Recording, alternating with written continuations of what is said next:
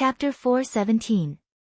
You've paid attention to the skyscrapers, you've admired the vast sea, you've admired the long river and the sunset, you've said that the green trees and red flowers are the surprise of life, you've even seen a flying insect or a snowflake, but have you ever paid attention to the land under your feet? Because it was too ordinary, it was easy to be ignored. It had been silent for millions of years and raised billions of people. That was its great power. Fang Yan was ashamed. If it weren't for the attitude of the Thousand Leaves Army, if it weren't for the love and respect he showed for this land, he would have been indifferent to the land, just like many other people. He didn't get close to it, didn't look at it carefully, and didn't release his emotions. It was like it was supposed to exist. Without experiencing strong winds and waves, without encountering earthquakes and tsunamis, without feeling the separation of life and death, and without being in a foreign country, how could he understand the true meaning of the land? The sky was the sky, and the earth was the earth. The sky was the father, and the earth was the mother. Everything in the world originated from parents. No matter how many miracles human beings created, they were just writing their legends. They were the origin of life. The spiritual space in Fang Yan's mind suddenly exploded, like a black curtain being torn apart, or like the scorching sun expelling the dark clouds above his head. The wind was gentle, and the sun was shining brightly. There was a wave of heat rolling up from the dantian of its abdomen, as if someone had placed a hot water bag there. Different from the past, this heat wave wasn't scorching. Instead, it gave people a lazy and comfortable feeling. The heart of Tai Chi rotated, and the Tai Chi field unfolded naturally. Everything in front of him changed. At the beginning, the heart of Tai Chi was three-dimensional, and the Tai Chi field was like a three-dimensional image. Birds, insects, and fish could be seen clearly, and even the slightest movement of grass could be sensed. In the fight against the Thousand Leaves Army on the top of the One Sword Mountain, Fang Yan's heart of Tai Chi made a second breakthrough when he encountered a crisis. The original three-dimensional image became clear lines. For example, a fish became a fish-shaped line, and a flower became a flower made of flower-shaped lines. It was like a beautiful canvas that had already taken shape had turned into a simple and crude first draft. It looked like a step backward. However, Fang Yan knew that this wasn't a regression, but an improvement. This was because he was much more sensitive to his surroundings than before, and his timing and reaction speed were also much more appropriate and swift than before.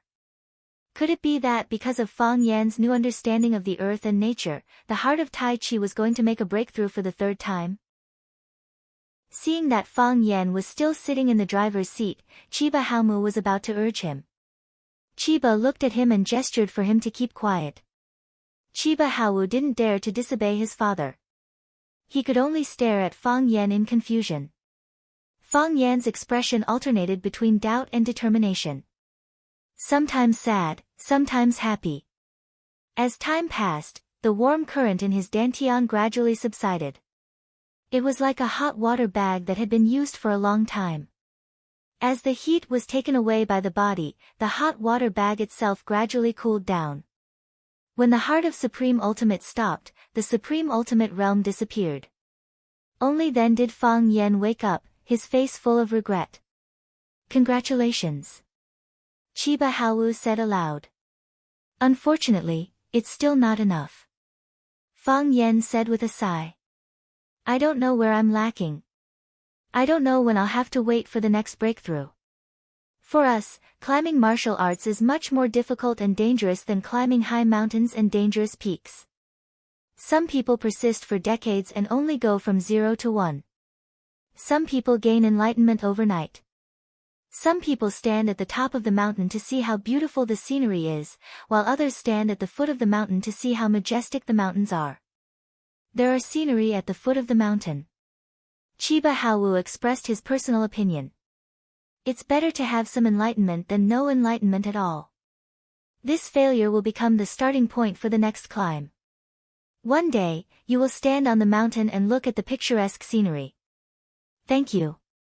Fang Yan said gratefully. Although he was a foreigner, it was difficult for him to form the concentric seal. However, this Japanese's broad-minded and magnanimous way of doing things were admirable. If my heart of supreme ultimate realm breaks through again because of your words, then our fate is really not shallow. When I'm 100 years old, my descendants will write a book about me, and they will definitely write about you. The Grand Master of Supreme Ultimate, Fang Yen, has 2 breakthroughs because of the Japanese sword god Chiba Hawu. Chiba Hawu smiled silently and said, I may not be in your letter, but you will be in mine. That's fine. Fang Yen said with a smile. Remember to sign the book and give it to me. Chiba Hawu looked at Chiba Hawu and seriously reminded him in Japanese. Chiba Hawu was stunned and angrily stared at Fang Yen and said, Father, this bastard has no good intentions, I curse you to be unlucky. Chiba Hawu waved his hand and said, Unlucky is not because of other people's curses, but the arrangement of heaven and your own choice. Take note of what I just said. Yes, Father. Chiba Hawu had to agree. I will definitely give Father's letter to him. Don't let me down. Chiba Hawu smiled gently. When the car arrived at Swallow Dock, Fang Yen took Chiba Hawu and Chiba Hawu through the back door. He knew that this was a date between Chiba Hawu and the old drunkard. The others were outsiders, and there was no need to get involved in these things. Fang Yen pushed open the door to the courtyard, and a cold air with the aroma of wine immediately hit him in the face. Chiba Hawu greedily sniffed and said with a smile, Although I don't like to drink, I can still taste that this wine is good. It is indeed good wine. Fang Yen said with a smile. He brewed it himself. Then we have to drink a big bowl, Chiba Hawu said. I just don't know if Master is willing to welcome guests with good wine. Creak, on a rattan chair under the eaves, a man in a grey robe got up. Without looking at the 3 people standing at the door, he picked up the wine pot and took a gulp, saying, Friends from afar, how can I not have good wine to welcome them? There is a bowl on the wall, wash it yourself. There is a vat on the ground, wash it yourself. Good, Chiba Hawu said with a smile. He turned to look at Fang Yen and said, I'm here. You're here. Fang Yen nodded. He promised to help him meet the old drunkard, and he did it. I'm looking forward to your future. Chiba Hawu said, I know you will become a very great person. Although you are already very great right now. Thank you. Fang Yen sincerely thanked him in a low voice. You are also a very great person. What you can do, I may not be able to do. Chiba Hawu looked at Chiba Hawu, reached out to untie and tighten the white silk on his forehead, and helped him tidy up his collar like an ordinary father caring for his children. He smiled brightly and said in a gentle voice, You can forget me, but remember every word I say. Father, Chiba Hawu looked at his father in panic. Take care of mother and sister. Chiba Hawu walked into the courtyard and closed the door. Fang Yen and Chiba Hawu also wanted to go in, but they were blocked by the wooden door. Chiba Hawu's eyes were red. Fang Yen glanced at him and said, Your father, he is a very great person. Chiba Hawu stared at Fang Yen with a vicious look. He didn't understand what Fang Yen was saying. Chiba Hawu didn't use a bowl, but picked up a large vat. The mouth of the vat was facing down, and he opened his mouth to drink. After 2 or 3 mouthfuls, he coughed violently. He spat out the wine. He put the vat down and said while gasping for breath, Good wine. A very good wine. Drinking such strong wine, drinking strong wine like this. A man should be like this. Chiba Hawu carried the vat to the eaves of the corridor, sat down on the ground, and reclined in the corner. He said, There is a kind of wine in the East called chrysanthemum wine. Although the name is elegant, it has a strong smell of wine. Drink it like fire, drink it and you will get drunk. There are many types of huaxia wine, too many to count. The one that left a deep impression on me was 3 bowls. I only drank 3 bowls, and I passed out. I was drunk for 3 days and 3 nights. When I woke up, I found myself sleeping on Rachel's bed. She was kneeling on the bed, and she had already cooked porridge for me. Speaking of women, we East Asian women are the most gentle, respectful, and obedient. Last time, I came and left in a hurry, so I couldn't be a good host. If there's a chance, I'll definitely take you to the most famous peach art club. Drink golden wine, hold hands, and enjoy all the blessings in the world. Northern women are bold, Southern women are romantic. Sioux women are graceful, while Hunan women are passionate. The three famous clubs in Beijing, the Capital Club, the America Club, and the Chang'an Club have many beauties. There are many beauties in the north, south, east, and west, all competing for beauty, and there hasn't been a winner for thousands of years. The old drunkard didn't want to be outdone. When it comes to beauties, Huaxia is number one. That's very arrogant of you. Everyone has their own eyes. You're a fairy, and I'm an ugly woman. It's very normal. When I was young, I trained hard with the sword, and I saw a woman with the beauty of a deity. I chased her for thousands of miles, and finally, she fell in love with me. To me, beauties are like the stars, and I can pick them up with my hand. In order to challenge the Aikido master Ono Shinji, I fought his 13 disciples alone and defeated him by my sword the next morning. I fought 83 battles in a row, and won 83 battles in a row. I single-handedly swept across the East Asian continent, defeated the 12 warriors of the West and the King of Savages, and challenged the Green Dragon with undefeated might. Now, I'm the Green Dragon. The Green Dragon in white is awe-inspiring, and my sword shakes the world, and my roar shakes the 9 continents. Under my sword, who dares to challenge me? Unfortunately, you beat me to it. I heard that the 3 dragons and 7 tigers of Huaxia were guarding the peace of Huaxia. 20 years ago, I was prepared to go east, and defeat them one by one, to show the might of East Asia. In the end, I killed my way there, and you were so scared that you didn't dare to go east for 20 years. Not a single warrior from East Asia dared to challenge me. At that time, we were still young, and we felt that there were countless possibilities. At that time, we were still young, and youth is capital. Chapter 4:18. His classmate was young and in his prime. He was full of scholarly spirit and full of vigor. He pointed out the country and inspired words. He was once a marquis of 10,000 households. Have you ever remembered that when you were in the middle of the stream, the waves stopped the flying boat? One was Mo Qingdi, one of the 3 dragons of Huaxia's 3 dragons and 7 tigers. The other was the Japanese sword god Chiba Hirobumi, who was worshipped by the martial artists of the country. The 2 of them were not talking about cultivation secrets, nor were they discussing some supreme sword techniques. They were like 2 ordinary middle-aged men, competing to see who had drunk the strongest alcohol and bragged about who had played with the most beautiful women. They were like children competing and lecturing like perverts. If the outside world knew about this, they would be shocked. However, who could understand their sad state of mind at this time? It was more like mockery than showing off. Because what they were talking about was the peak of their lives that had been lost and could never return. They were like 2 injured wolf kings, snuggling up to each other to keep each other warm. Their existence itself was a kind of comfort to each other. It's been more than 20 years since we parted yesterday. The old drunkard looked leisurely, holding a wine gourd and pouring himself wine. He did not treat Chiba Hirobumi as a guest and chatted with him as if they were old friends. Although they had not seen each other for so many years, they did not feel unfamiliar. The friendship between gentlemen was as light as water. Perhaps, this was the camaraderie between men. Fang Yan said you were coming. I was looking forward to your coming, but I was afraid of it. The red flowers bloomed and the green leaves withered.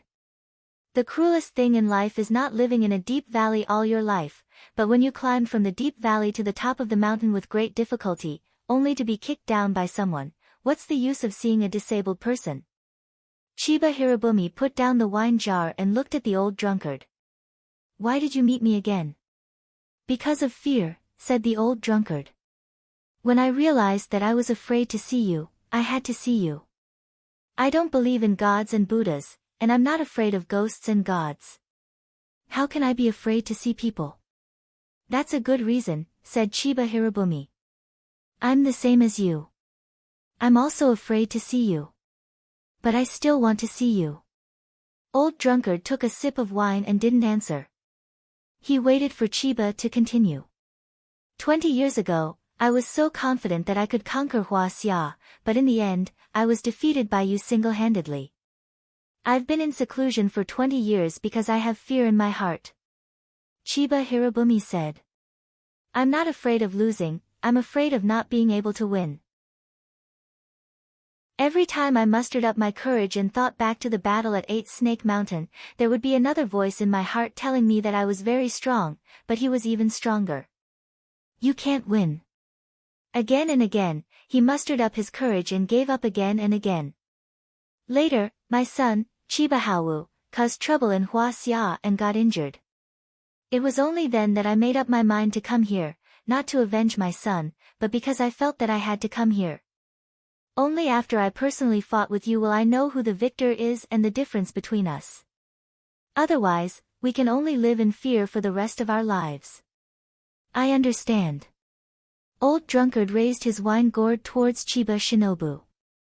I salute you. Old Drunkard liked to drink but never respected people. This was the first time in many years that he raised his glass.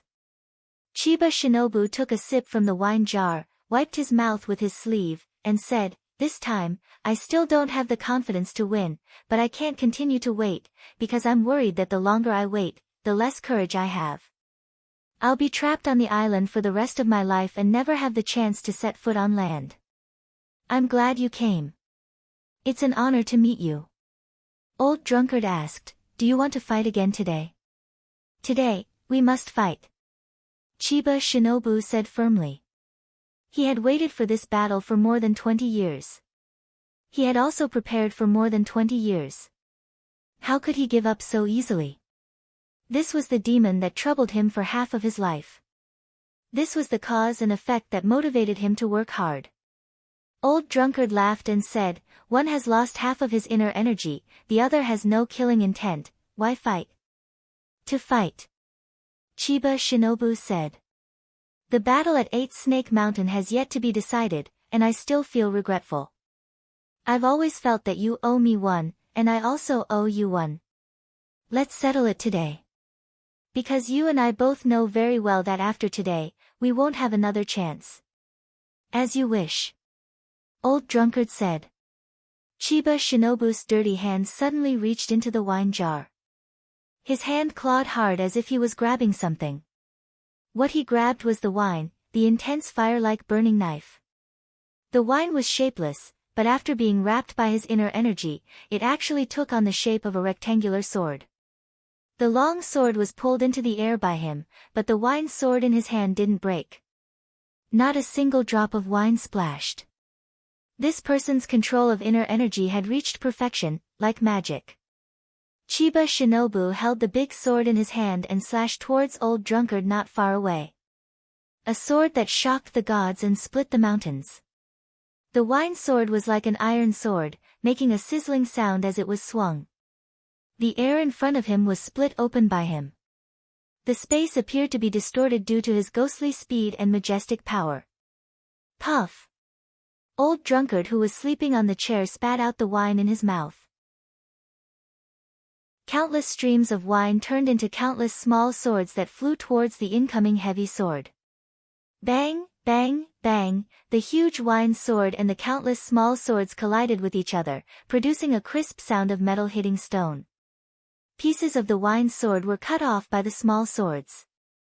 The falling swords immediately melted into a stream of hot water, then evaporated into nothingness. The heavy sword didn't change its direction, but its speed became more ferocious. It slashed towards Mo Qing-di with an indomitable posture. After tearing off some of the giant sword's body, the countless small swords also pierced towards the Thousand Leaves Soldier division opposite them like moths flying in a dense pack. Crack! The rattan chair Mo Qing-di was sitting on was cut in half by the wine sword. Even the green brick floor was cut into deep grooves by the sword energy. It was as easy as a knife cutting through tofu. Bang, bang, bang, bang, bang, countless small swords stabbed into the wall behind Chiba Shinobu, leaving countless small holes in the pure white wall. There was a puddle of wine outside of each small hole. This was the reason why the chi inside the wine sword had completely disappeared and scattered around. Mo Ching Di disappeared from the Ratten chair, and Chiba Shinobu jumped up from the floor he was sitting on. The two of them stood in the courtyard at the same time, staring at each other. Chiba Shinobu looked at the old drunkard and sighed. If it was 20 years ago, this sword would have been able to crush my heavy sword into pieces. It will be hard to see such a spectacle again, what a pity. You only have sword energy and no killing intent, why is that? Mo Ching Di asked in return. A sword without killing intent, its power is only 90%. Because I don't want to kill you. Chiba Shinobu said. That's a troublesome matter. The old drunkard said. Yeah, it really is a troublesome matter.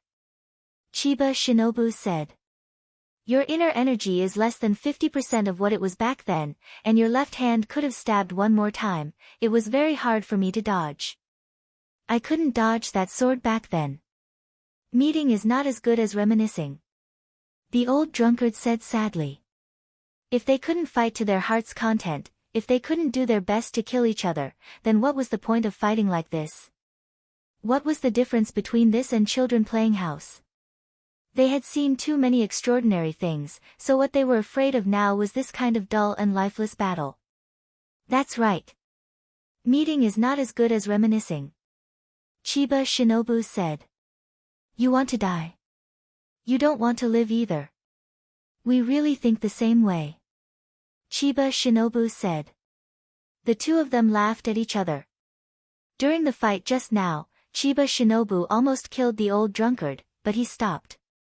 The old drunkard also almost killed Chiba Shinobu, but he held back. They were both despairing people, so despairing that they didn't mind dying under the sword of their most respected opponent. We should drink another vat, the old drunkard said. Chiba Shinobu refused, saying, I'll get drunk if I drink anymore. Let's get down to business. Once this is over, we can drink as much as we want. Then let's get down to business first, the old drunkard said. Whoever wins will have to drink to the winner. Then I'll have to trouble you. Chiba Shinobu sincerely said. Chiba Shinobu broke off a branch from the pear tree above his head, broke off the fork on the branch, then used this crooked branch as a sword.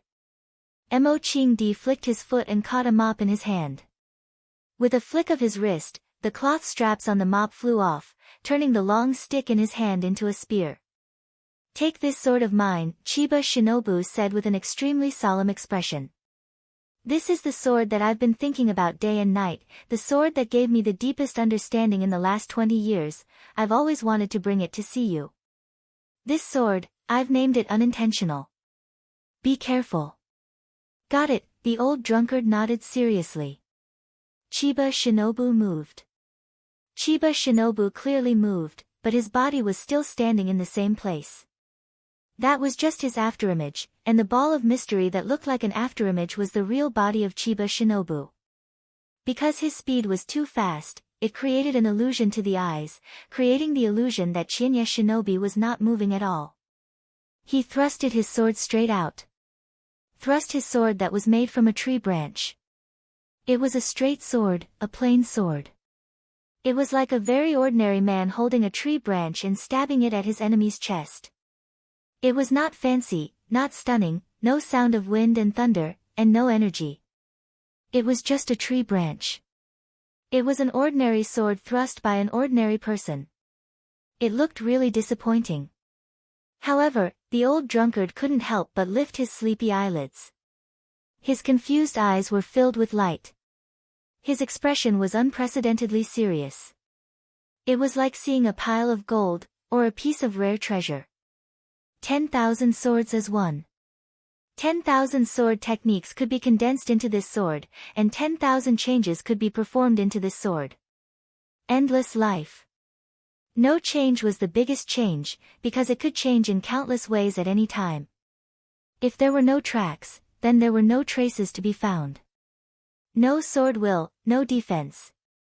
After 20 years of sword comprehension, he finally thrust this sword.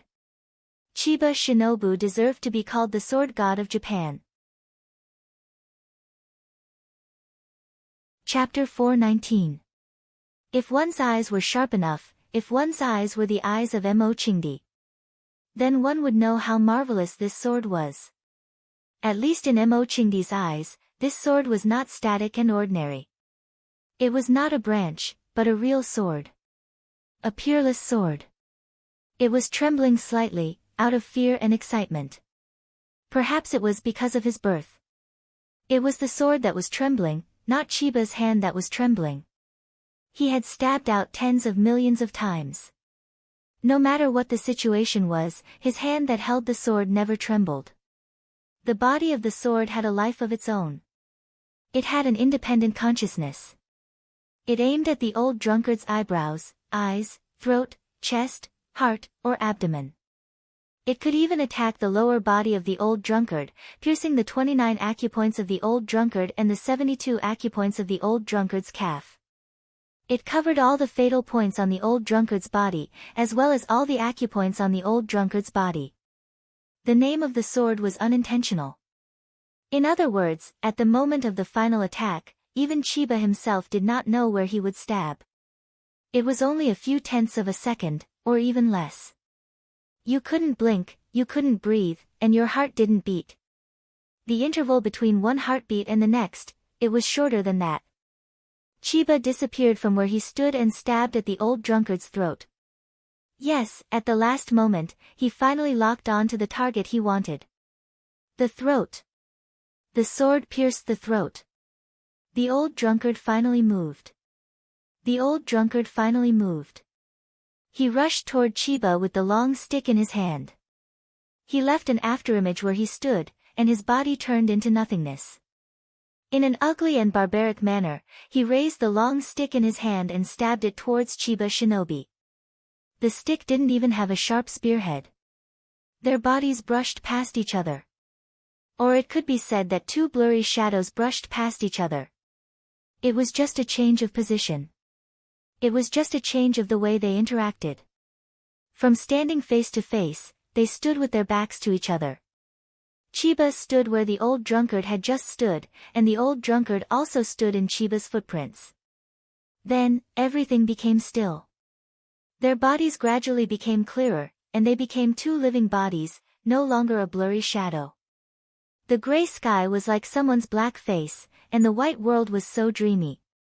Two men in loose robes with big sleeves stood in a small independent courtyard.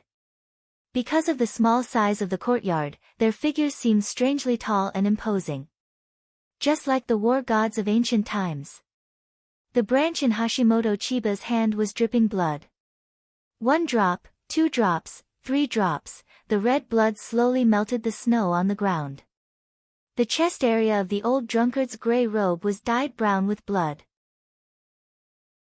Just when the old drunkard thought that the sword would stab his throat, the thousand-leaves soldier changed his move and attacked his chest again. There were only a few people in this world who could accelerate at such a fast speed. The wooden stick in the old drunkard's hand flew away towards the wooden door of the small courtyard. Like a spear, it stuck in the middle of the wooden door. Half of the stick went in, leaving only a short section exposed in the courtyard. Why? The old drunkard asked in a heavy voice. 20 years ago, I lost to you, Hashimoto Chiba said softly. His voice was soft and gentle, as if he was reluctant to leave and relieved.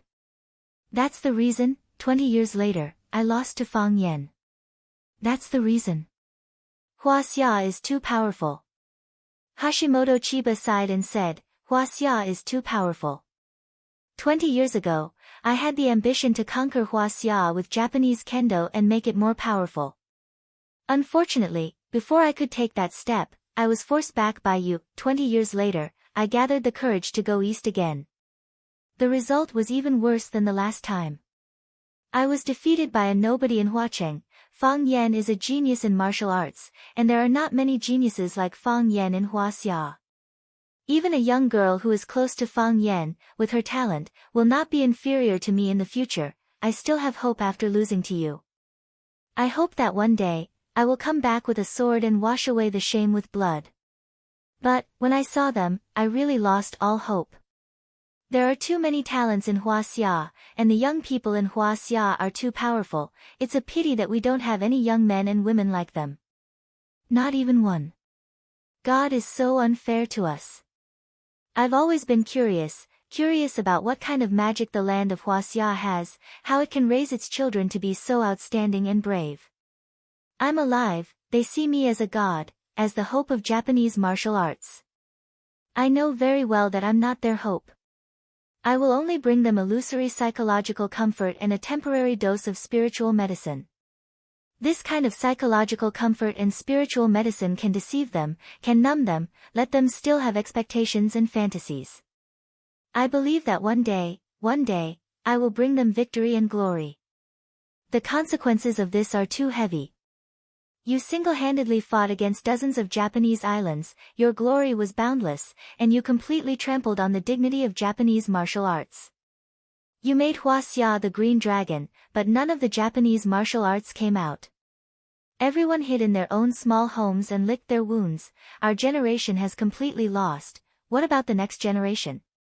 When a young man like Fang Yan truly grows up, when he becomes an incomparably sharp sword like you, when he does what you did all those years ago, charging into the East Ocean alone with a sword, when that time comes, who among the East Ocean's youths will be able to stop him? Who can go against him? My generation has lost, bringing fear into the hearts of the young martial arts. If the next generation of martial arts loses, what kind of psychological impact will it have on the next generation of martial arts? Every time we lose, the morale will drop. After losing 3 times in a row, where will the morale be? Where will the talents be?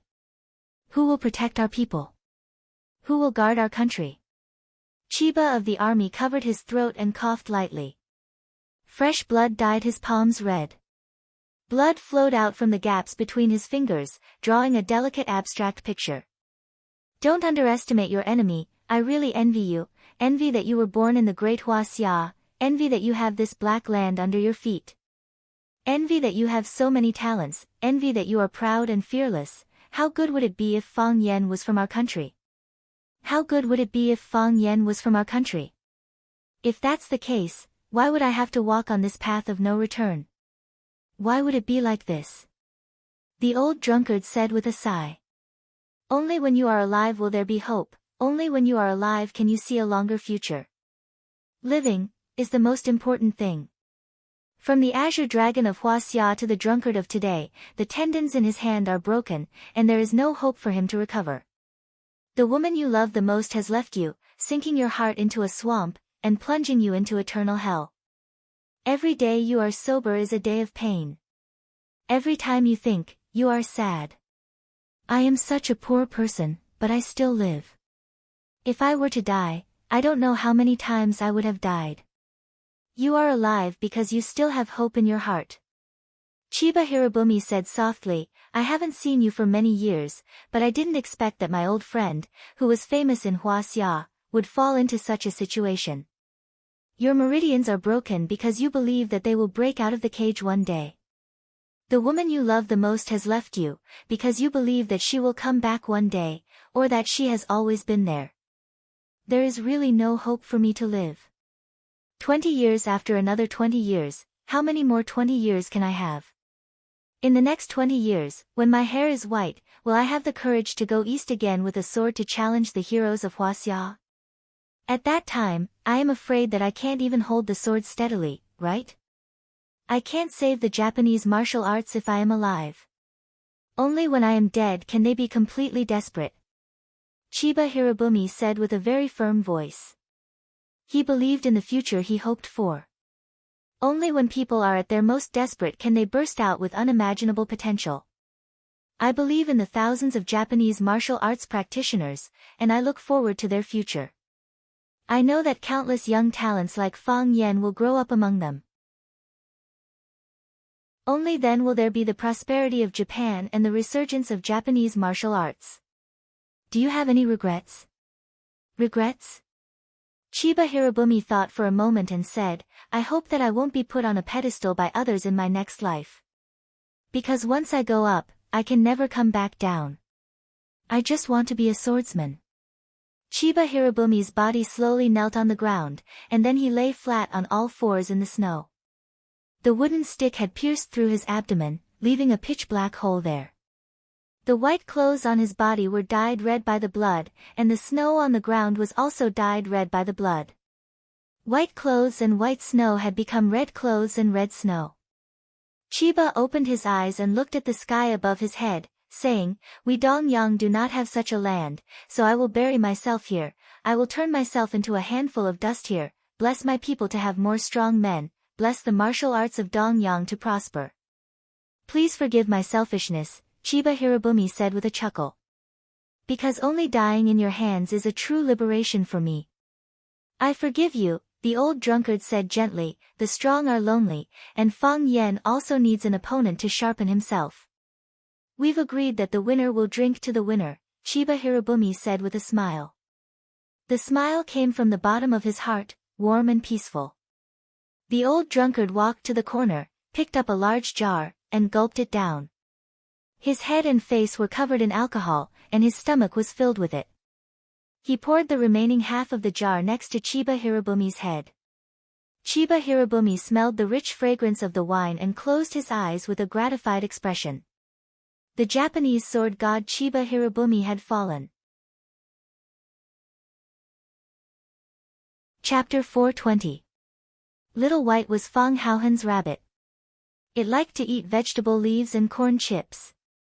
It also had a very bad habit of drinking alcohol. It liked to drink the shadaozi in the old drunkard's yard. Every time it was Fang Haohen's turn to bring food and soup to his master or help his master clean up the yard, he would bring Little White over to have a sumptuous meal.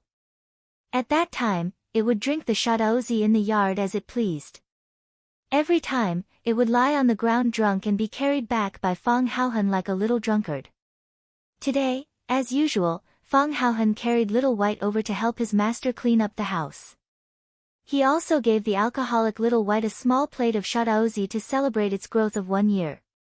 Suddenly, he saw Chiba Haowu standing at the entrance of his master's yard. Fang Haohen's face was full of vigilance. He immediately rushed to the entrance of the yard, stared at Chiba Haowu, and shouted, "Chiba Haowu, what are you doing here?" Seeing that Fang Haohen was full of hostility towards him, Chiba Haowu immediately put on a posture that made it seem like he would counterattack at any time. All right. Fang Yen waved his hand and said, "Why are you pretending to be a loyal and filial son?" "I'm standing here. If they want to do something bad, how can I let them in?" Fang Haohen chuckled. Both sides of his cheeks were deeply sunken. Even if the skin on his entire face was cut off, it would still be less than 2 ounces. Fang Haohen walked in front of Fang Yen and whispered, "Junior Martial Uncle, these 2 Japanese, slap." Fang Yen slapped him on the head and said angrily, "He doesn't understand Huaxia language. You don't have to speak so sneakily." "Oh, then I'm relieved." Fang Haohen breathed a sigh of relief and said, "Why did they come to our swallow dock? Aren't they looking for trouble? I'm going to ring the alarm bell at the entrance of the village and get everyone to come and wrap them up like dumplings. They've all come to our doorstep and into our yard. Aren't they bullying us?" "Shut up," Fang Yen said. "Do you know what it means by heroes cherishing heroes?" "I know." In Fang Yingying's eyes, the most awesome person is Fang Yingying. This is what they mean by heroes cherishing heroes. "Pa!" Fang Yen slapped Fang Haohen's head again. It was impossible to explain things to these 2 little bastards. Fang Haohen dodged with the rabbit in his arms and said in a wrong tone, "I didn't say anything wrong, it's not like you don't know the condition of Master's body. They came here to show off, aren't they just making things difficult for Master? What does Master care about the most?" What he was most concerned about was that his meridians were severed, and there was no way for him to return to his peak state. If that old man, who was always pretending to be mysterious, challenged Master, with Master's temperament, he would definitely not refuse. What was this? When a tiger falls to the plains, it will be bullied by dogs? If he's so capable, let him fight you. Fang Yan knew that Fang Haohan was worried about the safety of the old drunkard, and the possibility of what he said was very high. Moreover, didn't the Chiba army come all the way here to finish the unfinished battle in the past? If the Chiba army challenged the old drunkard would definitely not refuse. Just like when Fang Yan was challenged by the Chiba army, although he was scared to death, even if he really had to die, he would not refuse. Some things had nothing to do with life and death, but with dignity. In the past, the old drunkard used to drown his sorrows with alcohol. If he was forced by external forces, the old drunkard would probably die to drown his sorrows. Such a proud man, such a glorious hero, had fallen into such a situation. Perhaps living was more of a torture than dying, right? However, even knowing this answer, Fang Yan still did not stop the two of them from meeting. Because, except for the old drunkard himself, no one was qualified to make such a decision for him. For such a man, what they needed the most was understanding and respect, not protection and pity. Fang Yan looked at Fang Haohan and said, "Is there any use in stopping them?" "No." Fang Haohan shook his head. "Then stand aside and pray," said Fang Yan. Fang Haohan stared at Chiba Haohan unkindly and said, "Since we have nothing to do, why don't I beat him up? Who asked his father to challenge my master?" Fang Yan glanced at Chiba Haohan and said, "Whatever." The person he respected was the Chiba army, and as for this guy, he really did not have a good impression of him. He also knew that Chiba Haohan did not have a good impression of him either. If the opportunity was ripe, maybe this guy would stab him with a knife. Fang Yan was on guard against him. In the end, Fang Haohan did not challenge Chiba Haohan, because just as he was about to do so, he heard the sound of wood breaking in the yard. "They've started fighting," said Fang Haohan anxiously.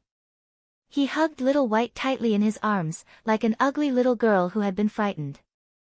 It would be difficult to find a woman uglier than Fang Haohan. Chiba Haohan also heard the sound, and did not have time to guard against Fang Haohan's possible sneak attack from behind. He quickly ran to the wooden door, wanting to look through the gap. Fang Yan took a step forward and pulled him aside from the door. If the two men inside were to kill each other, this small yard would be torn apart by them in minutes. Even a branch or leaf flying out from inside could kill someone. Chiba Haohan ran to the door and lay down, and if he was not careful, he would be killed. To be honest, Fang Yan really did not care about Chiba Haohan's life. Because he had always felt that this guy was too narrow-minded and evil. However, if Chiba Haohan came out and found his son dead, would he suspect him of being the culprit? It would not be good to cause such a misunderstanding. After a few noises, there was no more movement in the yard. Fang Haohan looked at Fang Yan, and Chiba Haohan also looked at Fang Yan. Fang Yan's expression was solemn, but he did not say anything. He could feel the murderous aura in the yard, and the situation did not seem right. Thinking of all the strange things that happened when Chiba Haohan came, Fang Yan had a very bad feeling. These two people were not going to fight to the death, were they? Fang Yan became anxious and hesitated whether he should push open the wooden door and force his way in. Creak, the wooden door opened from the inside. The old drunkard stood at the door and first glanced at Chiba Haohan, then said to Fang Yan, "Japanese sword god Chiba Haohan, died in battle." "Father," Chiba Haohan had already seen his father's body lying in the snow on the ground and miserably threw himself over. Fang Yan's expression was gloomy as he looked at Chiba Haohan's serene face after his death. He was alive and well just a moment ago, but now he had become a corpse without breathing or a heartbeat. Life was impermanent, that was all. She recalled the first time they met. She recalled their battle at One Sword Peak. She recalled how he suddenly jumped up and pushed her away to avoid the shots of those flying people. She recalled how he stood under the osmanthus tree in the courtyard in his white robe. She also recalled how he asked her to stop the car by the roadside and run into the wheat field like a child. She then stepped on the cold black soil with her bare feet. "Father," Chiba Haohan put his hand on the wound on his father's stomach, but no matter how hard he tried, the blood kept gushing out.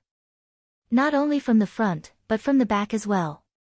The large piles of snow in the yard were melted by the warm blood, and the melted ice and blood mixed together, forming even more ice water. The ice water soaked Chiba Hauhan's body like a natural hotbed. As the blood from Chiba Hauhan's body kept gushing out, the color of the ice water became thicker and thicker. The yard was filled with the smell of blood. Chiba Hauhan saw the branch in his father's hand, so he grabbed it and charged at the old drunkard who was drinking from a wine jar in the corner. "I'm going to kill you!" Chiba Hauhan yelled, looking a little hysterical. He was going crazy. He was going crazy. He never thought that he would encounter something like this while accompanying his father to visit a friend in Beijing. The man who was like a god of war in his heart, the undefeated hero, was lying in a pool of blood like his previous opponents. How could he die? How could he die? He was the Japanese god of war, his most powerful father. All this time, he had been under his father's care and protection. He was arrogant because his father was the Japanese god of swords. He worked hard because his father was the Japanese god of swords. He always felt that he still had a lot of time. Under his father's guidance and protection, he would definitely be able to achieve as much as his father. Perhaps even more dazzling than his father. But why was his father suddenly gone? It was this man who took his father away. He wanted to kill him, he had to kill him. Whoosh, he was only halfway there when a large jar of wine suddenly poured over his head. The cold wine drenched his clothes and messed up his hair. Even the white silk tied around his forehead loosened and was about to fly away. Most importantly, it froze him from head to toe and sobered him up. His eyes turned blood red, and he stared unblinkingly at the old drunkard. His breathing was rapid, but his body seemed to have been immobilized, unable to move at all. The old drunkard didn't get angry. He looked at him expressionlessly and said, "You are a lucky guy because you have a great father. You are also a tragic guy because your father is too great." Chiba still stared unblinkingly at the old drunkard. He seemed to understand what the old drunkard said, but it also seemed like he didn't understand anything. The old drunkard shifted his gaze to Fang Yen and said, "He wants to stay and let his body become a pile of dust in Huaxia. If he wants to see the vastness and depth of Huaxia, then let him have a good look. If he wants to use his feet to measure the courage and foundation of Huaxia, then let him have a good look. Let him wear my shroud, live in my coffin, and enter my tomb, a grand burial."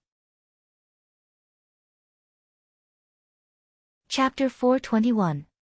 According to the customs of the villagers, it was a very inauspicious thing to hang a white banner in the first month. However, to the people of Swallow Dock, it was nothing out of the ordinary. On the eve of the Lunar New Year's Eve, the family would gather together to eat, drink, and happily welcome the new year. Then, they would receive a call from the northern borderline or the southern sea. Their family members had unfortunately died in battle. Everyone would silently put down their bowls, chopsticks, and wine glasses, and raise the white flags that had been prepared under the boxes. They believed that the white banners could summon souls. They couldn't retrieve the corpses of their loved ones, and most of the time, they couldn't even retrieve their ashes. However, they hoped that they could summon the souls of their loved ones back to their roots so that they could meet in their dreams. Sacrifice was the norm. However, this was the first time Swallow Dock had raised the white banner for a foreigner, and it was for an East Asian at that. Qianye Bin died in battle. According to his last words, he hoped that he would stay in Huaxia and let his body turn into a pile of dust. The old drunkard gave Fang Yen full authority to handle this matter. He also gave his shroud, coffin, and tomb to the Thousand Leaves military department.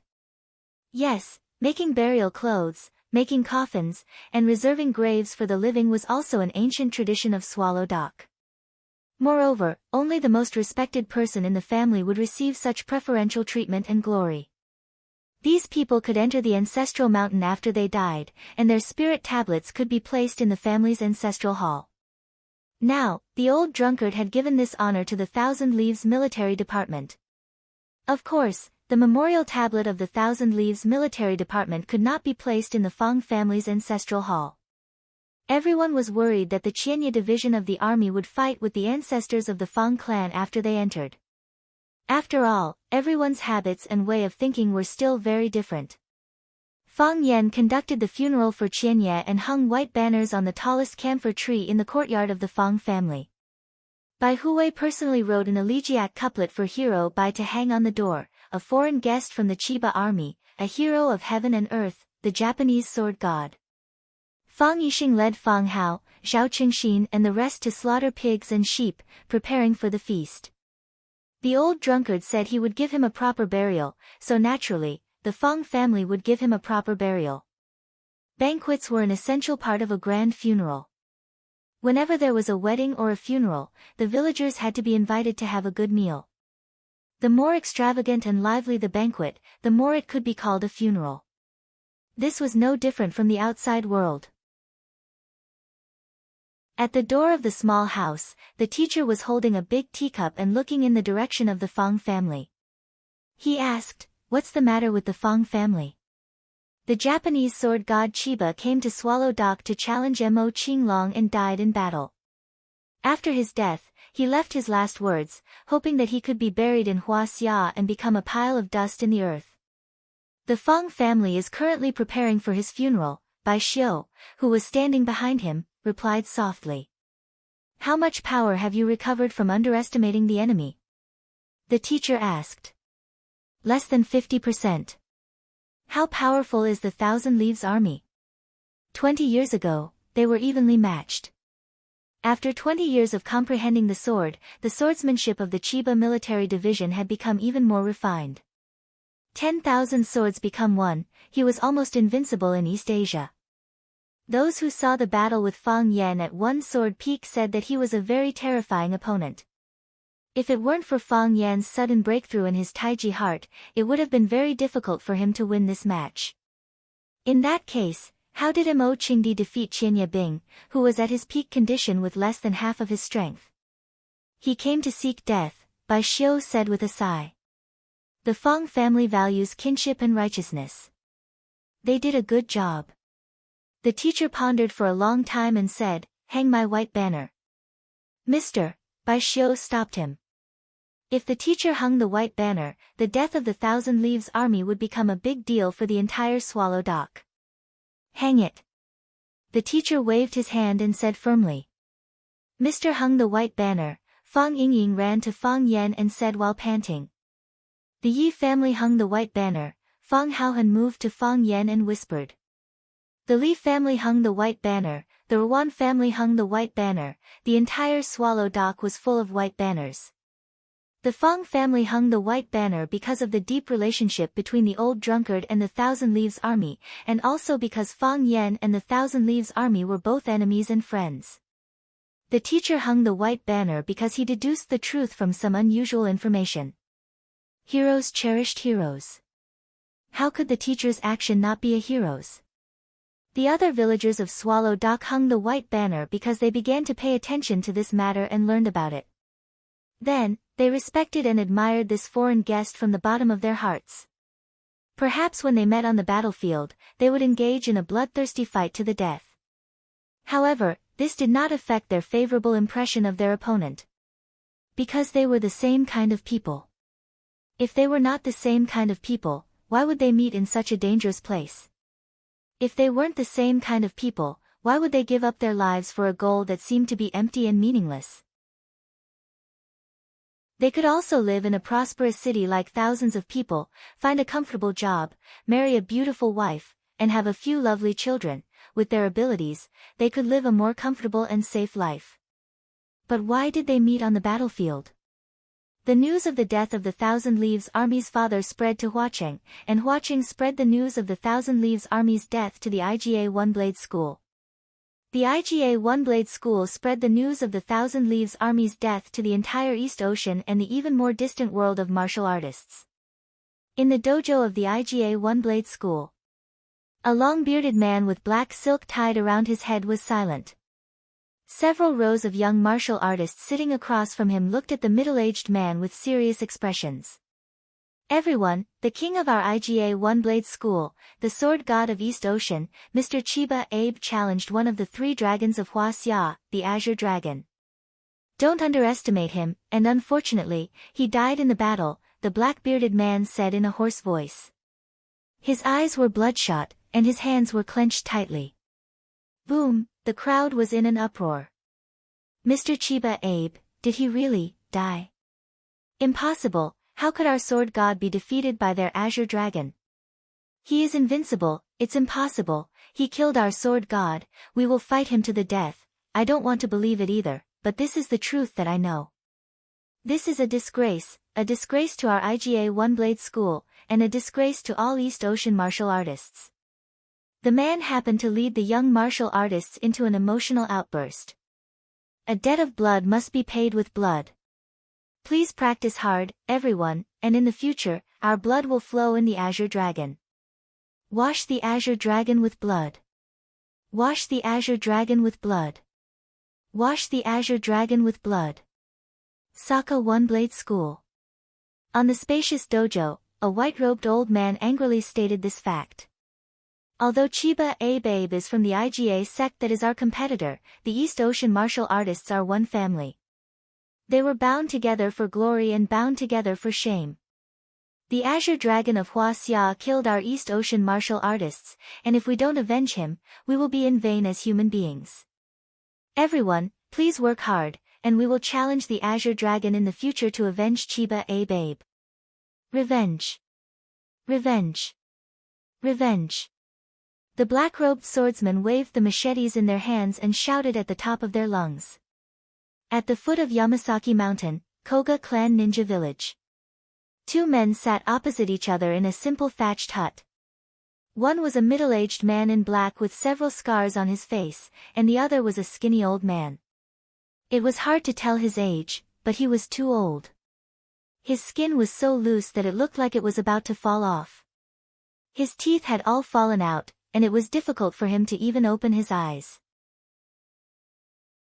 Chiba Abe has fallen, this is the death of U.S. East Ocean martial artists. The bald man said angrily. Chiba Abe has always been the totem of U.S. East Ocean martial artists, and also the hero in our hearts. Now that he has also died in the hands of the Azure Dragon of Huaxia, our ninja clan can't turn a blind eye. I will go to Huaxia to challenge the 3 dragons and 7 tigers. If I win, it will prove that we East Ocean martial artists are not weak. If I lose, then let me die on the battlefield. The old man opened his eyes with difficulty, and his loose eyelids almost covered most of his pupils. He carefully looked at the bald man in front of him and said, Kakuto-kun, it's good that you can make such a choice. You are indeed the pride of us Koga ninjas. As a jonin, you need to stand up in times of crisis like this. Go and see their 3 dragons and 7 tigers. I look forward to your return. At that time, I will personally crown you as the king of ninjas. Even if you die in battle, isn't it a kind of glory? Chiba Abe walked a path that no one has taken before, and he made a choice that we don't have the courage to make. He is a hero, the soul of our country. You too. The bald man knelt on the ground, kowtowed 3 times, and turned to leave without saying a word. Clang, the door closed, and the oil lamp in the room went out with a whoosh. Do you know? Our East Ocean sword god died in battle in Huaxia. God, I really can't accept it. Huaxia has 3 dragons and 7 tigers, and each of them is a 1 in a million master. Azure Dragon, don't underestimate your enemy. 20 years ago, he broke into East Ocean alone with a sword and fought dozens of East Ocean masters. He didn't stop conquering until he met Chiba Abe, who was equally young and talented. If it wasn't for Chiba Abe, if it wasn't for our East Ocean sword god, all of our East Ocean martial artists would have been trampled under his feet. East Ocean swordsman, do you have the guts? Do you still have any passion? If you are not a group of cowards, then go and seek justice for our sword god. Kill Azure Dragon, avenge. Chiba Abe's death provoked the anger and hatred of the entire East Ocean martial arts world. One after another, dojos and sects stood up. They hung Chiba Abe's portrait at the door of the dojo, and they swore to avenge the sword god. Chiba Abe became a god. After the sword god, there was no more sword god. Chapter 422. That night, several disciples of Chiba's battalion escorted his wife and daughter, Chiba Kaori, to Beijing. Chiba Kaori's wife was called Ozawa Wakako. She was a respectful, gentle, and beautiful woman. Chiba Kaori's good looks were inherited from her. She treated the Fong family very calmly. After bowing to express her gratitude, she knelt next to her husband's body and wiped his face with a silk handkerchief over and over again. Chiba Kaori bowed to Fong Yan, then knelt together with her brother, Chiba Haomu, and burned incense for their father. The beautiful and carefree girl's face was pale, and she looked unusually haggard. It was obvious that her father's death had hit her hard. It was only because of her excellent upbringing that she put away her weak and worthless tears in front of outsiders.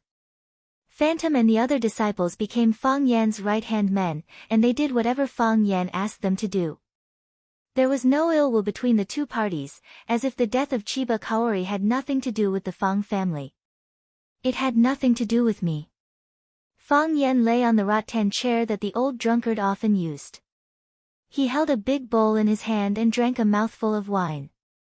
He really wanted to drink today, so he naturally came to the old drunkard. If we think about it carefully, the Fong family is the one who suffered the most, right? Chiba Kaori, that sly old man, lost his will to win, and he was worried about the future of the Japanese martial artists, so he came up with such a lousy move to help himself and Japan. If the news that the Japanese sword god died in your hands spreads to Japan, you will become their public enemy, and the Fong family will become their enemy. I'm afraid that every Japanese martial artist will have a new goal when they practice swordsmanship, to learn the divine skill and kill the Azure Dragon. Tell me, what are we after? The old drunkard stood in the courtyard with a wine gourd in his hand. He kept drinking, but he didn't answer Fong Yan's questions. He used his death to awaken the Japanese martial artists' desire to work hard, and used your hands to ignite their hatred. We respect him, and I do think he's a good person. But can a good person plot against others? Why? We didn't get anything. He didn't even give me $100. But we've done so many things for him and made ourselves the target of a country. Aren't we being too kind? We know it's not good for us, but we can't not do it, we have to do it. Why do I feel so upset? If I were to find him, he would do the same, old drunkard said in a dull voice. He was silent for a long time before he suddenly spoke. This made Fong Yan feel that the voice did not come from his mouth, but someone else was talking to them. Are you that confident? You don't believe me? Fong Yan thought about it seriously and said, he is indeed such a person. On the way back to pick him up, I suddenly realized something. Then, he stood by my side and guarded me carefully. He was worried that I would be in danger. If he had taken action at that time, I wouldn't have stood a chance. However, I wasn't worried at all. I'm a narrow-minded guy. Since when did I trust someone so much? But his son's emotions were very unstable. There were several times when I wanted to take action, but he stopped me with his eyes. I should have been the one to die, old drunkard said.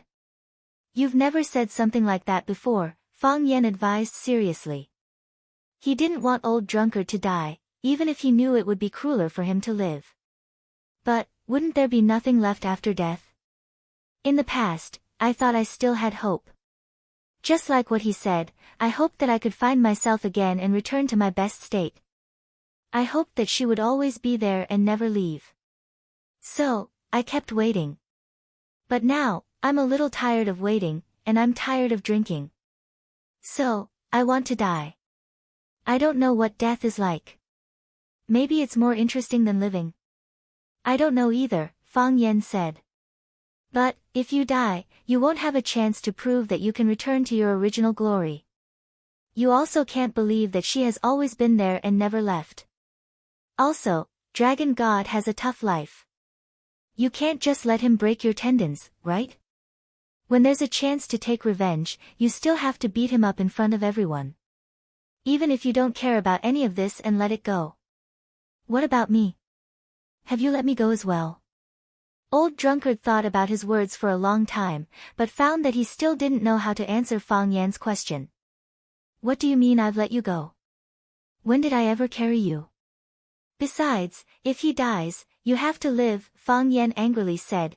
You owe so much, you've pulled the hatred of an entire country's martial artists. If you die, won't they come after me for revenge? My skin is thin and my flesh is tender, how could I be their match? Old Drunkard was speechless for a long time. Standing in the middle of the courtyard with the gourd in his hand, he even forgot to drink. Crack! Old Drunkard suddenly exerted force, crushing the gourd in his hand into pieces. He lifted a large jar and gulped down a mouthful of wine. Then, he swung the large jar and smashed it at the other jars. Clang! The two jars collided with each other, making a loud noise. He picked up the second vat and smashed it towards the other vat. Then the third jar smashed into even more jars. Clang clang clang clang clang. Old Drunkard smashed all the jars in the courtyard, even the new wine he brewed on New Year's Eve was smashed. Stop drinking, Old Drunkard breathed out like a sword and shouted. When Old Drunkard smashed the jars, Fang Yan understood what he wanted to do. Obviously, Jinya's death had greatly affected Old Drunkard. Someone didn't hesitate to die to fulfill his wish, so how could the torture he was suffering compare to that? But he didn't cheer, nor would he help. He wanted to watch helplessly as the Old Drunkard personally smashed these wine jars, personally smashed the new and old wine he brewed, personally smashed his current rotten and tattered life into pieces. He's been drowning for too long, he should have been reborn a long time ago. Until all the jars in the courtyard were smashed, the tiles were broken, and the wine was spilled all over the courtyard. Even the air was filled with the strong smell of burning knives, making one feel intoxicated. Good, good, good, Fang Yan shouted, good, 3 times in a row. He jumped up from his chair and said, I knew this day would come, I've been waiting for this day, I knew you would stand up again, I knew you would soar to the sky. I knew it would be like this, the humiliation of one person is better than the humiliation of a family, and the humiliation of a family is better than the humiliation of a country. I know that the news of this battle has the effect of gathering the ambition of the Japanese martial artists and provoking their hatred. But, what's there to be afraid of? Mo Qingdi ignored Fang Yan's flattery and went into an invincible performance. If I could challenge the 36 islands of the East Ocean and fight 36 East Ocean people by myself, then I can challenge the 36 islands of the East Ocean and fight 36 East Ocean people by myself again. 20 years ago, I could defeat Sword God once, then I can defeat Sword God again. 20 years later, I can kill Sword God once, then I can kill Sword God again. From now on, no one in Japanese will dare to call themselves Sword God. Fang Yan was so excited that his body was trembling, unable to control himself. Just listen, what's heroic spirit? What's heroic spirit? What's a perfect example of acting cool? From a certain point of view, Fang Yan isn't even fit to carry the Old Drunkard's shoes. Fang Yan was very excited, but also very self-conscious. He drank the liquor in his bowl in one gulp and loudly cheered. That's how a man should be, to match the Old Drunkard's heroic spirit, to match the current atmosphere. Fang Yan even sang a war song. This was a song the Old Drunkard taught him when he was young. Boiling blood like the waves in the river, like the waves in the sea, always stirring my heart just because the humiliation hasn't been cleared. Fang Yan sang with a high spirit, his blood vessels swelled, he sang with passion, he sang with a sense of self-satisfaction. The Old Drunkard waited for him to finish, then happily said, It's good that you have such ambition, the things I mentioned, I'll leave them to you from now on, if I can do it, so can you, the Old Drunkard said. After that, he turned around and walked into the house. From now on, he would no longer sleep on the reclining chair under the eaves of the corridor or in a corner. Fang Yan stood alone in the wind and snow, his expression a little sad and melancholy.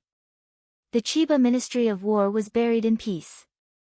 Ghost Shadow brought his wife Ozawa Wakako, Chiba Kaoru, and Chiba Haomu to thank the Fong family. After hearing about the deeds of the Chiba Ministry of War, Lu Wan respected this family very much and was full of sympathy for Ozawa Wakako. She took Ozawa Wakako's hand and said a lot of comforting words. Someone next to her helped translate. Ozawa Wakako expressed her gratitude and bowed to Lu Wan again and again. In the end, she bowed so much that Lu Wan didn't dare to speak. Chiba Haomu stared at Fong Yen fiercely and firmly. After bowing deeply to him, he said, "I will definitely defeat you." Slap. Fong Yen slapped Chiba Haomu's head. After that, he slapped Chiba Haomu's shoulder again and again. With a sad expression, he said in a heavy voice, "You are a good boy. Don't have too much psychological pressure, your father is gone, but your uncle is still here. In the future, I will take on the responsibility and obligation of educating you. I believe that you will become an excellent swordsman. Just like your father." Chiba Haomu's face turned red because of Fong Yan's slaps, but he couldn't lose his temper, because everything the interpreter said seemed to be for his own good. Chapter 423. The sky was bright, but because of the cold weather, the snow on the ground was still hard and squeaky when one stepped on it. Fong Yen accompanied Chiba Kaoru on a small road in the countryside. The two of them were silent. They could only hear each other's breathing and the sound of the snow under their feet. Chiba Kaoru was dressed in plain clothes and looked exhausted. There were wrinkles on her knees from kneeling for a long time, and there were some ashes on her hair. The past 2 days had really tormented the girl. She hadn't even taken a hot shower until now. Are all men like this? Chiba Kaoru suddenly asked. Although she could already communicate in the Hua-Xia language after a long period of hard work, there were still some obstacles when it came to talking about things that were too profound. Therefore, she spoke very slowly. It was as if she was trying very hard to articulate her words. What? Fong Yen thought about it a few times before he understood her question. If there's a big country, there's no small family. If there's justice, there's no personal feelings. Chiba Kaoru asked with reddened eyes. There were many things that she couldn't understand, so she asked her teacher alone. Fong Yen was her language teacher and also the homeroom teacher of class 9. Fong Yen was silent. It was too difficult to answer. "Mr. Fong, is my father really a good person?" Chiba Kaoru asked. "Yes," Fong Yen said firmly. He had to give a definite answer. Otherwise, the death of Chiba Kaoru would be meaningless. If he couldn't get the forgiveness of his beloved daughter, what was the point of being loved by the whole country? He's a good person and a great person.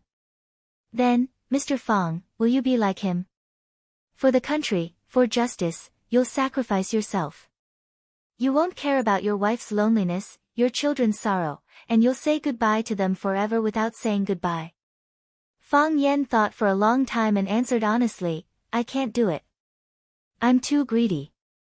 I want to grow old with my wife. I want to be the guardian of my daughter forever. I want to take care of my parents and the old drunkard when they die.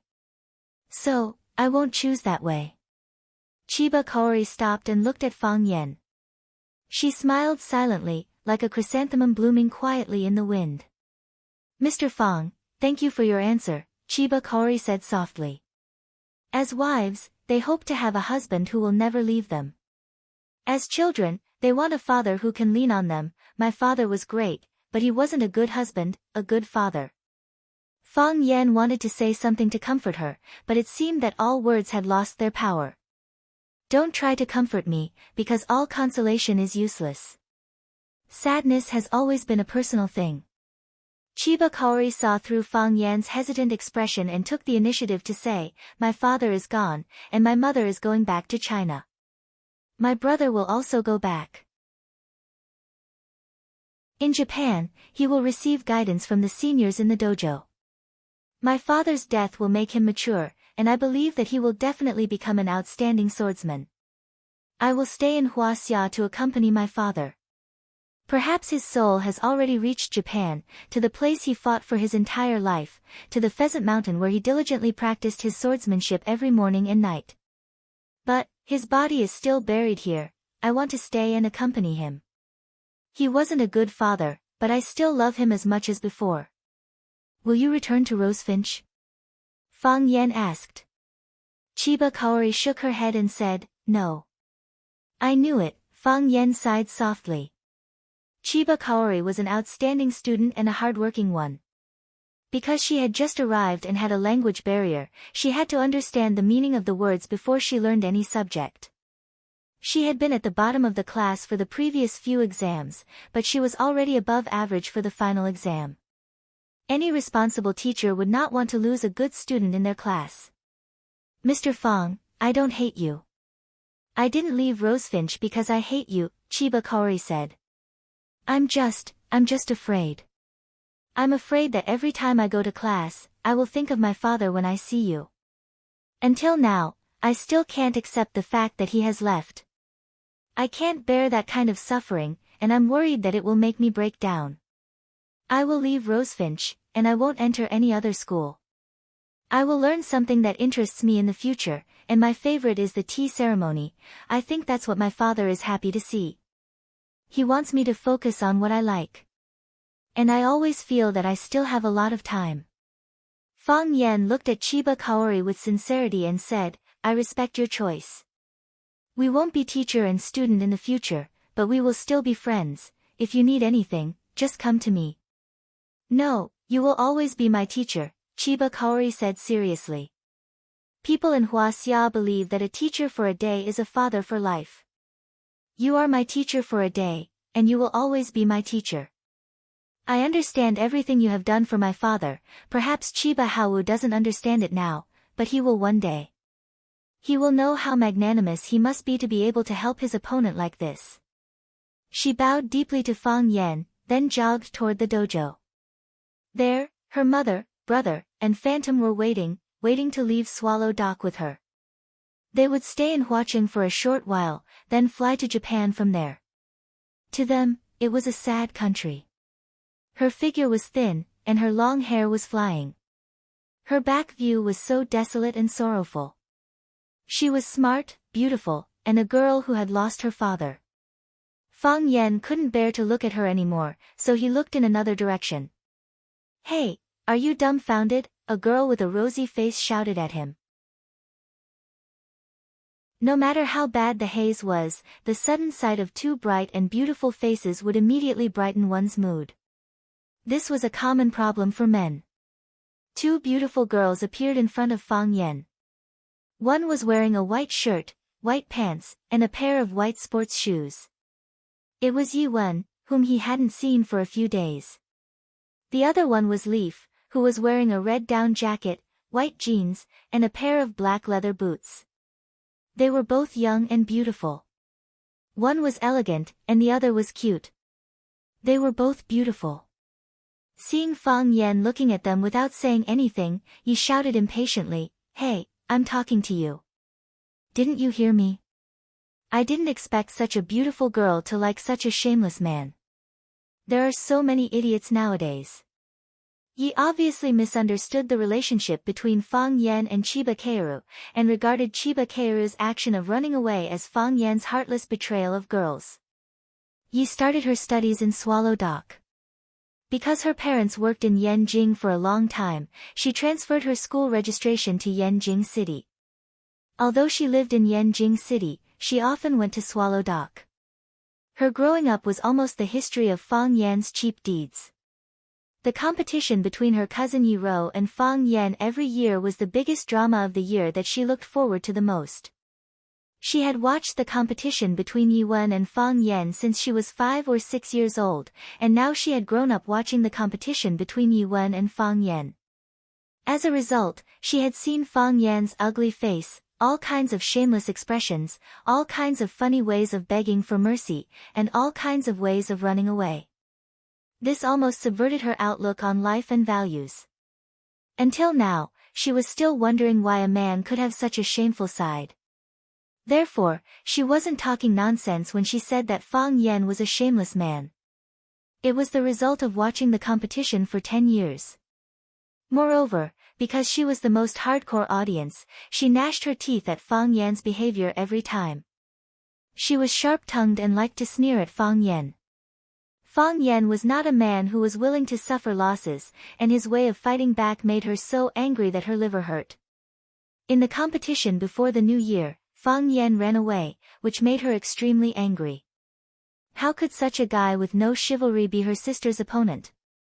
Fang Yan was a little angry and said, "You can scold me for being shameless, but don't scold your sister. What's wrong with her liking me?" In terms of eloquence, 10 Yezi were not as good as one Fang Huahua. Sure enough, Yezi was ashamed and annoyed. She said angrily, "How can you be so shameless? I'm not talking about my cousin. My sister doesn't like you. How do you know your sister doesn't like me? What if she likes me? You said that those who like me are idiots. Isn't that calling your sister an idiot?" Fang Yan said to Yi Wen, who looked calm and indifferent, as if she didn't care about anything. "Of course I know. How could I not know?" Yezi reached out and took Yi Wen's arm, saying, "My sister is such an excellent, elegant, and beautiful woman. How could she like a man with no taste, no looks, and a vicious mouth like you? Do you think my sister is blind? Only the person involved knows about this kind of thing.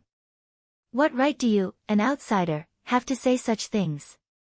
Okay, then I'll let the person involved tell you personally."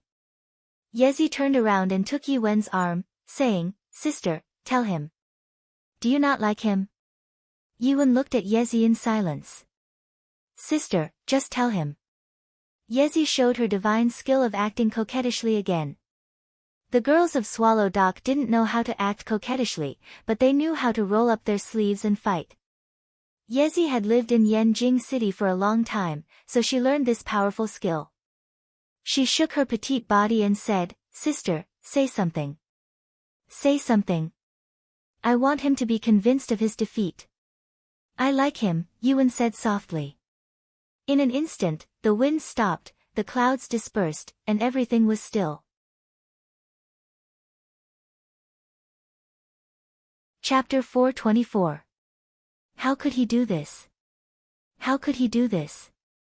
For no reason, inexplicable, and sudden, why did he suddenly confess to her? Fang Yan's face was flushed, and his heart was beating fast. His hands became redundant for no reason. It was wrong to put them in front of his chest, in his pocket, and even put them vertically on both sides of his trouser legs. Fang Yan was so anxious that he was sweating profusely. Where should he put his hands? Where did he put them before? He wasn't mentally prepared at all. How could she like him? How could she like him? She was such a proud woman. She was such a lonely woman. She was such a violent woman. She beat herself up again and again, year after year. She wanted to die. She was a violent woman who had a mouth to eat but no face to see others. Fang Yan was not a fool. He could feel that Yi Gentle treated him differently from others. Whether it was when she received Fang Yingxiong's call and beat him up in front of all the students in Huacheng, or when she single-handedly challenged the Japanese sword god Chiba, she was always on his side. However, this was the style of Swallow Dock, and this was what the people of Swallow Dock should do. Just like him and Bailey Liu, the two of them would fight and kill each other when they met. If one of them was in danger or in trouble, the other would definitely fight hard to save him. Some people said that on the battlefield, the one you could entrust your back to was your brother. But in Swallow Dock, you could leave your back completely defenseless to everyone else. Oh, except for Bai Xiu. Except for Kai Dongsheng. Except for Chen Keida and Li Guangwen and Gu Kite.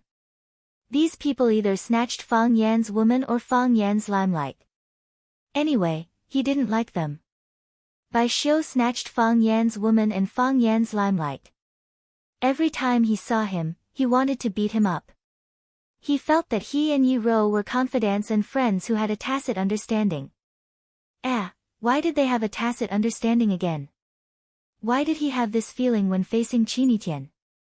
Or could it be that, as long as it was a beautiful girl, Fang Huohuo would have a tacit understanding with them. Fang Yan was very distressed.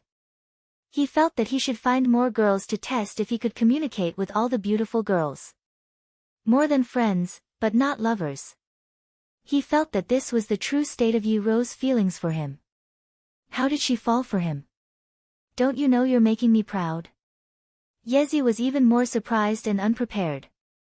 She widened her eyes and opened her mouth wide like a little fish spitting bubbles. Puff, puff, puff, puff, puff. After being stunned for a long time, she finally came to her senses. She grabbed Yi Rou's arm and shook it desperately. She said with a bitter face, "Sister, sister, I was wrong. I was wrong. I shouldn't have dragged you into this. You're saying this because you're mad at me, aren't you?" Yi Rou looked at her calmly and did not answer her question. "Sister, are you serious?" Yezi stopped acting coquettishly and asked with a serious face. "I'm not joking," Yi Rou said. She would never joke about matters of the heart. If she liked someone, she liked him. If she didn't like him, she didn't like him. Why did she have to cover up or deny it? That was not in line with her character. She didn't cover up. She was just not good at expressing it. "He is Fang Yan, isn't he?" Yi Rou nodded slightly. The man she liked was Fang Yan. "Hello, I'm Fang Yan." The word Fang means square and Yan means two fires. "My name is good, right? What's your name?" he said when they met for the first time. At that time, she was 5 and he was 6. "My name is Yi Rou." Yi Rou replied. While speaking, Yi Rou kicked him away because he broke the watermelon seedling she had just planted. The poor seedling was broken into 2 pieces. It looked extremely miserable under the scorching sun. Fang Yan climbed up from the melon field. His head and face were covered with dust. He spat out the sand in his mouth and said angrily, "What's your name, Yi Rou? You're not gentle at all. You're little dog Yi, dinosaur Yi, bandit Yi." Before he finished his words, Yi Rou punched him to the ground. How could an upright man talk so much nonsense? At that time, Yi Rou didn't like to talk very much. She thought most of what people said was nonsense. Why did he talk when he knew it was nonsense? It was so strange. He bullied you when you were a child. He called you ugly, the ugliest woman in Swallow Fort. He peeked at you when you were putting on makeup and put a toad in your pocket. Yi Rou said angrily. One by one, he listed all the things that Fang Yan had done to Yi Rou that were too numerous to be recorded in the book. Yi Rou smiled. She remembered all these things. "Yi Fengsheng, is your sister at home?" "No." "Really? Really?" Yi Fengsheng said impatiently. "How many times have I told you?" She went for a walk by Stone River. She went with the ancestor. If the ancestor doesn't come back, she won't come back. That's great. Can I put this toad in her pocket? I don't think that's a good idea. Yi Fengsheng, are you betraying us? Look at my face. Look at how she beat me. You can fight back. Yi Fengsheng said. If I can fight back, why would I put a toad in her pocket? You keep watch for me. I'll put the toad in her pocket. Didn't you say she hates this kind of thing with thick hair all over its body? It's disgusting to touch. Yi Ruru stood by the window and looked into the room. Fang Yan tiptoed in and opened Yi Ruru's wardrobe. He was dazzled by the dazzling array of women's clothes in the wardrobe. He grabbed a coat and sniffed it. Then he put a toad in the pocket of her sportswear that she often wore. Coo, coo, coo, the toad made a few noises and jumped out of the pocket. Then, 2 teenagers, one fat and one thin, hurriedly tried to catch the toad that tried to escape without any spirit of sacrifice. Finally, Toad was caught. Yi Rou walked into the room and beat them up without worry. Sister, Yi Rou was very anxious and said, look at him. Thick lips, flat nose, one big eye and one small eye, Fang Yan thought about his appearance seriously and said angrily, "Hey, little Yi Ro, which eye is big and which is small? They're all the same, okay?" Humph. Yi Ro snorted at Fang Yan and continued to criticize Fang Yan's shortcomings. She said, "He's not handsome at all. He doesn't have any temperament. He's not tall or burly. Most importantly, his character is terrible. He can't beat you in a fight. Every time you fight, he will lie on the ground and beg for mercy. Once, he said if you let him go, he will recognize you as his master. Why do you like him? Sister, the man you like should have the appearance of Lu Dehua, the temperament of Tony Liang, and the self-restraint of Chen Daoming. He should wear a decent suit and drink red wine or whiskey elegantly. He should have a magnetic voice and a gentle and loving look in his eyes. Look at Fang Yan. What does he have? You're so excellent. What kind of man can't you find? Why do you have to like him? Yes, why do I have to like him?" Fang Yan was also very interested in this question. "Except that I'm a little more handsome than others, I don't have many advantages." Yi Ro brushed away a lock of hair on her forehead. Her voice was calm, gentle, and firm. "But I just like it." "Sister," Yi Ro stamped her feet angrily. She knew her sister's character. No one could change her mind once she made up her mind. It was useless to say more. So, she pinched Fang Yan's arm hard and then turned around and ran to Swallow Dock. "You're so annoying. You're so annoying." Yi Ro's angry shout came from afar. Yi Ro ran away shamefully or tactfully. Then, only Fang Yan and Yi Ro were left in the boundless wilderness. Fang Yan looked at Yi Ro and Yi Ro looked back at him at the same time. She didn't hide. She wasn't shy or surprised.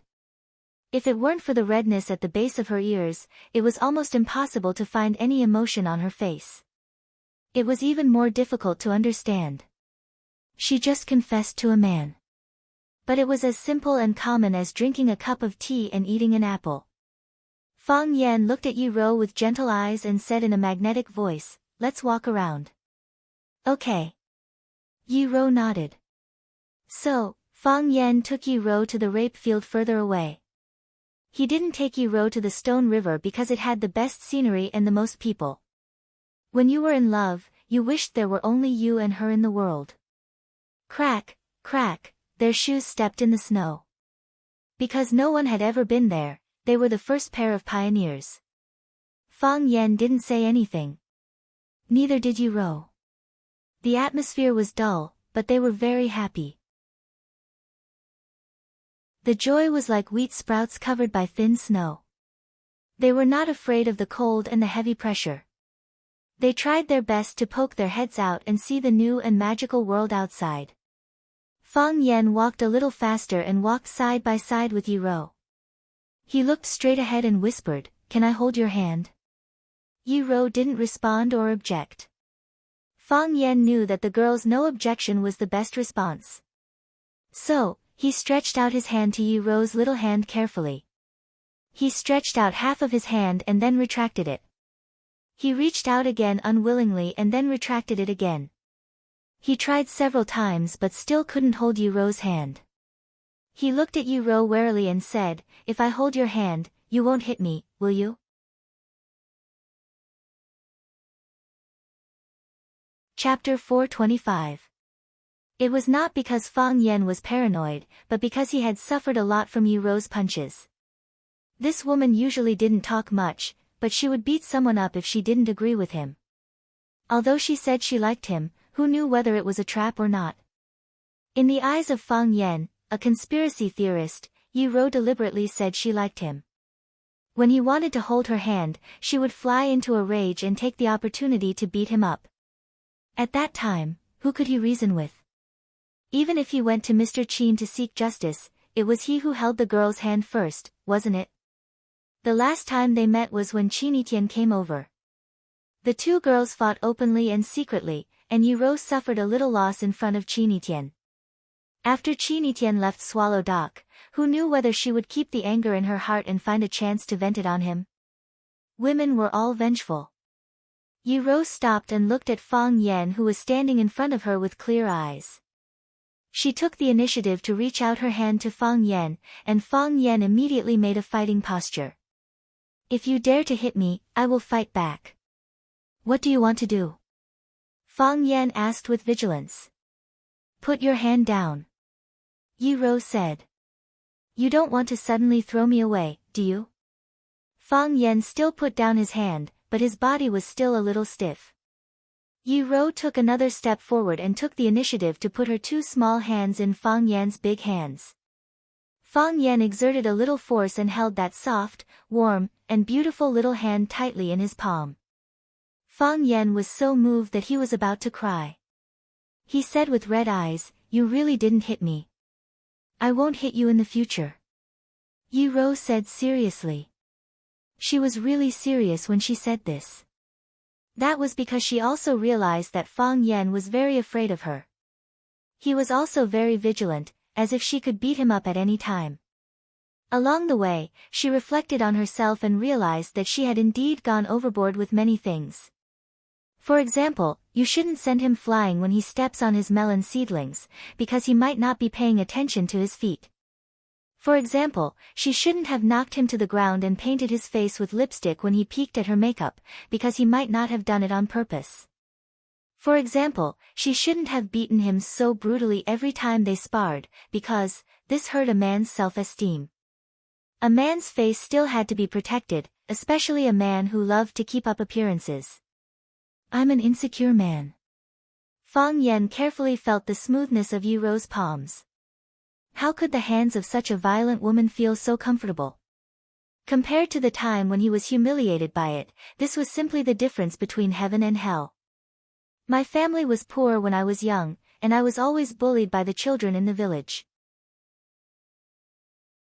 After that, every time we sparred, I was always the one who lost. This is the first time I've lost, and I only feel indignant. The second time I lost, I still couldn't accept it. After losing 5 or 6 times in a row for 5 or 6 years, I began to despair and felt that I might never be able to defeat you. I began to become sensitive and began to feel inferior in the crowd. Fang Yan held Yi Rou's hand, and the two of them walked on the country road like an ordinary couple. I was very angry at that time. I was angry at you for being so excellent. Isn't it enough for a girl to be beautiful? Why do you have to be so smart? It's unnecessary for you to be smart. Why do you have such a high talent in martial arts? I felt that God was too kind to you, but it was too unfair to me. If someone told me that you were God's goddaughter, I wouldn't doubt it. Otherwise, why would God give you all the best things in the world? Do you know how much I wanted to defeat you at that time? Once I dreamed that I defeated you, and I actually woke up with a happy smile. When I woke up, I found it was just a dream, and I felt a little depressed. I thought that even if it was a dream, it should be a beautiful dream, so I tried hard to fall asleep and continue the dream, but I lost sleep. Fang Yan was wearing a green robe, while Yi Rou was wearing a white robe. Seen from a distance, the black and the white were a perfect match. At that time, I met another girl. She was very beautiful, she was very gentle, and she was very understanding. When I was sad, she would comfort me. When I was desperate, she would encourage me. When I was injured, she would clean and bandage my wounds. When I scolded you. Speaking of this, Fang Yan hurriedly glanced at Yi Rou and found that she wasn't angry, so he continued, she would also scold you with me, blaming you for beating me like this. Compared with you, I felt that she was an angel sent by God to save me. At that time, I felt that all the suffering I had endured had been rewarded. When I was sad, I would go to her. Sometimes, I pretended to go to her. When I was injured, I would go to her and ask her to bandage my wounds. She would say some bad things about you. I often pretended to be injured to go to her. After a long pause, Fang Yan smiled bitterly and said, I thought she and I were a perfect match. She knew my feelings, and I also knew hers. At last, I tragically found that she already had someone she liked, and I was just an insignificant person. Ro held Fang Yan's hand tightly, expressing her comfort and sympathy for him. I was a failure. I felt that I was a failure of a man. For a long time, I was very sad and timid. I was a very fragile man, and I felt that I couldn't bear such emotional pain again. Since then, I have been very careful and prudent about relationships. Fang Yan held Ro's hand tightly and said in a low voice, what you said just now is true. You didn't lie to me, did you? I didn't. Ro also held Fang Yan's hand tightly, looked into his eyes seriously, and said, I didn't lie to you. If I lied to you, how could I get angry when I saw you with her? If I lied to you, how could I beat you more angrily every time you went to her to bandage your wounds? Of course, Ro would not tell Fang Yan this secret. Looking at Ro, Fang Yan tried to calm down his heartbeat and said, later, I found that you have always been by my side.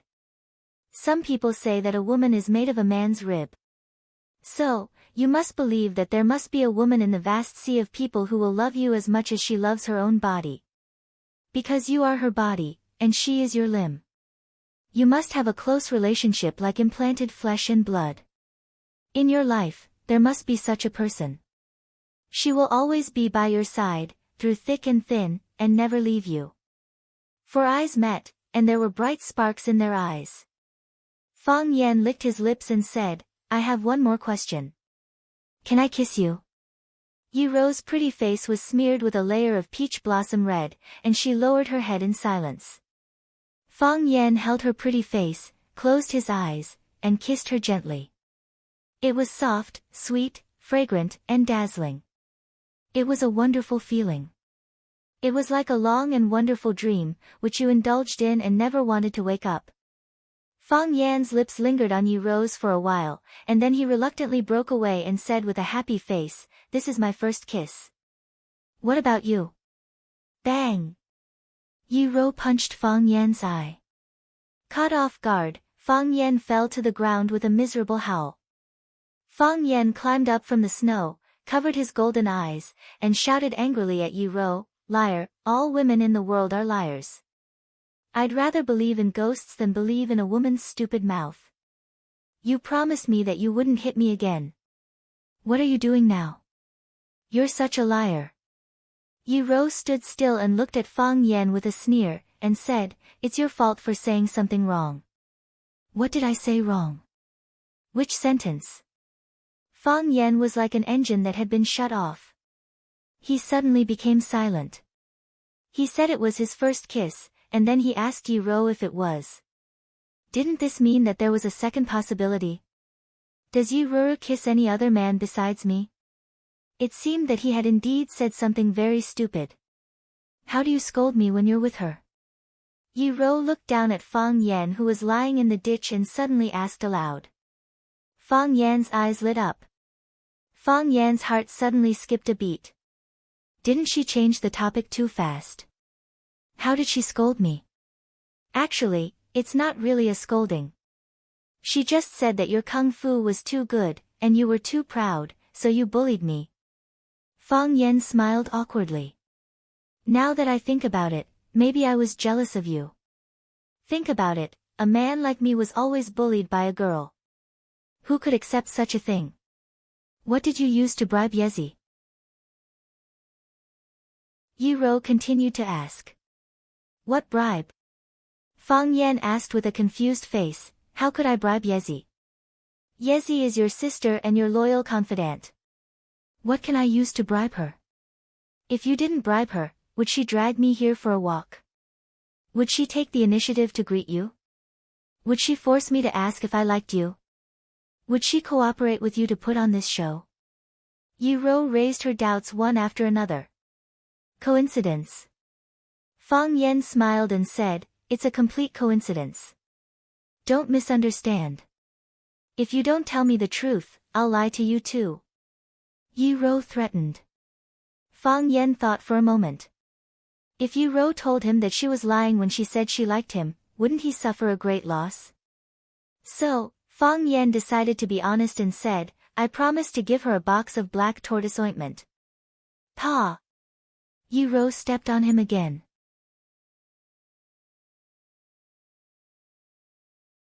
Chapter 426.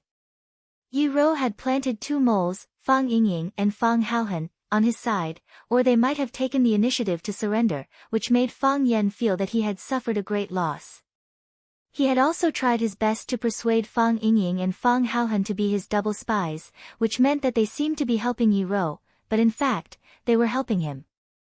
They nodded without blinking an eye. Fang Yan had completely given up on these 2 guys who betrayed him. Originally, Fang Yan couldn't bribe Yezi.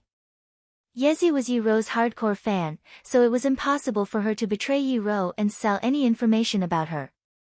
Moreover, she and Fang Yan had always disliked each other. She thought Fang Yan had no backbone and integrity, while Fang Yan thought she talked too much nonsense by acting coquettishly and cute. They often quarreled when they met, and even recently, they often made sarcastic and vicious attacks on each other. However, the arrival of Qin Yitian solved this problem for Fang Yan. When Qin Yitian came to Swallow Dock to pay a New Year's visit, he brought a lot of valuable and rare gifts. One of them was Xiangui ointment, which was hard to find in the human world. The so-called Xiangui was also called the fire turtle. Its whole body was red, and it was mostly born in the sea or valley of volcanic eruptions. It was said that this kind of turtle was very spiritual. It could predict the volcanic eruption months in advance and then migrate in groups. It lived in volcanic rocks for a long time, and volcanic rocks had excellent skin care and beauty effects. Therefore, the turtle shell on its body was a pure natural beauty product.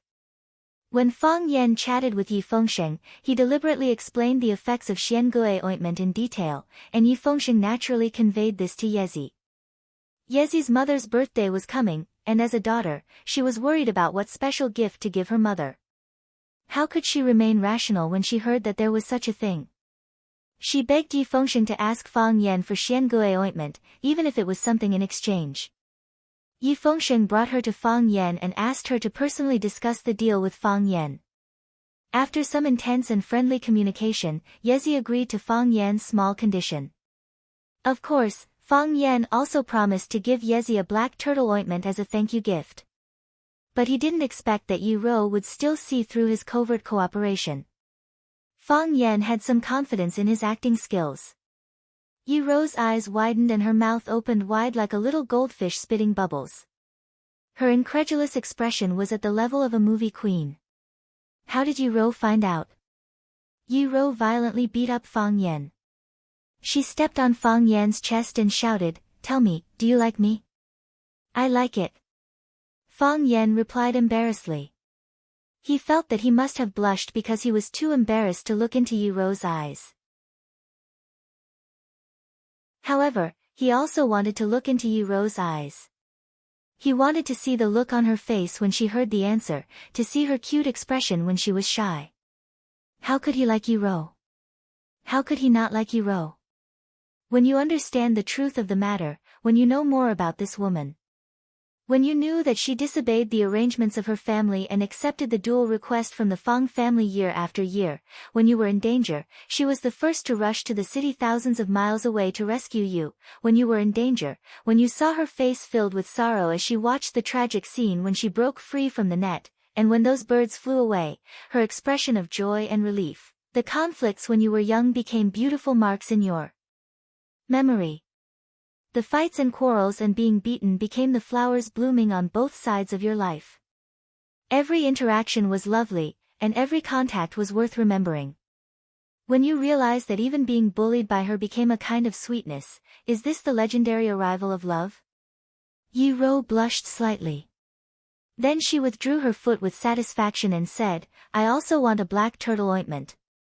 Then, she turned around and walked towards the village. She walked gracefully and briskly.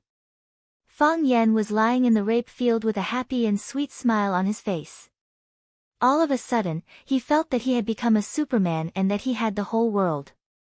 "Yi Rou," Fang Yan shouted at Yi Rou's back. Yi Rou's body slightly paused, but she didn't look back. "Yi Rou," Fang Yan shouted at the vast sky. The clouds in the sky dispersed, and no clouds stopped for him. When you like someone, you want to let the whole world know. Yi looked at Fang Yan strangely and said, why does my sister like you? Fang Yan smiled with his eyes narrowed into slits and said, why can't she like me? She and I are childhood sweethearts. We are the two most outstanding young men in Swallow Fort, the first and second in Jianghu. Yi sneered and interrupted Fang Yan's self-praise. She said disdainfully, what kind of childhood sweethearts are you? When did you pick green plums with my sister? When did you ever ride a childhood horse with my sister? Except that you were beaten black and blue by her, what else do you have to show off? Fang Yan was so angry that he retorted, did your math teacher teach you Chinese? I was just making an analogy. Childhood sweethearts don't necessarily have to pick green plums and ride with each other. It can also mean that we grew up together. Your sister has seen me in open crotch pants. Have you seen it? Hooligan. Yi kicked him. Fang Yan dodged lightly and said, if you call me a rogue again, there will be no more black tortoise ointment. You dare to lie to me? Why wouldn't I dare? Fang Yan sneered. Anyway, I don't need you.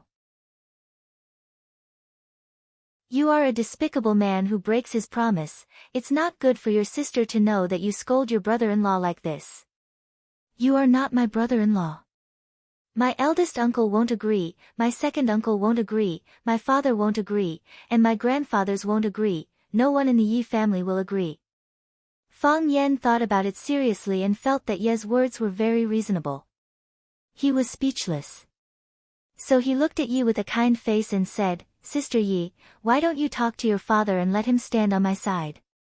It was better to rope in as many people as possible. There was strength in numbers. If the Yi family held an internal vote for this matter, Ye's vote was also very important. Yi raised her head and glanced at Fang Yan, saying, why? Fang Yan quickly took out a delicate steel box from his arms and said, this is for you. Yi took the black tortoise ointment and said, this is for me. Fang Yan handed over another one and said, this is for you too. Yi blinked her eyes and looked at Fang Yan, saying, are you trying to bribe me? Yes. Deal. Yi nodded happily. Then can I take this box too? Yes. Fang Yan nodded affirmatively. Yi held the two boxes of black tortoise ointment and skipped back. Fang Yan took out his mobile phone and sent a message to Yi Ro, honey, Yi brought the black tortoise ointment back for you. Then, Fang Yan put his mobile phone in his pocket and went back to sleep adorably. Time was like the cell phone data, used up quickly. On the 8th day of the Spring Festival, his aunt's family decided to return to Mingzhu. His uncle, Zhou Fan, would start work on the 9th, and Zhou Numerology would go back to school early on the 10th. On this trip to Swallow Dock, they had experienced far too many things, and the feelings of this family were truly too great. They had experienced life and death after being poisoned, and they had experienced the life and death of the Sword God's family. They had experienced the tragedy of almost being ruined, and they had also experienced the beauty of family reunion. They had seen the mysterious Yi family and the powerful Qin family. They also knew the connections behind Fang Yan's little nephew and the influence he could bring. The previous disdain had turned into respect, and the previous neglect had turned into respect. Fang Yijing hugged Fang Yan and said softly, Fang Yan, our Fang family has placed all our hopes on you, you have to work hard. Don't let Grandpa down, and don't let your parents down. Auntie will always support you. Auntie, don't worry.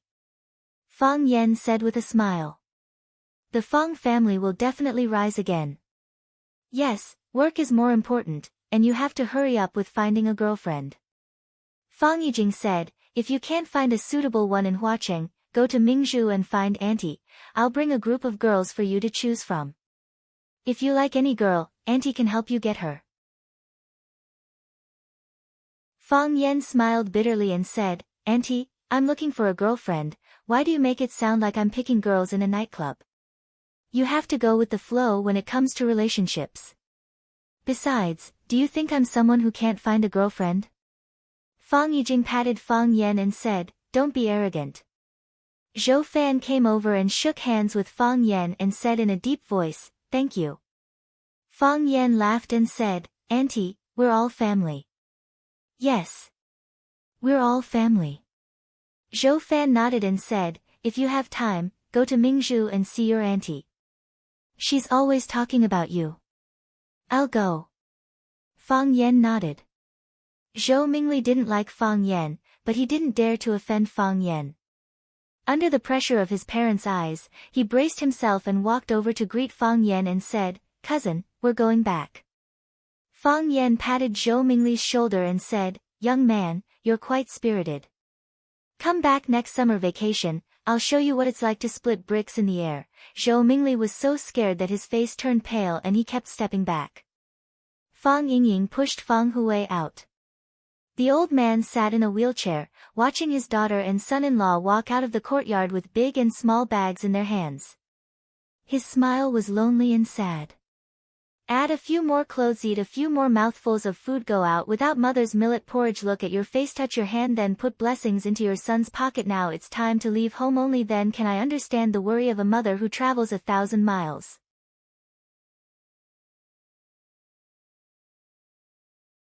Chapter 427.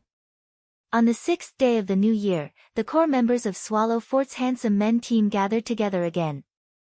They hunted 2 rabbits and a few pheasants in the back of the mountain.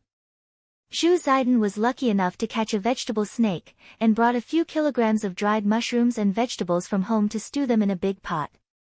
A modified version of the dragon and phoenix fight was made. The broth in the pot was bubbling, and the fragrance made everyone swallow their saliva. Swallow Fort didn't have to worry about food and water, and they were fed well during the new year. But for some reason, no matter how good the food at home was, it couldn't compare to a big pot outside.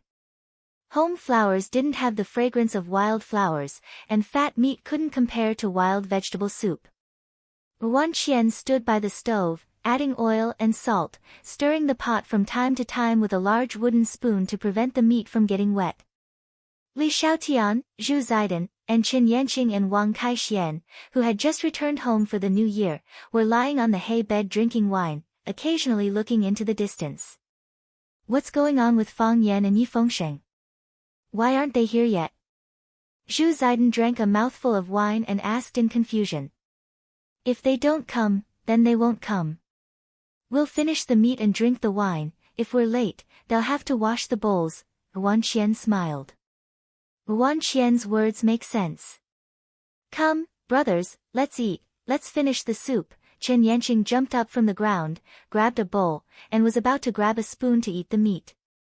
Wan Qian grabbed the spoon and didn't let go, saying, wait, the meat is still raw. Yi Fengsheng is here, Zhu Ziden shouted. The chubby Yi Fengsheng ran over, panting.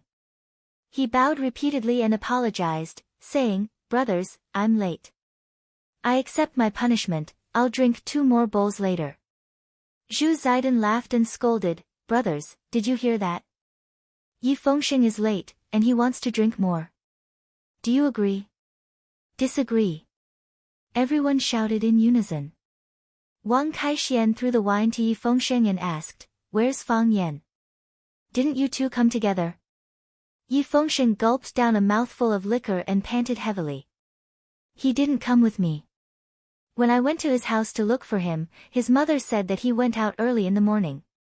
You went out early in the morning? Where did he go?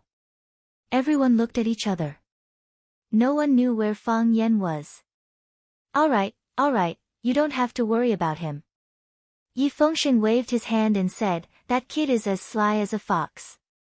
Even if we all die, he will still be alive and kicking, happily hugging a beauty and drinking wine.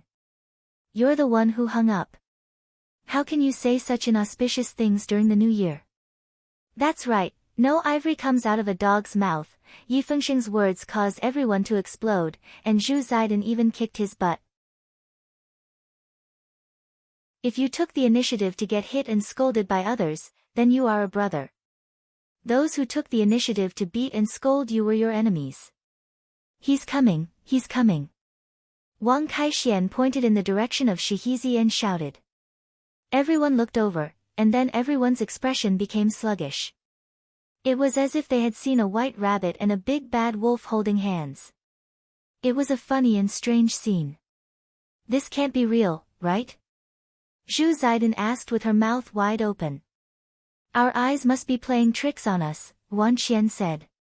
The fat on Yi Fengsheng's face trembled, and he cursed fiercely, this bastard. Fang Yan walked over holding Yi Ro's hand and said with a smile, sorry, we're late. Everyone's gaze was fixed on Fang Yan and Yi Ro's tightly held hands.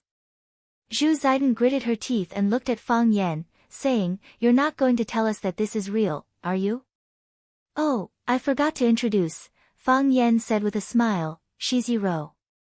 Everyone's gaze toward Fang Yan became murderous. Who didn't know that she was Yi Ro? What shocked everyone was why Yi Ro appeared in front of them hand in hand. Didn't she always hit you? Didn't you hate her the most? Why did you manage to win the hearts of all the lovers of Swallow Dock? Yi Ro was a special existence in Swallow Dock. Almost all the boys of her age thought she was excellent, beautiful, and a goddess. However, no one would have the courage to strike up a conversation with her to please her. She was a god, a goddess worshipped by everyone. The goddess should sit high up on the altar and accept the worship of the people. She walked down the altar on her own initiative and walked hand in hand with the man who was considered the least successful in their circle. Such a scene was too visually shocking. This was also the reason why everyone was so surprised but couldn't ask because of Yi Ro's presence. She's my girlfriend, Fang Yan said embarrassedly. You should call her sister-in-law. Zhu Ziden was extremely angry and said, I'm older than you. How can you call her sister-in-law? Fang Yan looked at Yi Ro with a smile and said, they all thought you were barbaric and violent before, so they don't respect you much now. Don't be angry with them. So, Zhu Ziden hurriedly greeted Yi Ro respectfully and bowed. Hello, sister-in-law. Hello, sister-in-law. Wang Kaixian and Chen Yanqing also hurriedly came to greet Yi Ro. This officially confirmed the relationship between Fang Yan and Yi Ro. Yi Fengsheng grabbed Fang Yan and shouted angrily, I went to your house to find you, but you went to my house? Yes. I chatted with the ancestor for a while and drank a cup of Maojian tea. When Ro finished practicing, we came over together, Fang Yan said with a smile. You're not late, right? You and my sister are really together? Exactly what you think. Fang Yan said with a smile. Don't you think we're a good match? A good match, Yi Fengsheng glanced at Yi Ro and didn't dare to continue. He was also quite afraid of his sister, even though Yi Ro had never hit or scolded him. Wan Qian was smarter. He found a big bowl and scooped a big bowl of meat soup for Yi Ro. He smiled and said, sister-in-law, it's time to eat. Thank you. Yi Ro blushed and took the bowl of meat soup. Fang Yan took the initiative to get a bowl of meat soup and sat cross-legged on a pile of licorice with a few friends. He said, the date of departure has been decided? I'm leaving tomorrow, Zhu Ziden said. To the North Sea. These years, my cultivation has been obstructed. I've been eating and waiting for death every day. This kind of life is really boring. I should have left long ago. Fang Yan nodded and said, this Swallow Dock is good, but it's too comfortable. A peaceful mind is suitable for cultivation, but a murderous mind is suitable for improving martial skills. The border is a good place. Kill a few more brats who invade our territory, and maybe you'll break through again. I'm not in a hurry. But my family has already arranged for me to go to Flower City in a while. My brother is developing in the north, so I'll go to the south. Li Xiaotian said with a smile, at that time, Fang Yan will have to take care of me. Don't worry. Fang Yan nodded and said, I'll introduce a few friends to you when I go to Flower City. Wan Qian glanced at Yi Ro and said, Uncle Donghai is going down to train after the new year. I'll be third uncle's secretary. Lin Donghai had worked by Yi Daoling's side for many years, and now he was going to work in Jingjin City. He could be considered a daughter-in-law of many years becoming a mother-in-law. With Lin Donghai being sent down, Yi Daoling lacked a usable person. This time, he didn't choose from the Yi family's direct descendants or collateral descendants. Instead, he chose the smart and careful Wan Qian. This also showed the Yi family's attitude. Swallow Dock was everyone's Swallow Dock. The Yi family was willing to lead everyone to a brighter and better future. Through the last incident, the Yi family was finally willing to stand up and be the leader of Swallow Dock. Everyone praised Ruan Qian, telling him to perform well and strive to become a capable person like Uncle Dong Hai in the future. Ruan Qian smiled shyly and said, "The person third uncle values the most is Fang Yan. If Fang Yan is willing, then I won't have a chance." "You can't say that." Fang Yan encouraged Ruan Qian. "Last time, I talked with third uncle. He has a very clear understanding of your abilities. He chose you as his secretary after careful consideration. Otherwise, why didn't he use Yi Fengsheng? Why didn't he use Zhu Zaidan or Li Xiaotian? I will work hard," Ruan Qian said with a firm gaze. Chen Yanqing was going to take a temporary position in a city or county after the new year to prepare for future promotions. Wang Kaixian was going to study at a military academy. In the future, he was going to walk the military path like his father. Other than Yi Fengsheng, the youths of Swallow Dock were about to go their separate ways. Yi Fengsheng was in a very bad mood. He raised the bottle of liquor in his hand and proudly declared, "Each of you have your own path, each of you have your own place to go. I will stay at Swallow's Dock to help watch over the house. I wish you all a bright future and a bright future." Fang Yan glanced at Yi Fengsheng and sighed softly. "We'll go to Yanjing again in a couple of days and have a good talk with third uncle. You have to go out for a walk. If you really can't, you can come with me to Huacheng. With everyone together, you won't have to worry about not having a bowl of rice to eat." "That's right. Why don't you come with me to the North Sea?" Zhu Zaidan said. "Let's go to the military academy." Wang Kaixian grinned. "I was just worried that I would be bored inside alone." Yiwen glanced at Yi Fengsheng and said, "Do whatever you want. Ask for whatever you want. No one can help you. The only person who can help you is yourself. If you don't even have the courage to go out, how can you climb to the peak of martial arts?" Yi Fengsheng was stunned for a long time. Then, he happily jumped up from the ground and ran towards the village. His running posture was very strange. He looked like a big black bear running left and right. Everyone laughed for a while, feeling happy for him from the bottom of their hearts. Fang Yan raised the wine bottle in his hand and said, "A good man's ambition is to travel far and wide. Going home is to find the best girl. This separation is for the sake of a better reunion in the future. Everyone, I wish the Prince Charming team of Swallow Dock a bright future and success." Clang! Everyone's wine bottles clashed together. The melancholy of parting turned into bowls of burning knife after knife.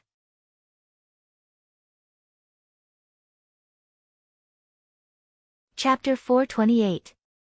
A few days after the new year, the snow on the road had mostly melted.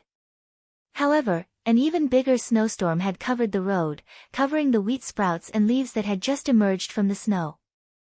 The elders of Swallow Dock shouted that the snow was a sign of a bountiful year, and that there would definitely be a good harvest this year.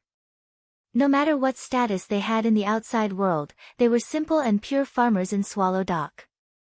Kacha kacha, the car rolled over the hard, frozen ground. Every time the tires rolled, the sound of ice and snow being crushed could be heard.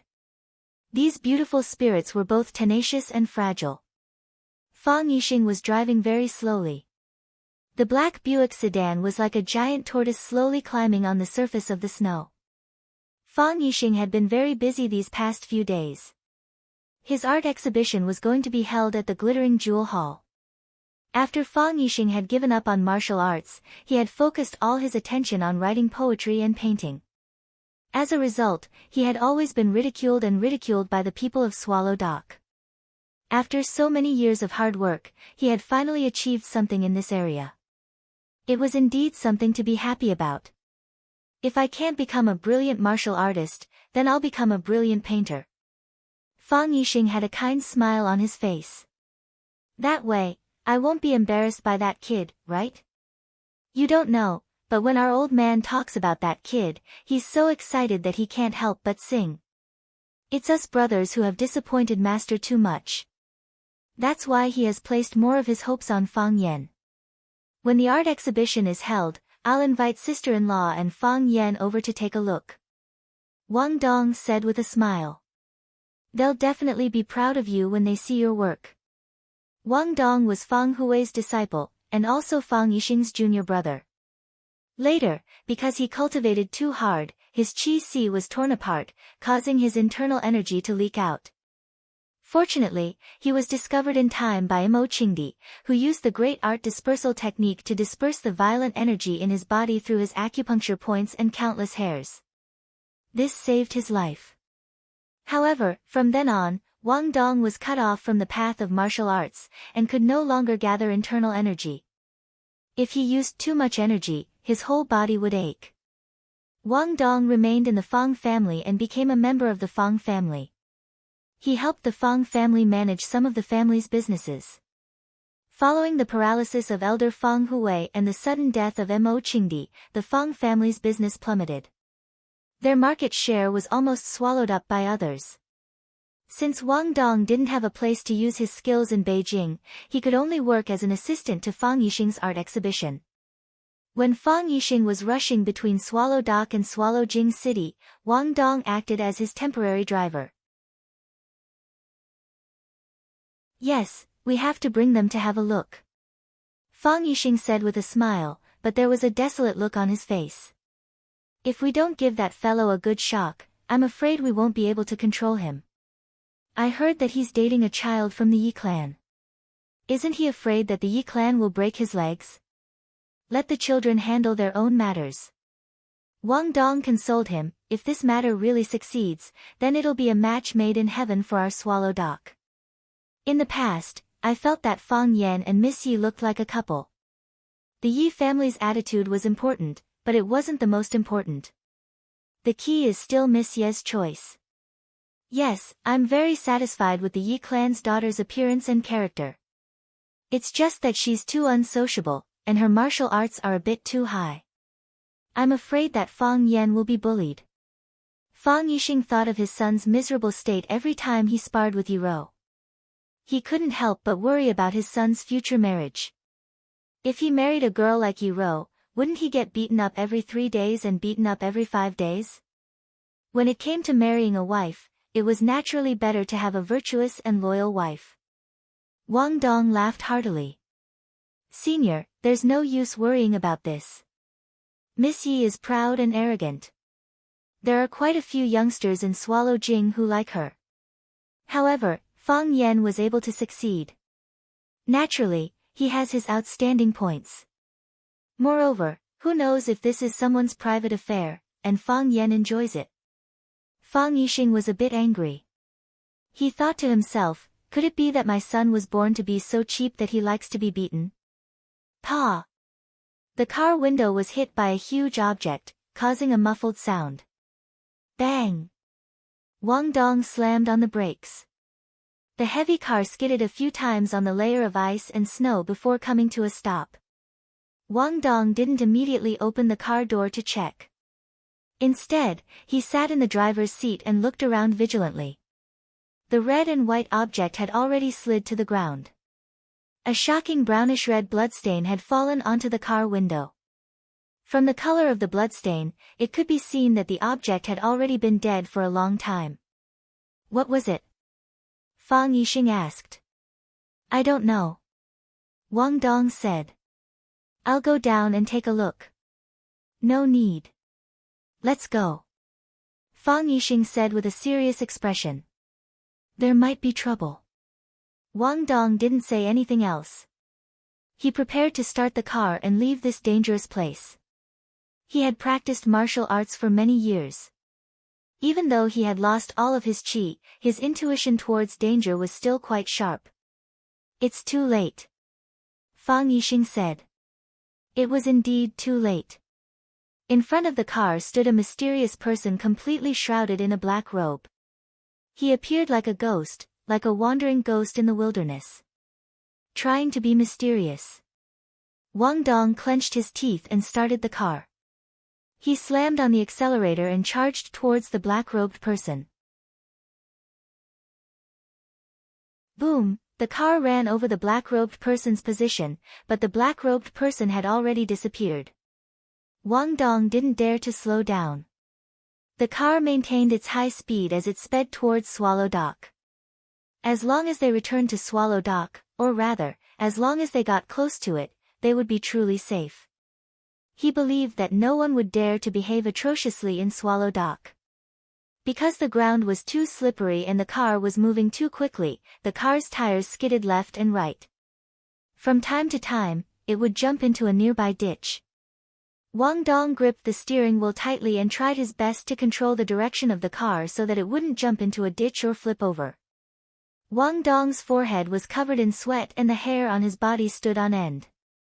His palms were also drenched in sweat as he continuously adjusted the steering wheel. They'd already sped for quite a distance, but Wang Dong was still very clear that they hadn't escaped from danger. That feeling of fear was like a shadow following the body. It was as if the mysterious black-robed person was standing behind you and looking at you with a sneer.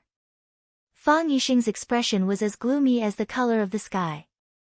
He scanned his surroundings for the black-robed person's whereabouts. It was impossible for the black-robed person to be a specter. He also didn't believe that there were any specters in this world. There was a notorious assassin organization in the Arab world that was named after specters.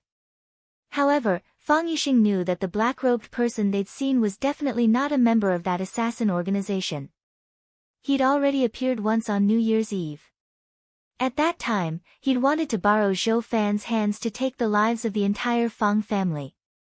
Now, he'd appeared once again. This time, he only wanted to take his life. Fang Yixing's nerves were extremely taut. He was extremely clear that the danger hadn't truly been resolved. He'd seen a lot of things in Swallow Dock, so he didn't think that he'd be able to leave the black-robed person behind just by sitting in the car. This was because there were many people in Swallow Dock who could truly start their cars faster than a car. The fact that they'd suddenly appeared and then suddenly disappeared proved that the black-robed person's speed had already reached the limit. Furthermore, Fang Yan had said that the black-robed person had escaped in order to save Zhou Fan when they'd fought. Not everyone could escape from Fang Yan's hands. Especially escaping from Fang Yan's hands. Crack, a crisp sound rang out from above their heads. The hard metal roof of the car was sliced open by a sharp blade, which pierced towards Wang Dong's head. Wang Dong's body leaned forward, avoiding the most dangerous position, which was his head. Jump out of the car! Wang Dong shouted loudly. The black-robed person was on the roof of the car, above their heads. As long as he wanted to, he could stab them 180 times at any time. With such a small space to move around and dodge, every stab could cause them fatal damage. He shouted loudly for Fang Yixing to jump out of the car first. After Fang Yixing jumped out of the car, he'd drive the black-robed person towards the deep ditch on the side of the road. Perhaps that way, he'd be able to buy his senior brother a minute to escape. Even 30 seconds was fine. Bang! Fang Yixing didn't hesitate. He pushed open the car door and jumped out. His body rolled on the snowy ground, then he crawled up and threw himself in the direction of the car. He didn't run away. He wouldn't abandon his brother and escape by himself. Moreover, he was extremely clear that even if he wanted to escape, his chances of success were extremely low. If he stood together with his brother and gathered all of his weak strength together, then perhaps he'd be able to struggle for a chance at survival. When Wang Dong heard the sound of a car door opening behind him, he forcefully turned the steering wheel and drove the black-robed person towards the deep ditch on the side of the road. "Don't you like to hitch a ride?" He wanted to bring the black-robed person into the ditch. Crack, another blade pierced through the roof of the car. This time, it was still aimed at the top of Wang Dong's head. Wang Dong's body leaned towards the back seat, but because he was too slow, the blade sliced off the tip of his nose. Fresh blood violently gushed out, quickly dyeing his mouth and clothes red. His mouth was filled with large mouthfuls of blood. Even if he coughed, he'd spit out blood. He firmly stepped on the accelerator. Even if he died, he'd drag the black-robed person down. Crack, another blade pierced through. This time, the blade was both fast and ruthless. It directly pierced through the top of Wang Dong's head. Wang Dong opened his eyes wide with unwillingness. His hands powerlessly fell to the ground. The forcefully twisted steering wheel quickly returned to its original position, emitting a whining sound.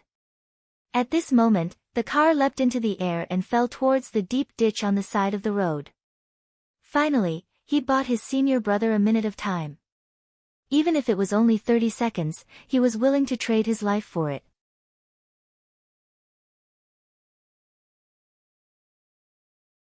Chapter 429.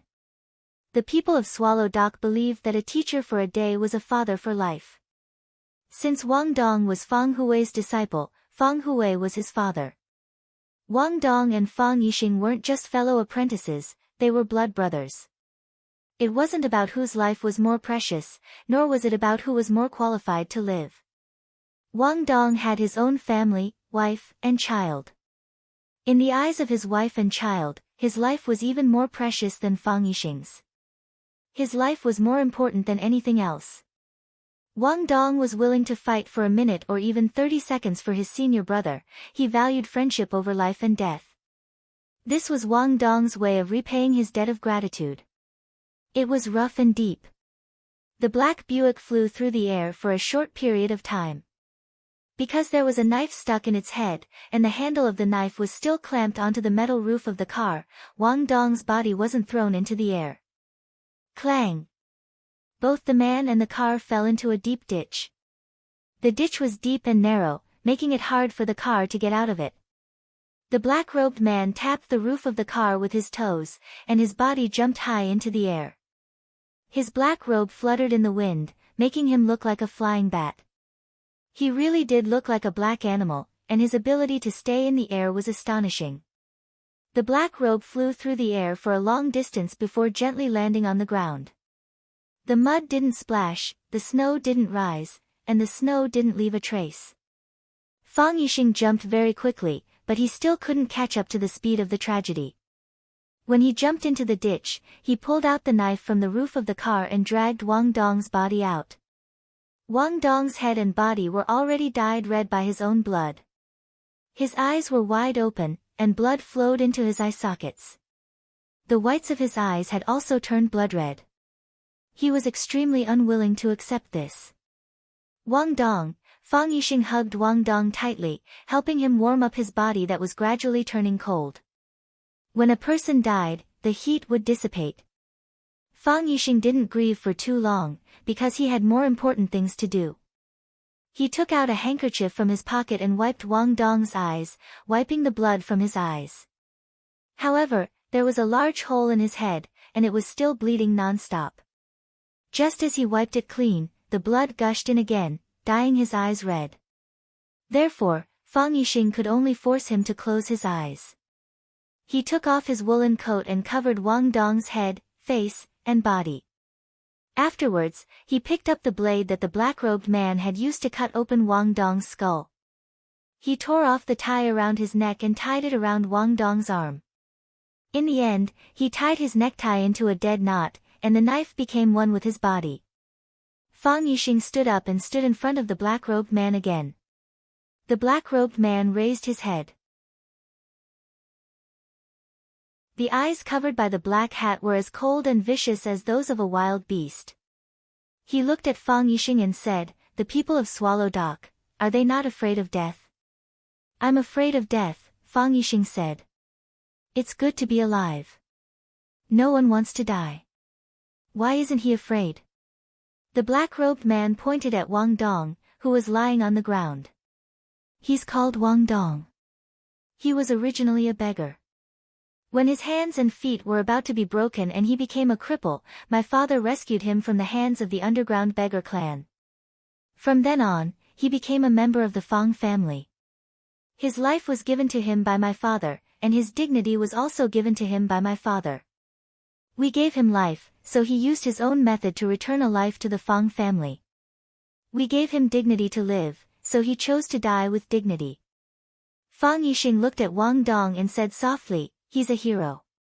After he died, his corpse was buried in the Fong family's ancestral cave, and his spirit tablet was enshrined in the Fong family's ancestral shrine. As long as the Fong family continues to plant terminated meridians, his incense will never be extinguished. He was explaining to the black-robed man, but it was more like he was giving Wang Dong a guarantee. A hero cherished a hero. In order to save him, Wang Dong gave up his life, so he wasn't stingy in giving him the most important thing that Wang Dong cared about the most. The black-robed man muttered to himself for a long time, then said in a hoarse voice, "The dignity of living, the freedom of life, the ancestral cave, and the ancestral shrine, it's truly enviable. I don't have any of these things. A lonely ghost like me will be thrown into the wilderness or a mass grave after I die. My corpse will be torn apart and eaten by vultures or wild dogs. There's no ancestral cave to bury me in, but there's still incense to burn. No wonder he was willing to die to save you." After pausing for a moment, the black-robed man asked again, "Then, what about Zhou Fan? He's a greedy, cowardly, selfish, and cold-hearted person. The reason why I chose him was because I originally thought that he was the same type of person as me." "Why did he also choose that method? He'd rather sacrifice himself than poison the soup." "And why was he willing to die for you?" A proud and gentle smile appeared on Fang Yixing's face as he said in a loud voice, "Do you know what home is?" Home? The black-robed man thought about it seriously. He really didn't know what home was. What exactly was home? Was it a house that could shelter you from the wind and rain? Was it a pile of luxurious, high-class furniture? Or was it to provide you with different women every day? Home is a family. Only when there are people can there be a home. When you get home from work, your wife will have already prepared dinner and boiled chicken soup. When you go out for business, your son will call you over and over again, asking why your father isn't back yet. The two of you will sit at the same table and eat. You will scold your son for his naughty behavior, and you will teach your daughter to study hard. Even when other children's parents come looking for you, as a father, you will stand up and apologize to them or argue with them. Fang Yixing's smile was very gentle, but his eyes began to tear up. The wife he mentioned was his wife, and the son he mentioned was his son. The family he mentioned was his family. He probably wouldn't have the chance to enjoy this kind of happiness ever again, right? You're right, Zhou Fan is indeed the type of person you described. In terms of personality, he is the same type of person as you, but he can't betray his wife and child, and he can't abandon his family and happiness. He has experienced it, and he has enjoyed it. Those who have experienced it and enjoyed it will never be like you, like an animal's way of thinking and acting. He fearlessly told the truth and saved the Fang family. The Fang family also gave him tolerance and understanding, and gave him a complete family. The black-cloaked man nodded and said, "You have taught me a lesson. What you said is something I have never experienced or enjoyed, but it is very comfortable to listen to. I don't want to give up my life, I want to try my best to live. That's why I live my life for others, to kill people." The black-cloaked man looked at Fang Yixing and said, "I respect you, I gave you a chance. Unfortunately, until now, no one has come to save you, then I'm sorry." "No need to apologize," Fang Yixing shook his head. "I don't accept your apology. You don't need to give me a chance, I don't need any chance from you. I know you came for my son, but this is even more worrying than coming for me. As a father, I don't have much ability, and when my son is in danger, I can't do much. But, I have learned some martial arts before. I can't help him much, but I'll help him exhaust some of your strength." The hatred in the black-cloaked man's eyes disappeared, but his voice was still hoarse and unpleasant to hear. But he said with an extremely serious tone, "I like to torture people, but I won't torture you. You will die a quick death." Fang Yixing didn't say thank you. He wouldn't say thank you to such a person. He tightened his grip on the long saber, lowered his body, and took the initiative to charge at the black-cloaked man. Crack, crack, crack, the leather shoes on his feet stepped on the hard layer of snow, causing the accumulated snow to make crunching noises. He rushed in front of the black-cloaked man, and then slashed at his head. Mountain-splitting saber. This was the simplest and most vicious move among saber techniques. It was the saber technique of the Zhao family of Swallow Dock.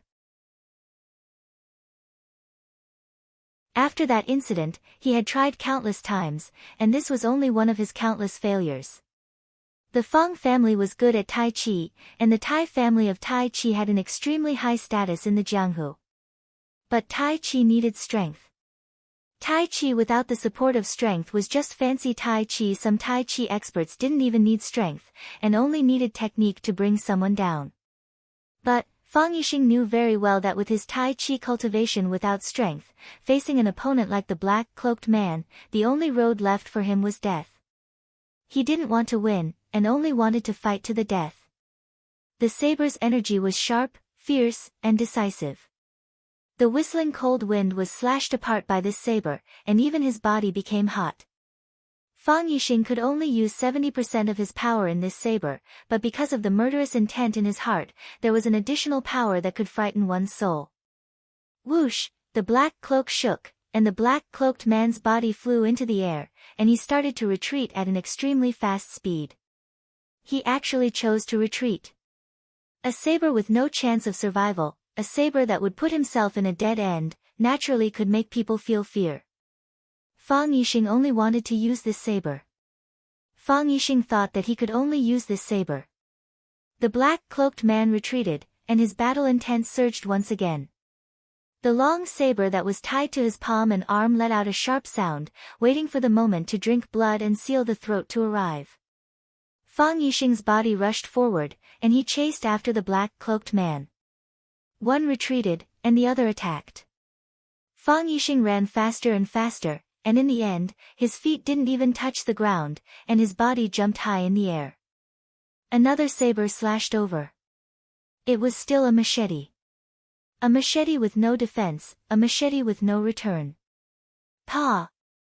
The black-cloaked man swung his long sleeves, and a long black cloth covered Fang Yixing.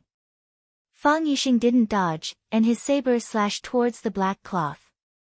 Rip! Fang Yixing's saber slashed a huge hole in the black cloth, but Fang Yixing's body was kicked away by the black-cloaked man's leg that came out from below. Thump! Fang Yixing's abdomen was hit, and his body fell onto the snowy ground, sliding backward. He slid for a very, very long time, until the inertia disappeared, and his body finally stopped. He felt a sweetness in his throat, and a large amount of blood came out. I'm not dead, and I didn't lose my saber. Fang Yixing wiped the blood from the corner of his mouth, and the saber was still tied to his arm, and he thought, I can still slash again.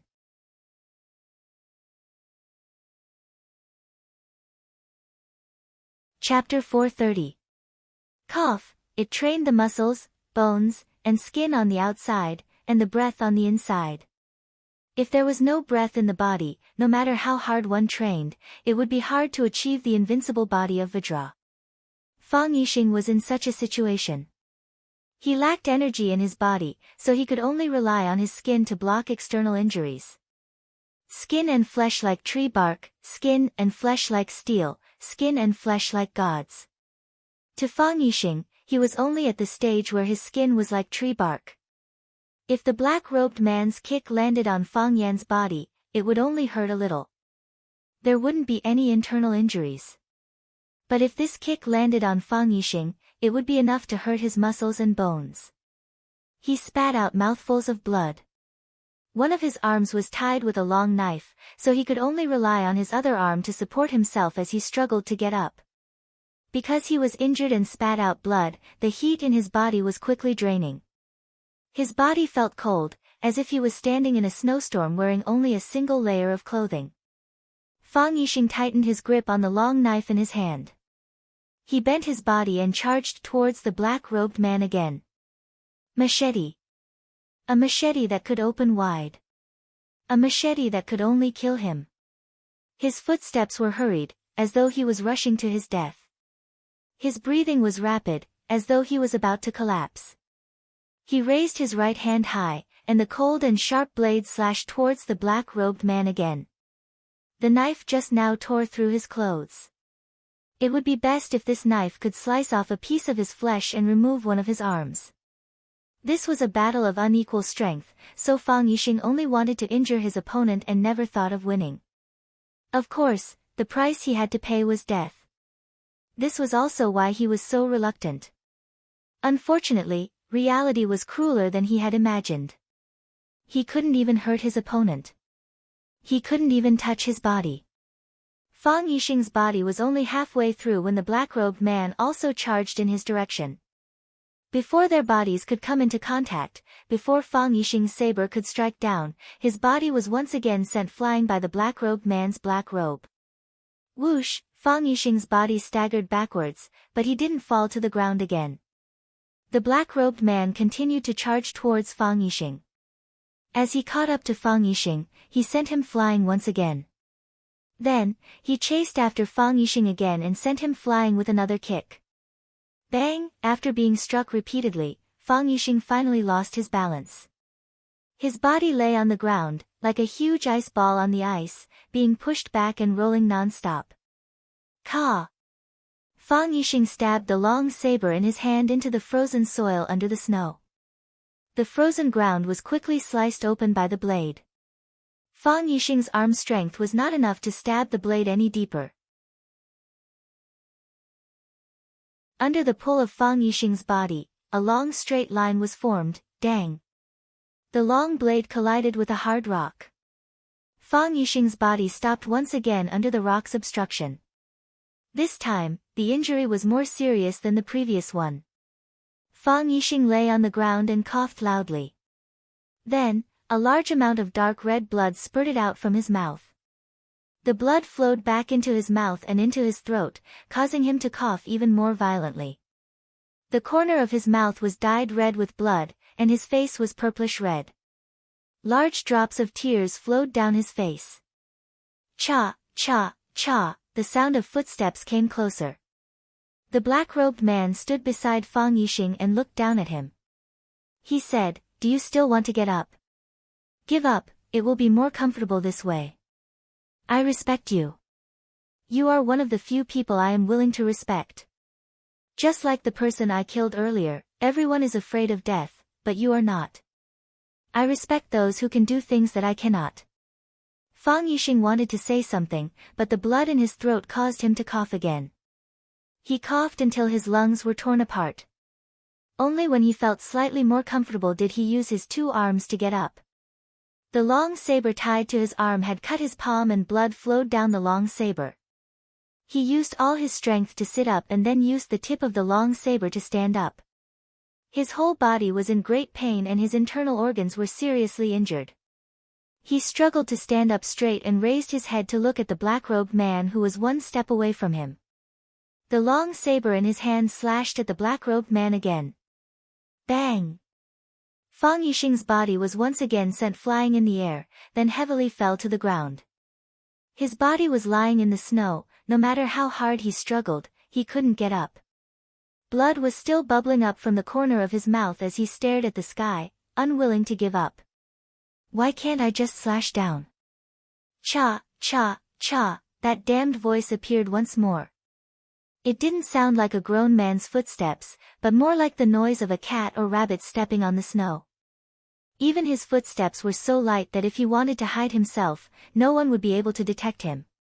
The black-robed man looked at Fang Yixing's despairing eyes and said, "I don't have what you said, but, I'm still alive." He crouched down and reached for Fang Yixing's neck.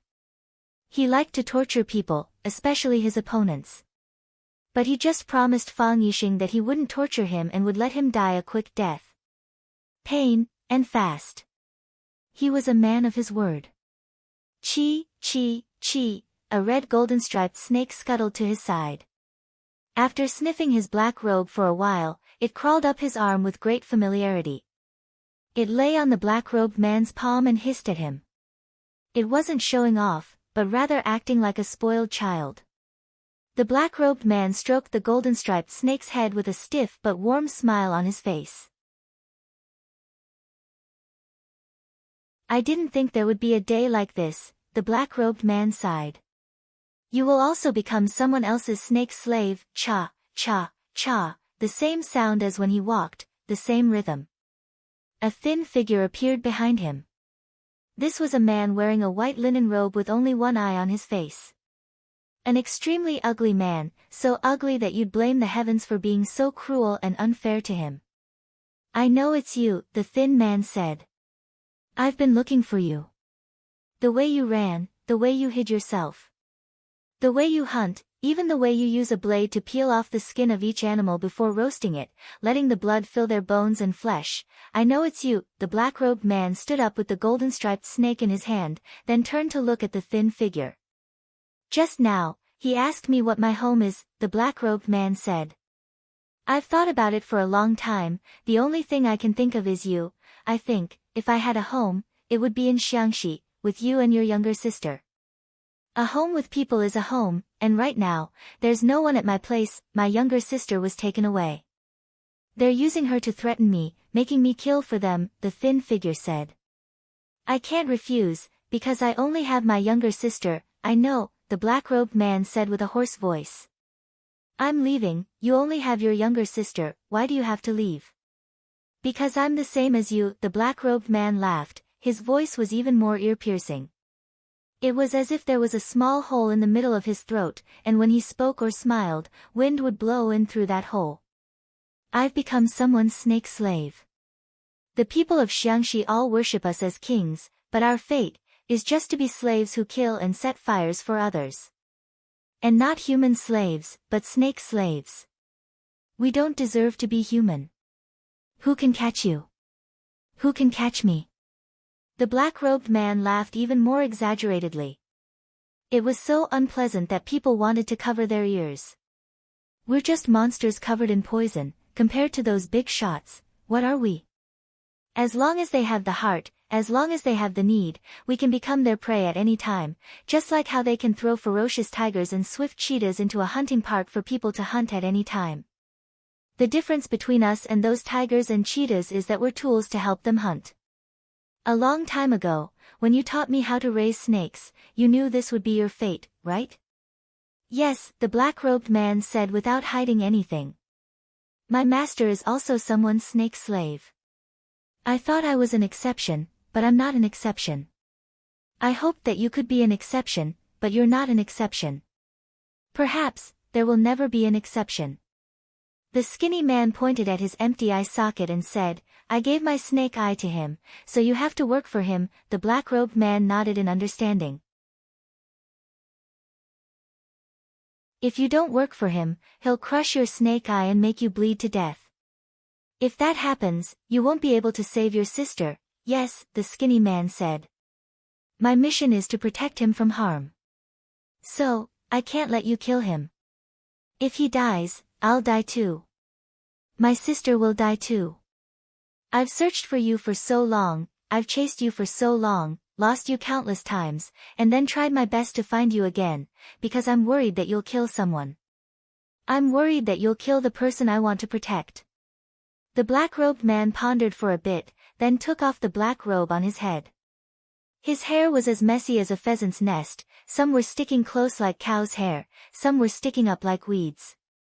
The left side of his face was slashed with countless cuts that crisscrossed each other in a disorderly manner, like a spider web that caused one's heart to palpitate.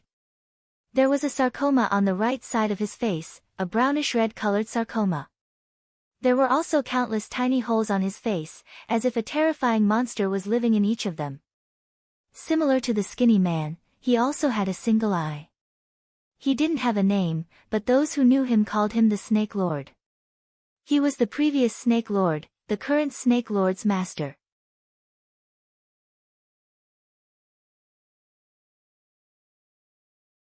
Chapter 431. If the current snake monarch was ugly, then the previous snake monarch, the black-robed man, could only be described as disgusting. Some people would become infatuated just by looking at them, while others would vomit just by looking at them. Without a doubt, the black-robed man belonged to the latter.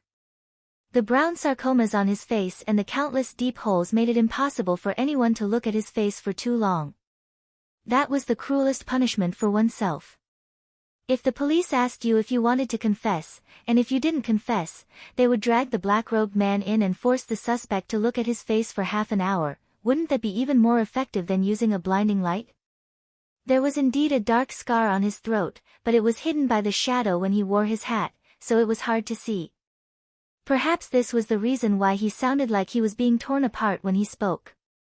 The black-robed man looked at his disciple and smiled. Look, I only have one eye, and I've also offered my snake eye. I'm a snake slave, so I have my own mission.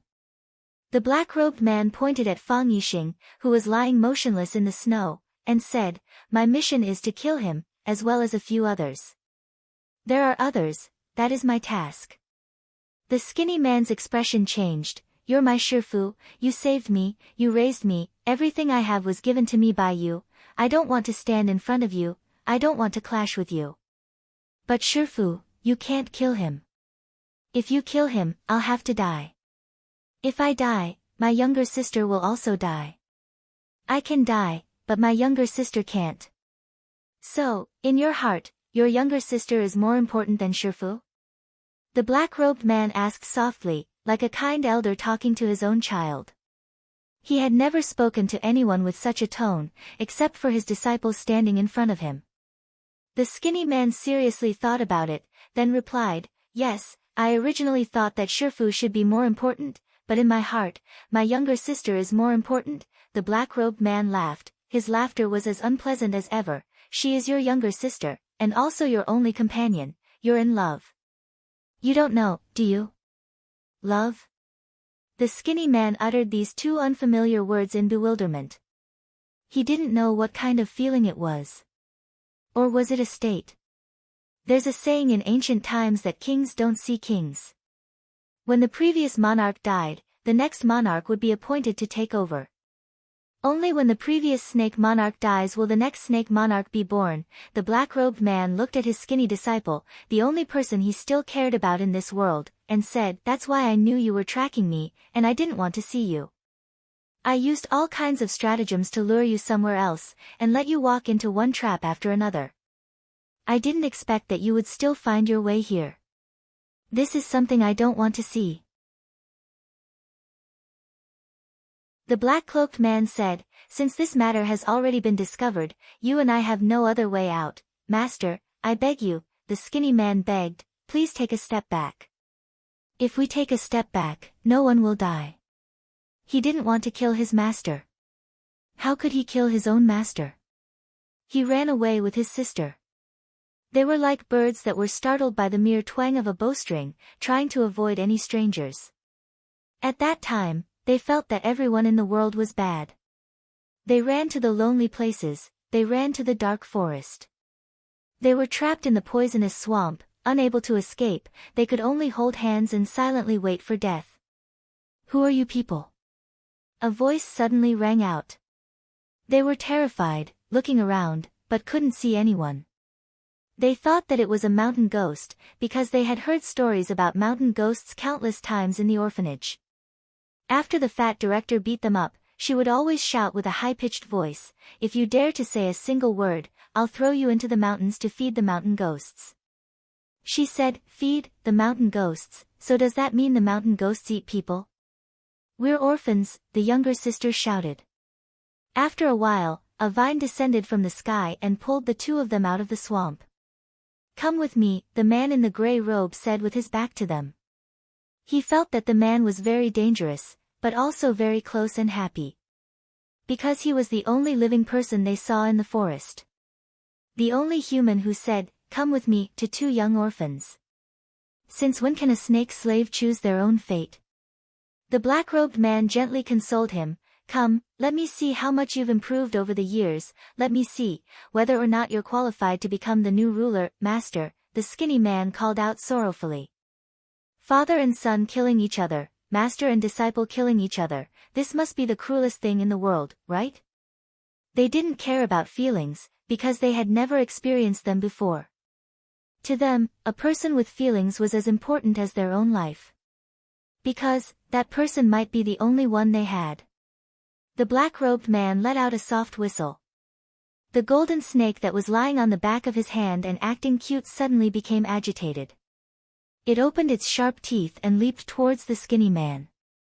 Snake bite.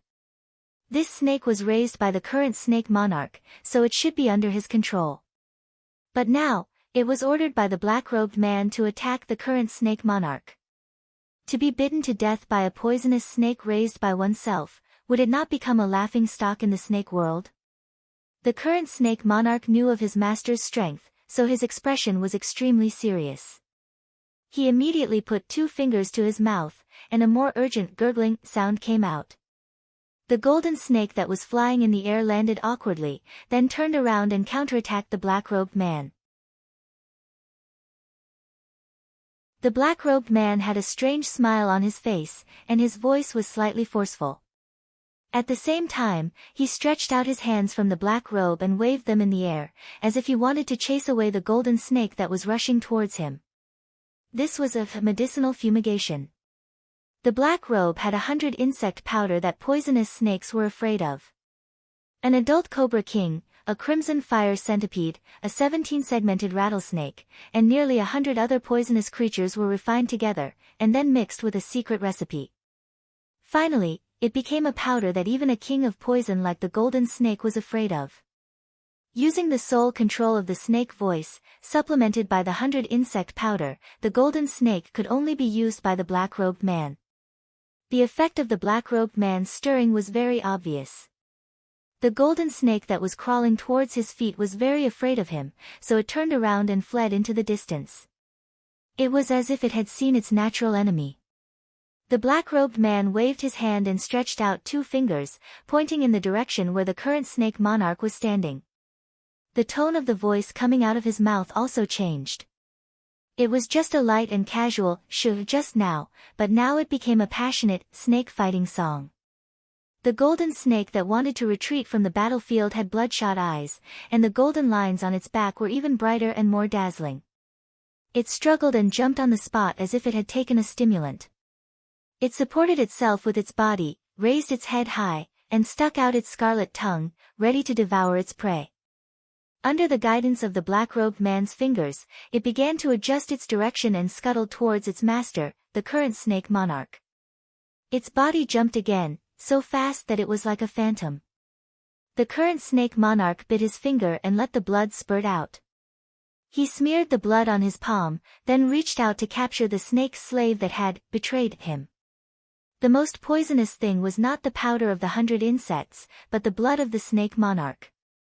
Since the snake monarch had been raising poisonous snakes and all kinds of poisonous creatures since it was young, its body had the smell of hundreds of poisonous creatures, and its blood was also a collection of all kinds of toxins.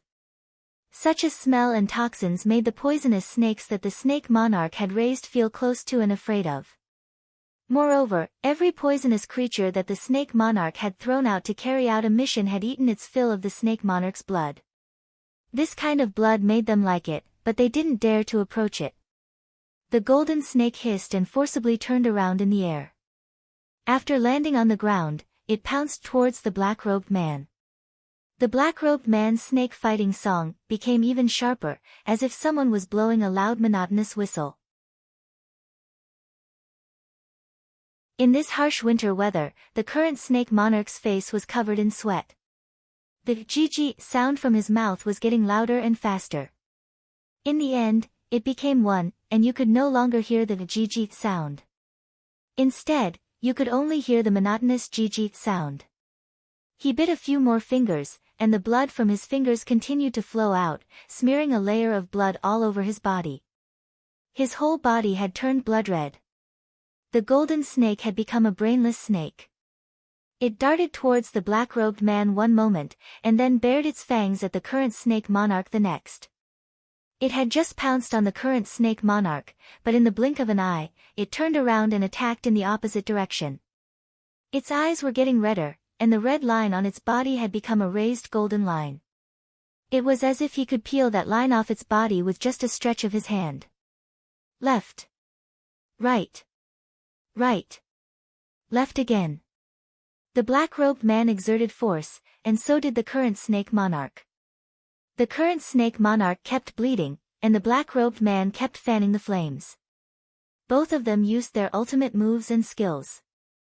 The golden snake suddenly shrank in the middle and stopped moving, as if it was extremely tired or about to sleep. However, the current snake monarch and his master, the black-robed man, were still driving it. "Pa!" A strange muffled sound was heard. The golden-striped snake, which they had been controlling and darting left and right, exploded like a bomb. Flesh and blood splattered, turning into visible fragments. The snake's blood dripped on the snow, causing it to sizzle and emit a white smoke. The snake fighting dance, 2 generations of master and disciple. The master was old and firm, and the disciple was young and strong.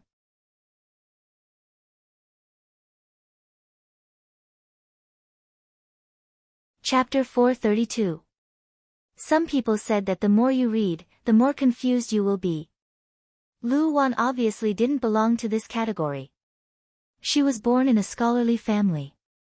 Her parents and even her maternal grandparents were all very famous scholars. Since she was a child, she had been with Tang, Song, Ci, Jing, and Shi Zi. She could be considered the type of person who was well-read and knowledgeable. She fell in love with the handsome and elegant Fang Yixing and married him. Then she lived a quiet life of studying and writing. The Fang family had gone through too many hardships in these years.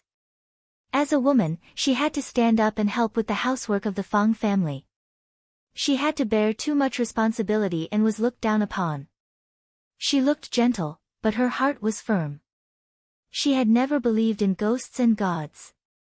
But today, she felt restless. She always felt that something important was leaving her, but she couldn't figure out what it was. "Have you seen Fang Yan?" Lu Wan asked. Her first reaction was to wonder if something had happened to Fang Yan. Because since he was a child, she had been worried about this precious son. She knew that her son did very well in Huacheng, but she also knew that her son seemed to have provoked some big shots. Fang Yixin, the eldest aunt, put down the cloth sole that she was making and said, "I just saw him go to the backyard. He was either chatting with his enemies or playing chess with the old man. This child has really grown up. He looks calm and reliable.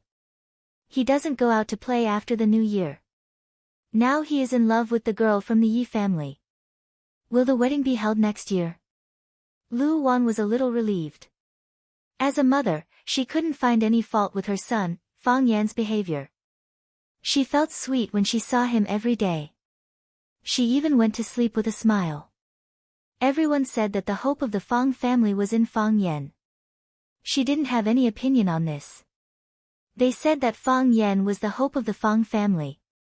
Wasn't it a disguised praise for the excellence of their own son? He is not a child anymore.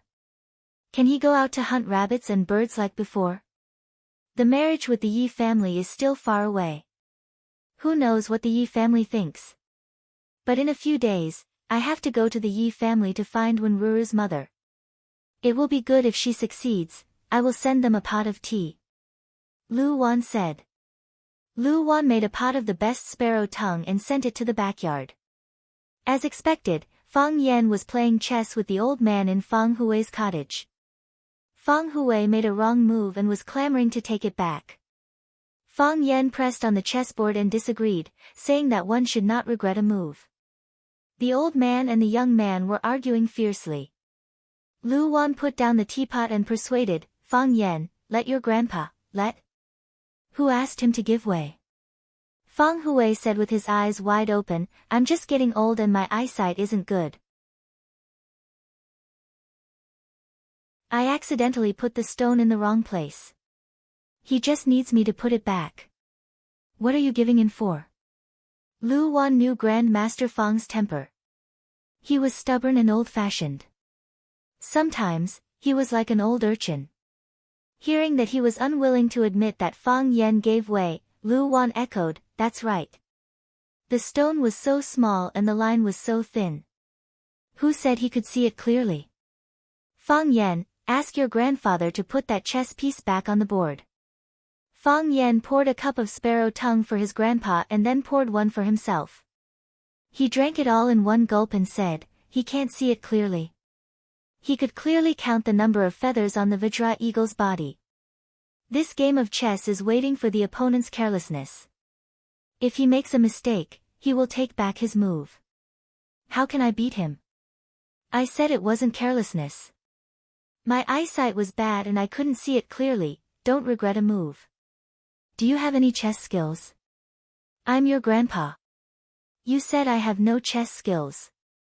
Do you have any moral character? Lu Wan shook her head and walked out of the cottage alone. She knew that the old man rarely talked. He would only be particularly happy when his grandson came back. Fang Yan also understood the old man's feelings. He took advantage of the few days he was at home to stay by the old man's side. The grandfather-grandson pair had a close relationship. Lu Wan thought of her husband again. He and her son were the two people she cared about the most. Her husband had been busy with the art exhibition in Yanjing recently. It was the field he had put all his effort into after he gave up martial arts. He always wanted to prove himself. No matter what, this was the most likely chance for him to succeed. Lu Wan thought for a while and dialed her husband's number. No one answered the phone. Lu Wan then dialed Wang Dong's number. No one answered the phone. Lu Wan felt more uneasy. She hurriedly dialed the number of the person in charge of the Linlang Guild Hall. Lu Wan explained the purpose of her call. The person in charge told her politely that Mr. Fang had left for an hour. He probably hadn't reached home because the road was not smooth. He hoped that Lu Wan wouldn't worry. Lu Wan was very worried. She hung up the phone and ran to the backyard. She looked at Fang Yan who was playing chess and said, "Fang Yan, your father hasn't come back yet." Fang Yan held a stone in his hand and said, "Did you call him?" "I couldn't get through." Lu Wan said. "I'm very worried." Fang Yan put down the stone, walked over and put his arm around his mother's shoulder. He said with a smile, "My father is an adult, and Uncle Wang Dong is with him. Don't worry, nothing will happen. If you are worried, I can drive to find him. Go and pick him up." Lu Wan said firmly. "Okay. Whatever you say, it goes. I'll go and pick him up now." Fang Yan said with a smile. "You play this game with my grandfather for me. Don't let him go." Fang Yan patted Lu Wan's shoulder, pushed the door and went out. Lu Wan sat where Fang Yan had just sat. She held a stone in her hand but couldn't put it down for a long time. She looked restless. Clatter. Fang Hui reached out to mess up the game in front of him. He looked at Lu Wan and said, "That guy is afraid that you will worry, so he wants you to play chess with me to distract yourself. Since you can't be distracted, go and do what you should do. It's not shameful to worry about your man." Lu Wan stood up and walked outside quickly. Fang Yan pretended to be calm in front of Lu Wan. But after he came out, his expression became serious and anxious. He took out his phone from his pocket and dialed his father Fang Yixing's number. No one answered. He dialed Wang Dong's number again, but no one answered. He immediately dialed another number that he remembered in his mind, but no one answered. Fang Yan's heart was beating very fast. He ran into the garage and drove the Hongqi car towards Yanjing City. Fang Yan drove with one hand and dialed Fang Yixing's number with the other. No one answered. No one answered. Still no one answered. Fang Yan became more worried. He threw his phone aside and started to concentrate on driving and thinking. What had happened? Who was it? They failed to use poison in Swallow Dock, so they chose to do it in Yanjing City? Or were they on the way back? It was very possible that they did it on the way home. They were far away from the eye-catching places in Yanjing City and the holy land of Swallow Dock. If they were clean, they could cover up after killing the people. No one would be able to find any traces of them. Swallow Dock was a glorious place, but it was also a place that was destined to be forgotten by the world. In order to prevent people from looking at it, there wasn't even a proper road. The road to Yanjing was rugged. After being covered by ice and snow, it became as smooth as a mirror. Driving on this road, one had to be careful of the protruding rocks that would burst the tires, and also be careful of the mud that would sink the tires. One had to be careful of the car sliding on the ice and into the deep ditches on both sides. This was a dangerous journey. If one's driving skills weren't good enough, he wouldn't be able to drive on this road. Fang Yan drove the car as fast as he could. Those deep ditches and rocks were thrown to one side. His sharp eyes scanned the front and his ears twitched slightly. He took in all the movements in his surroundings. His head leaned forward slightly, which showed his impatience. He hoped to reach Yanjing City as soon as possible or pick up his father as soon as possible. Nothing must go wrong, nothing must go wrong, nothing must go wrong, Fang Yan muttered in his heart. Boom, the body of the Hongqi car sank, and the hard road quickly collapsed. This was a trap. The enemy had hollowed out the bottom of the road, leaving only a thin layer of road on top, which was covered with ice and snow. When Fang Yan's Hongqi car rolled over, the layer of soil and ice was immediately crushed. When Fang Yan felt the car sinking, he already knew something was wrong. He didn't fasten the seat belt when he got in the car, which made it easier for him to escape. He pushed the door open, his right foot tapped on the chassis of the car, and his body jumped high. Clang! The Hongqi car fell into the deep pit with a loud noise. This was the only antique car that Fang Hui had in his life, and Fang Yan's favorite car, was finally destroyed. Whoosh! A crisp sound came through the air. A giant net appeared above his head. The net was colorless and blended with the color of the sky. If it wasn't for the slight sound, it would have been hard to notice it. Moreover, the net wasn't cast by human hands, but was shot out by high-tech equipment. There was a pit below and a net above. Whether Fang Yan continued to fly up or quickly fell down, the result would be captured by them. Moreover, the area of the net was very wide.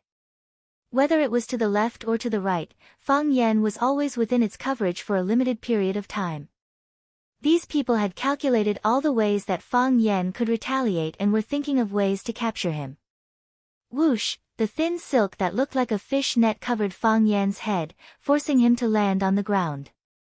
From the deep ditches on both sides of the road, countless people in black jumped out and surrounded the place where Fang Yan was about to land.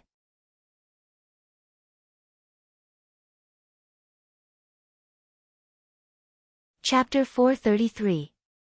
The threads of the net were extremely sticky. It would be very difficult to escape. The top of Fang Yan's head was covered by a giant net, and his feet were the pits they had set up. It was extremely dangerous to go up or down. The front, back, left, and right paths were all difficult for him to quickly escape the encirclement. Countless men in black were rushing in this direction. Only death awaited Fang Yan. This was the most dangerous moment for Fang Yan. The more dangerous it was, the more he had to stay calm. Because any moment of carelessness could cost him his life. The heart of Tai Chi spun rapidly, and the Tai Chi domain fully unfolded. The entire world suddenly became quiet. The wind stopped blowing, the snow stopped falling, and those people stopped moving. The originally transparent net turned into red lines, which were clearly visible in Fang Yan's mind. The densely packed horizontal and vertical lines intersected, extending infinitely outwards. It seemed that there was no boundary. Flames flickered on the red lines. It turned out to be an electric net. When it completely enveloped Fang Yan's body, the electricity that erupted in an instant could stun or even kill him. The Tai Chi domain was a divine domain. Mountains, rivers, cattle, sheep, people, and even flowers and grass were all under the control of gods. In the Tai Chi domain, Fang Yan was the true king, a god. He was faster than the net, and his killing moves were fiercer and fiercer than those of the men in black. Fang Yan raised his speed to the limit and pounced on the group of men in black like a tiger pouncing on sheep. Whoosh! He grabbed the neck of a man in black, who was still in a charging posture. He could see the shock and disbelief on the man's face. The man in black didn't understand. There was clearly some distance between them, and he had already calculated the time to make contact. Why did he grab his neck in an instant? Crack! Fang Yan directly twisted his neck. When the man in black lost gravity and slowly collapsed to the ground, Fang Yan had already rushed to the second, third, and even more men in black. Crack, crack, crack, the sound of beans exploding rang out incessantly. The sounds merged together to form a single sound. If someone's eyes could keep up with Fang Yan's speed, then they would be surprised to see this extremely strange scene. A group of black-clothed men stood still in various charging positions, and Fang Yan was like the Grim Reaper harvesting lives in front of them. Every time there was a crisp sound, a life was lost. The sound stopped, and Fang Yan's figure disappeared. Pitter-patter, the men in black fell one after another. Shwa, the electric net that gave off the feeling of falling rapidly descended slowly, covering the man in black lying on the ground. Then, it let out a crackling sound. Bang bang bang, the men in black who had fallen to the ground were struck by a strong electric current. Even though they were no longer breathing, their bodies were still bounced up and down by the electric current, as if they were performing a zombie dance.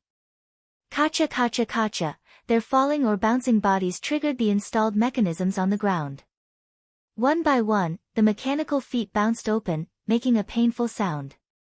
Fang Yan stood outside the net.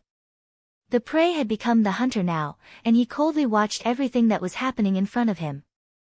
Those people, they deserved to die. A middle-aged man in blue walked out. He was not tall, but he had a clear temperament. His temples were slightly protruding, and he seemed to have a reserved aura. He did not even look at his companions in black in the deep pit, but only looked at Fang Yan with a burning gaze. He said, "I know those people can't stop you. How can a true master be defeated by a broken net and a few feet? High-tech? Sometimes, technology is also very powerless. What you just showed, was it the legendary heart of Tai Chi? The feeling of stopping time, it's really enviable." Fang Yan did not respond to the man in blue's question. Instead, he took the initiative to rush toward him. He had lost contact with his father, and every second he wasted was a second of time to save him. He just wanted to finish the battle as soon as possible, no matter who was standing in front of him. Words had no power, and a battle of strength was the only battlefield. "You can call me," as the man spoke, he had already thrown out 13 punches. His green robe suddenly swelled up by the force of qi.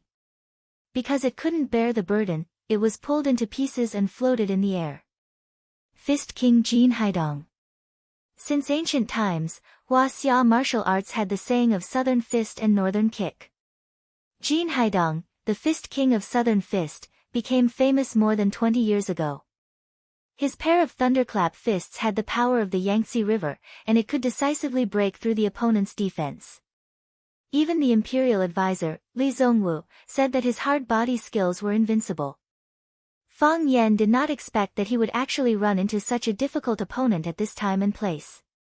However, whether it was the Fist King or the Cannon King, whether it was invincible in hard body skills or the best in soft body skills, Fang Yan wanted to take them down.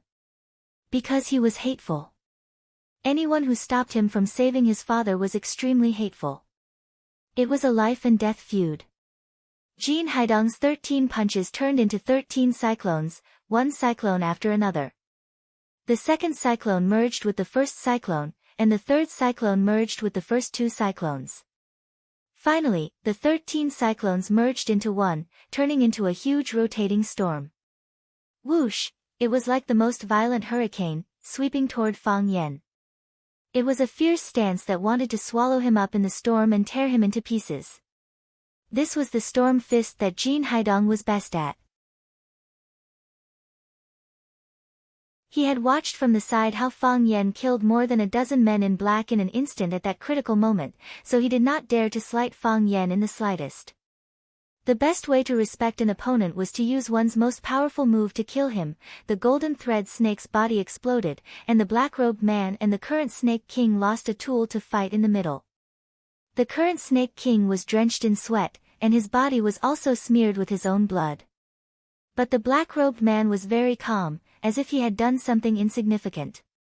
The black-robed man looked at his disciple and said, "The golden thread snake shouldn't have died, it was a snake slave that you raised, both emotionally and physically it was closer to you. When you saw it being controlled by me, you became anxious and wanted to take back control.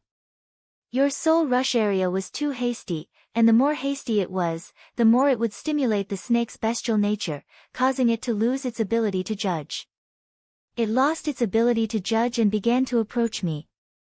Caught between a rock and a hard place, its blood stagnated and it exploded and died. The current Snake King was ashamed and said, "Thank you, Shifu, your disciple has learned much, that's already very good." The black-robed man chuckled. I left without saying goodbye. You were still young at the time. After all these years of bitter training and living with hundreds of insects, it's already very good that you could achieve such results.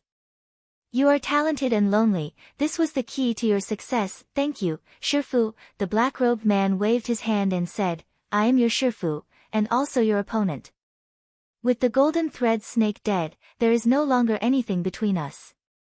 What a pity. Shifu, the current Snake King called out. The black-robed man's black robe silently fluttered and drifted towards the current Snake King. Every time he shook his black robe, wisps of white smoke drifted out of it.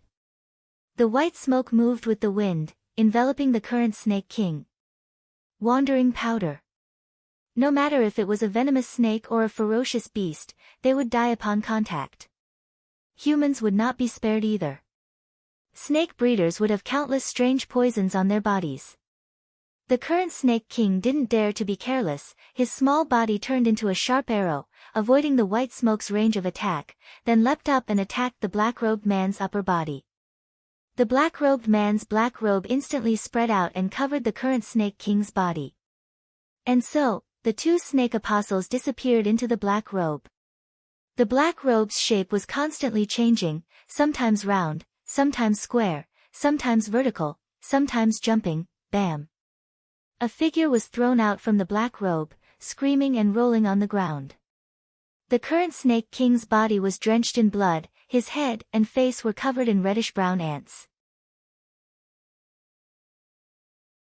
The current Snake King desperately swatted at those ants, but the ants' grip was extremely strong, and their teeth were hooked, each bite deeply piercing into flesh. The current Snake King could only reach out and grab those ants from his face one by one, squeezing them until they exploded. Every time he grabbed an ant, it was the same as ripping off a piece of flesh from his face. When he was done, there wasn't much skin left on his face. A large amount of skin was torn off, and blood began to flow from the missing parts. The current Snake King's entire face was covered in blood, his flesh becoming indistinct. Whoosh! The black robe unfurled, revealing the black-robed man's ugly face once again. He looked at his disciple lying in the snow with pity in his eyes, saying, "You should have died already, but I couldn't do it. Is it because of that man's influence?" He looked into the distance, where Fang Yixing's body was lying motionlessly, covered by the wind and snow. Home is family, and having someone waiting for you is home. That man had said this before. He had wandered around his entire life, and everyone avoided him like they were snakes or scorpions. However, there was a time in the depths of his memory where there were two thin black shadows waiting for him at the entrance of his courtyard every time he returned. Perhaps, that was his family. That feeling of being waited for, was that the feeling of happiness? The feeling of being alive? It was precisely because they had experienced such happiness that both Fang Yixing and Wang Dong were brave and fearless, even willing to fight with their lives. This was because they cared too much about their lives, and the opportunity to live, so they weren't afraid of death. Because they didn't want to die, they weren't afraid of death. It was very contradictory, but at this moment, the black-robed man felt that he had understood.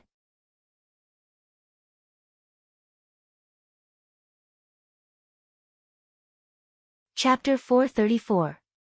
Fang Yan had seen the person with the most majestic spear momentum was Mo Qingdi, and the person with the most dangerous sword momentum was Qian Yabing. Today, he saw the person with the most explosive fist momentum.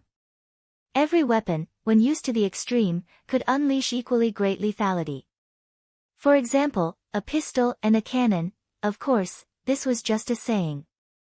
This saying was only limited to cold weapons. For example, in Gu Long's novel, was Xiaoli Fei Dao's knife faster or Shimen Chui Shui's sword faster? This kind of question would definitely make people scratch their heads. Boom, the storm fist lived up to its name. It was shaped like a hurricane with faint thunder. The fist winds sucked in the surrounding cold air and snowflakes, forming a layer of frost around the huge arc-shaped wind formation. As fast as lightning, it swept towards Fang Yan with an unstoppable momentum. Fang Yan didn't even have time to make a move to neutralize it before he was sent flying by the hurricane. Fang Yan's body soared into the air and flew backwards. Bang! His feet landed on the ground. The hurricane hadn't completely dissipated, pushing him backwards. Chi, the soles of Fang Yan's leather shoes stepped on the ice and snow, deeply embedded into the road. The soles of his shoes rubbed against the road, making a sizzling sound. Fang Yan used Thousand Catty Fall to stop his backward momentum, and then he regained his footing. The soles of his feet were burning with pain, but a wave of ice-cold sensation invaded the place where the pain was. Only then did Fang Yan realize that the soles of his shoes had been completely worn through, and his feet were standing on the gravel road. Seeing that Fang Yan hadn't been knocked down, Jin Donghai didn't panic, instead he laughed and shouted, "Awesome! In 20 years, you're the only young man who could take my storm fist, take another punch." As Jin Donghai spoke, his body once again clenched into a fist and rushed towards Fang Yan. His right hand clenched into a fist and directly smashed towards Fang Yan. His right arm suddenly became much thicker, and his exposed fist was crimson red. The buttons on his sleeves burst open, and his fist made a hissing sound, as if it was about to ignite. This was the leaving fire fist, a domineering punch. If one were to say that the storm fist had a soft and moist side, then the leaving fire fist would be the representation of extreme yang. There was no return, and there was no return. His fists were like flames, intending to incinerate all obstacles into ashes. This time, Fang Yan really respected Jin Donghai, the Southern Boxing King. Not because of his character, but because of his skills. Fang Yan could understand why a person could practice a fist technique to the peak. Because he felt that he was that kind of person. However, to be able to practice two completely opposite fist techniques to the peak, this was not something that could be achieved by talent alone. Respect didn't mean love.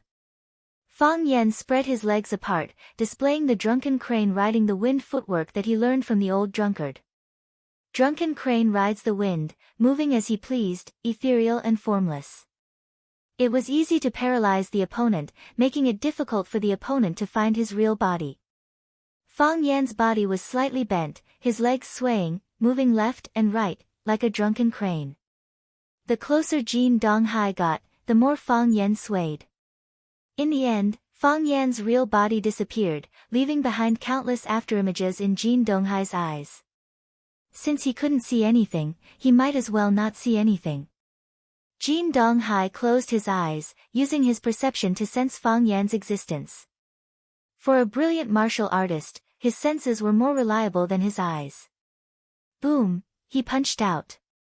He was secretly delighted, feeling the air resistance in front of him increase.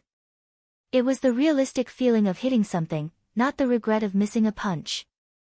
His steps forward quickened, wanting his burning fist to pierce through Fang Yan's body.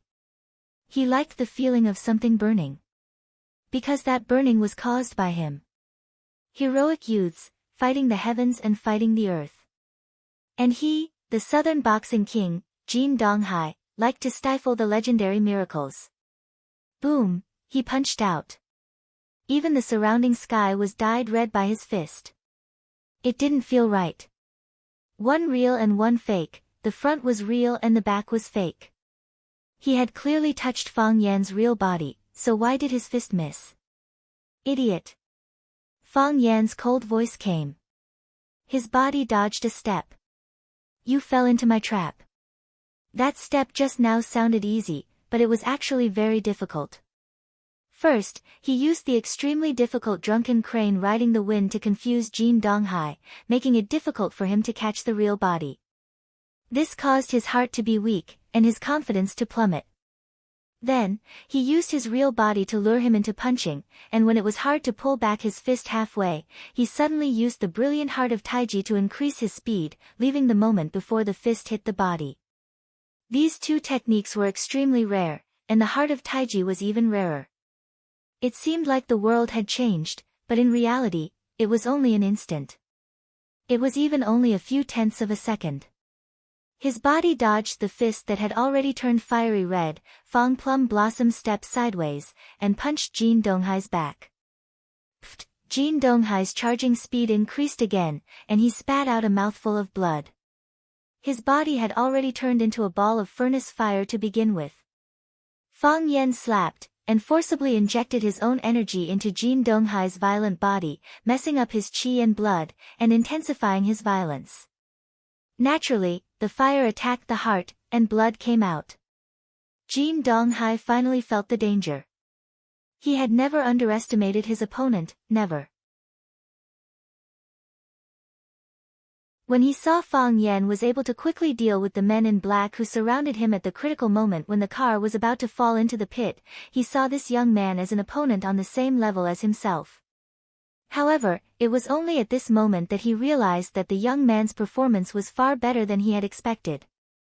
He had always thought that victory should be on his side. Now, he was panicking. While he was sick, take his life. Fang Yan's body continued to spin, and like a tornado, he chased after Jin Donghai, and then he slapped Jin Donghai's back again and again. Jin Donghai's energy was hard and yang, and Fang Yan also attacked with a dangerous and fiery energy. The two energies entangled in Jin Donghai's body, and the fire and fire could not merge. Jin Donghai felt that his internal organs were about to melt, and he could only spit out mouthful after mouthful of blood. Jin Donghai was seriously injured, but he still ran with all his might. He knew that if he was one step slower, he would be killed by that vicious guy. Fang Yan's toes touched the ground, and his body leaped high like a rock spreading its wings, and then he punched the back of Jin Donghai's head. Bang! The sound of something exploding could be heard. Fang Yan's body flew away, and he did not have time to look back. Nothing was more important than saving his father, including revenge, since ancient times, loyalty and righteousness could not be both. To the black-robed man, the choice he had to face was more difficult than loyalty and righteousness. He was the Snake Lord, and also a snake slave. Was he loyal to his master, or was he loyal to his feelings? This was indeed a difficult question. His master was holding on to his snake eye, so if he dared to disobey his master's orders, his master could easily kill him. And his disciple, this was the most profound and unforgettable thing in his memory. The images in his mind were constantly being refreshed, and there was almost nothing worth remembering. However, the image of those two tiny people waiting for him to return while riding on the Dorzil was unforgettable. The black-robed man looked at the current Snake Lord with pity in his eyes and said, "Since you've already prepared yourself, then show me your best side. A Snake Lord should not be merciful at all." The current Snake Lord crawled up from the ground, his face covered in blood. He looked at the black-robed man standing in front of him, then bowed to him and took out a yellowed bamboo flute from his pocket.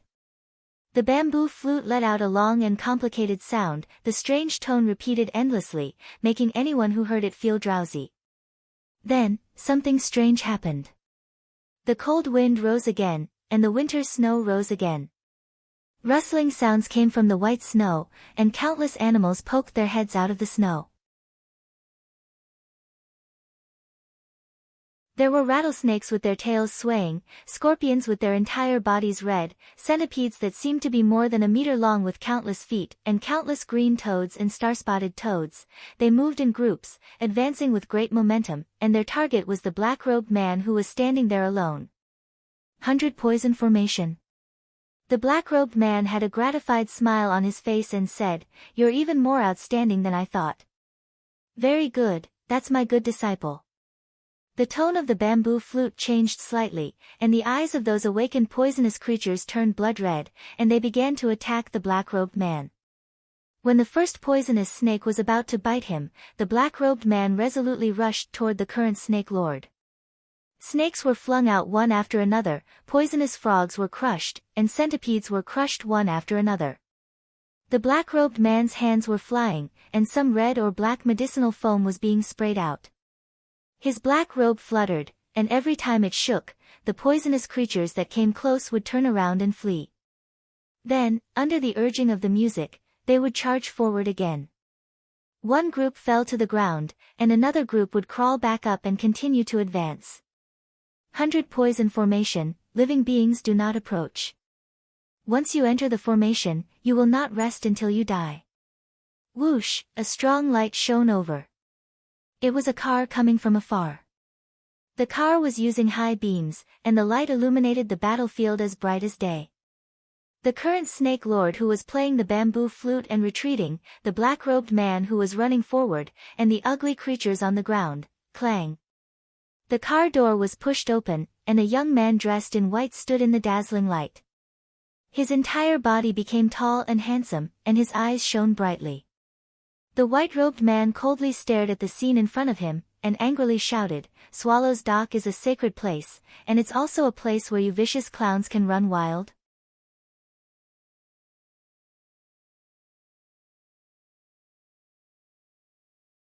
Chapter 435. All ugly people were afraid of mirrors, and all ugly things were afraid of the light. Under the illumination of the light, the red-eyed venomous creatures panicked and had nowhere to hide. Their narrow triangular eyes, their hairy centipede legs, their hair-raising starry spots, and their protruding poisonous scars were all presented to the world. Because of the third party's intervention, both sides who were in the middle of a fierce battle stopped. The current Snake Lord stopped blowing the bamboo flute in his mouth. The sound of the flute dissipated, and the venomous creatures lost control and immediately fled in all directions. The black-robed man also stopped attacking and turned to look at the white-robed man standing next to the carriage. "Who are you?" "By Shio of Swallow Dock." The white-robed man replied. His voice was proud, and so was his expression. It was as if he was the prince of this snowy land, and the previous two Snake Lords and the reptiles on the ground were simply unsightly compared to him. The black-robed man pondered for a moment, then looked at Bai Shio and asked, "You want to stop me?" "I won't stop you." Bai Shio sneered. "I'm just telling you to get out. Don't tarnish the feng shui of Swallow Dock." The black-robed man laughed aloud, his voice hoarse and unpleasant to the ear. "Are the people of Swallow Dock all so condescending and insufferable?" He knew two people from Swallow Dock. One was Fang Yen, and the other was the man in front of him. Fang Yen was very proud, and his pride was in his bones. Bai Shio was also very proud, and his pride was displayed directly on his face. In comparison, he preferred Fang Yen. "Because this is Swallow Dock, and because we have the capital." "Do we have the capital?" "I don't believe it," the black-robed man said. He stuck two fingers into his mouth and blew a shrill whistle-like sound. The sound was faint and intermittent, but it traveled very far through the air. The venomous frogs and snakes that had just been driven away began to gather again, and all kinds of noises mixed together and swarmed over. Their eyes turned blood red again, and they were even more violent and crazy than when they were under the control of the bamboo flute. Their target was Bai Shio, and they fearlessly charged towards the brightest spot. Screech screech screech, gua gua gua, sha sha sha, these poisonous beasts were neat and orderly. They lined up in rows and charged at Bai Shio like soldiers lining up. Insignificant skill. Bai Shio's handsome face was cold, his brows raised, and his voice was like the roar of a dragon and the roar of a tiger. "A bunch of vile creatures want to enter the hall." Bai Shio reached into his robe, and a silvery white light flashed. It was a soft sword tied to a belt. Shwa, blood splattered everywhere. The heads of the snakes, the toads, and the legs of the centipedes were all chopped off. It was as clean as a knife cutting through tofu. Bai Shio's body was untainted.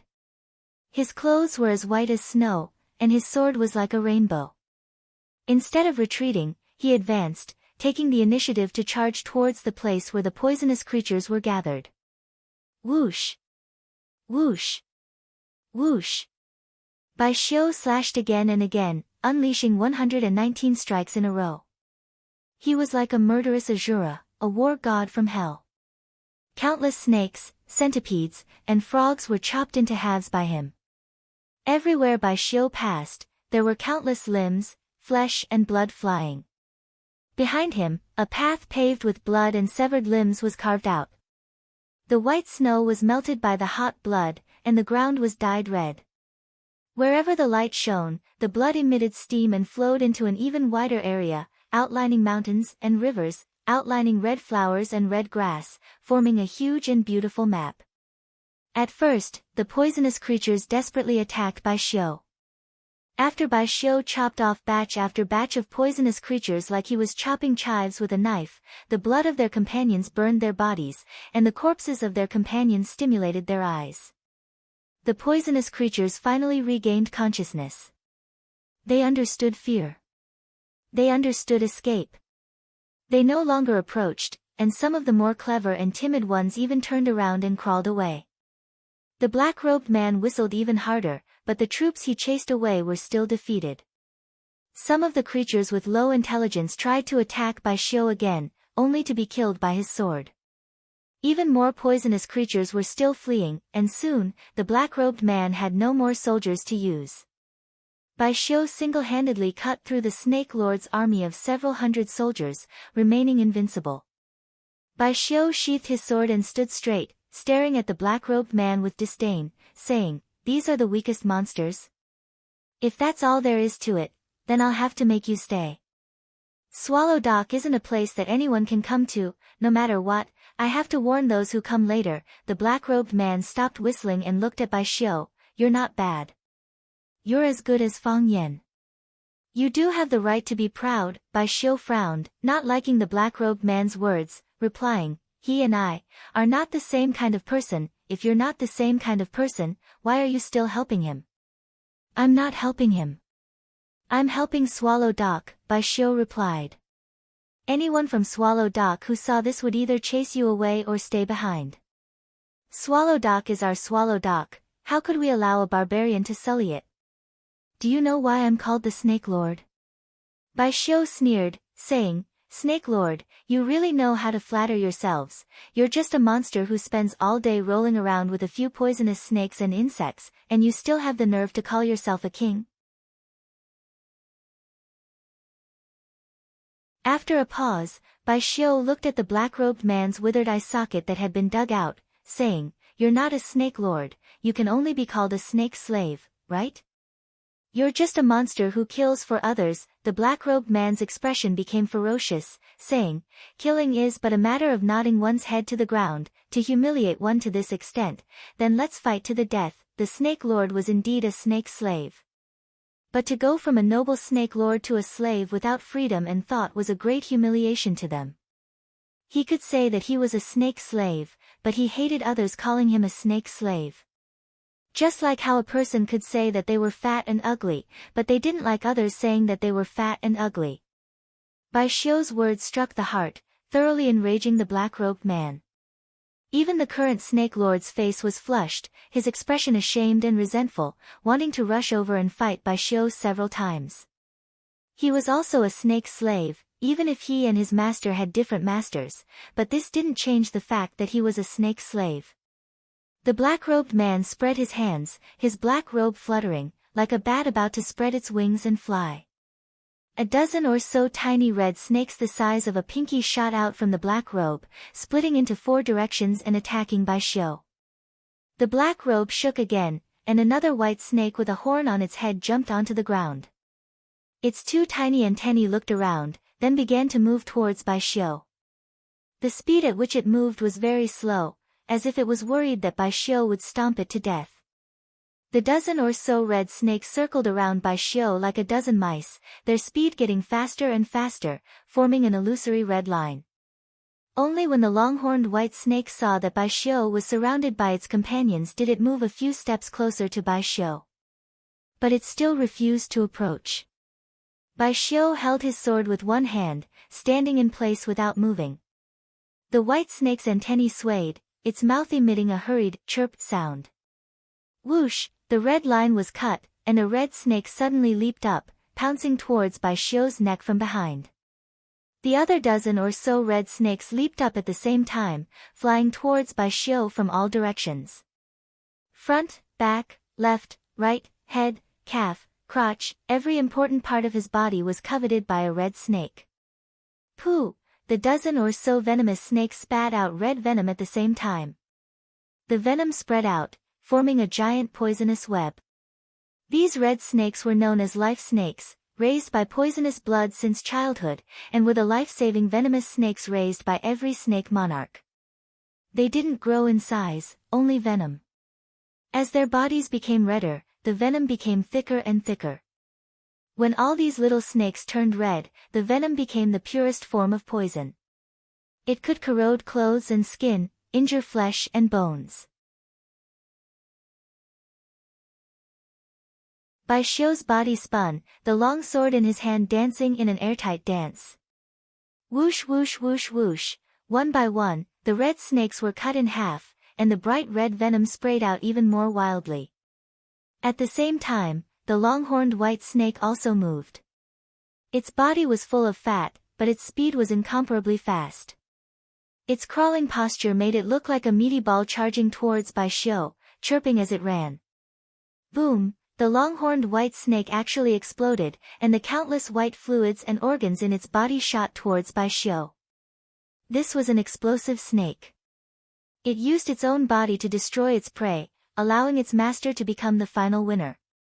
Explosive snakes could only be used once in their lives, and usually, they were fed on food, which resulted in their fat body. This kind of attack was truly impossible to defend against. Whoosh! When Bai Xiu finished his last slash, and the last red snake was cut in half, Bai Xiu's body finally stopped spinning. He frowned as he looked at the piece of flesh on his arm that was rotting at a visible rate. His long sword slashed horizontally, and the rotten flesh was instantly dug out. The rotten flesh fell to the ground, but it continued to rot until the bright red flesh turned into a charcoal black. Bai Xiu glanced at his arm, extremely dissatisfied with the black-robed man. He took out a bottle of white powder and poured it on the hole on his arm, then took out a clean handkerchief and carefully bandaged it. He even tied the bandaged handkerchief into the shape of a butterfly. He took off the white robe that had a few holes on it, as he didn't like old or dirty clothes. Right now, he was also a bit dissatisfied with his own body, coldly saying, "Just now, I wanted to keep you here for Swallow Fort, but now, I want to keep you here for myself. A hole on my arm, she probably won't like it."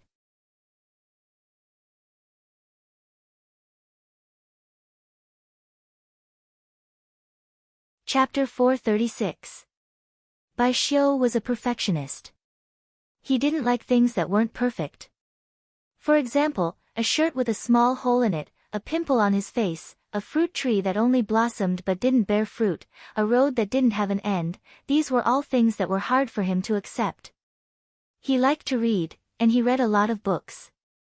But he still felt that he didn't read enough, and that he didn't read enough. So he was still reading more and more books, and reading more and more books. On his way back, he encountered two people fighting, and because of a black-robed man, he had a piece of his flesh cut off. This was very imperfect for him. He needed perfection, and he needed to make his heart feel smooth and his thoughts clear. So, he decided to kill the black-robed man. Bai Xiu held the long sword in his hand, and walked towards the black-robed man step by step.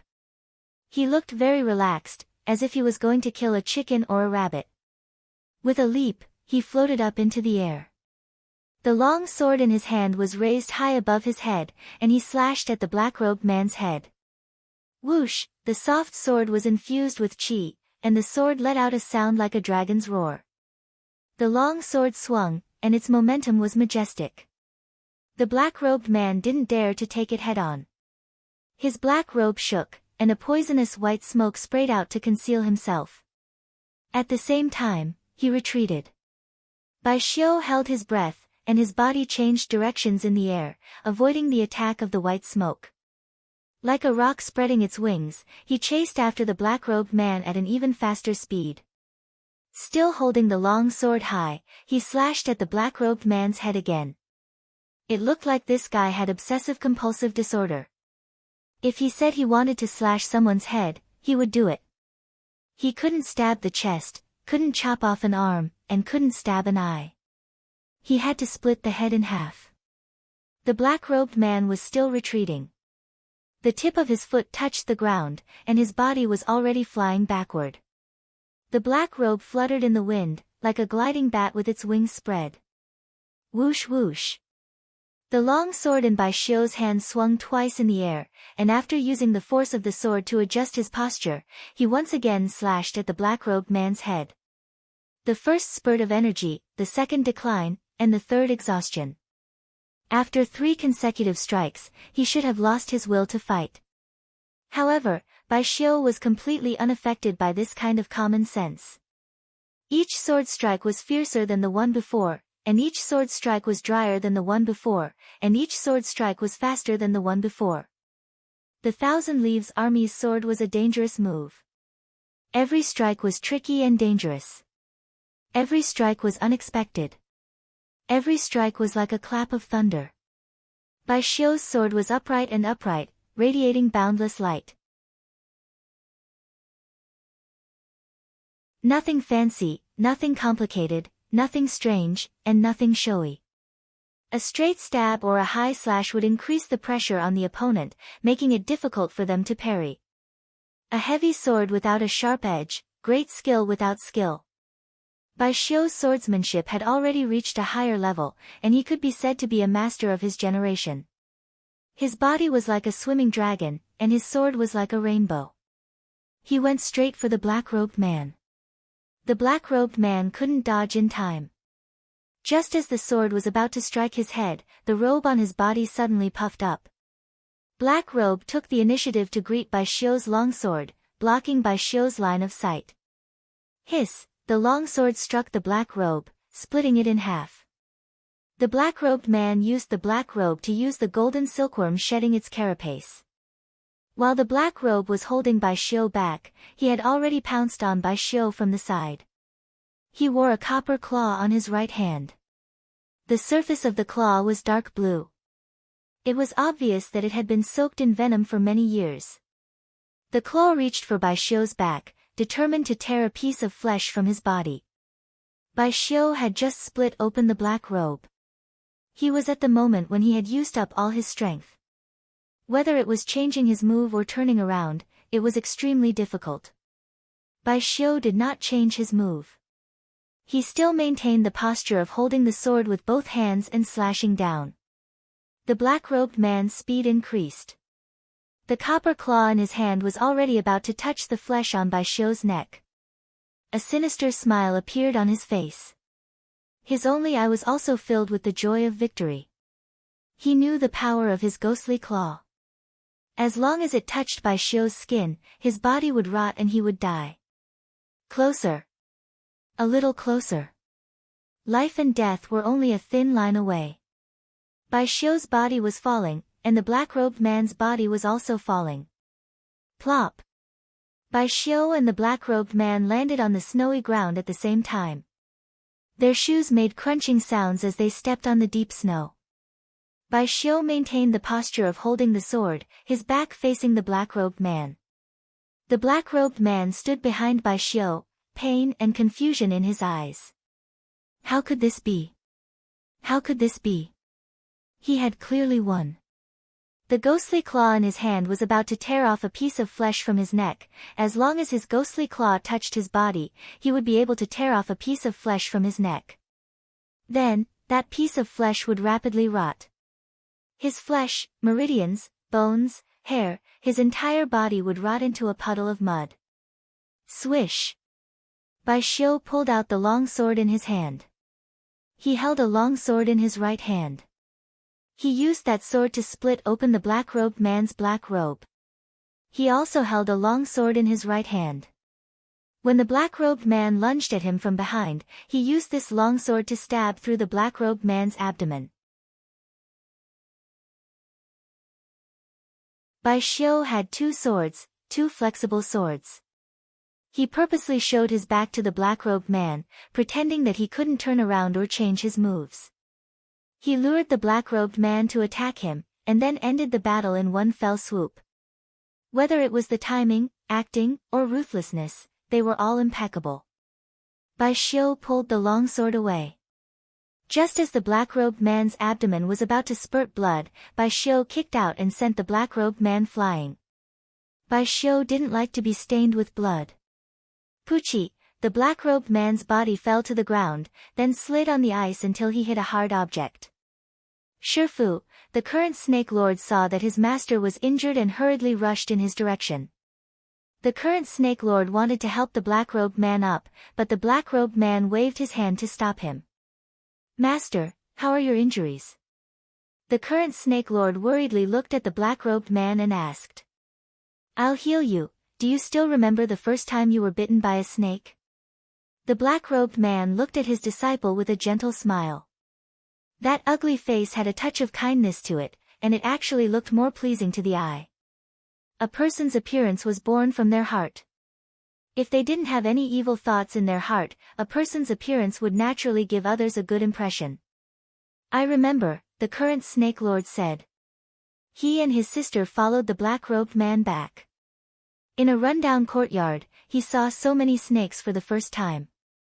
There were snakes crawling on the ground, standing on the walls, coiling on the trees, and even the wooden door was covered with snakes. The door didn't have a lock, and this kind of courtyard didn't need a lock. No one dared to walk into a snake's nest. He and his sister were terrified. When they turned around to run, a green-eyed snake fell on his head. He was about to open his mouth to scream, but the green-eyed snake bit his lips. That was the first time he was bitten by a snake. From then on, he formed a lifelong bond with these cute and cold animals. "Before I brought you back, I didn't want you to raise snakes with me. I wanted you to stay at my place for one night and send you away the next day. Do you still remember how you reacted after being bitten by a snake?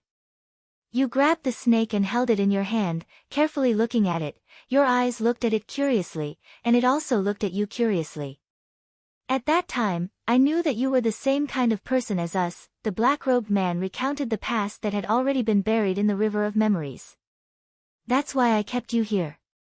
I taught you how to raise snakes, how to get close to snakes, how to control snakes, and how to fight snakes. You were naturally close to those snakes, and those snakes never rejected you. You performed very well, and in many ways, you were even better than me as a teacher, but he found us and asked me to work for them, to become his snake slave. If I didn't agree, he would kill all of us, including you and your sister. I agreed, dug out my own snake's eye and gave it to him, turning myself into a mindless killer." The black-robed man chuckled and said, "Isn't this what we're good at? These years, I've killed many people and done many evil deeds. I'm tired and annoyed. When will it end? If I kill one, there will be another. If I kill one day, there will be another. As long as I don't die, I will continue to kill, continue to commit evil deeds. Most importantly, I don't know who I will kill next, good or bad, men or women, even the elderly and children. I don't know them, and they don't know me. I've killed so many that I've become numb." "Teacher, who is it? Who are they? Who are you, a snake slave? Who came to find you?" "They also didn't come to find you." The black-robed man spoke with a sorrowful voice. "This is the nightmare of us snake lords, a punishment. We have harmed many people, so there will be even more vicious people to punish us. They used your and your sister's lives to force me to work for them. Then when you grew up, they used your sister's life to force you to work for them. As long as our snake lord bloodline continues, they will have generations after generations of snake slaves to work for them. We can't resist, we will become their puppets for generations." "Teacher," the black-robed man gestured for his disciple to take off the demonic claw on his hand and dip his finger in the blood of the wound on his abdomen. Then, he placed the blood-stained finger on his disciple's forehead and released an S-shaped snake symbol. The black-robed man grabbed his disciple's hand and spoke with a solemn voice. "I pass the title of Snake Lord to my disciple Muyi, to worship the spirit of the snake god, to love the people of our race. May the heavenly god protect our race, to live and die with dignity, to be free for generations to come." Flesh does not rot, snake blood boils. There was a record of the Snake Lord in the 100 Lives Classics, born in Xiangxi, the king of snakes. The flame of inheritance is passed on, the old dies and the new rises. At this point, the current Snake Lord was officially crowned.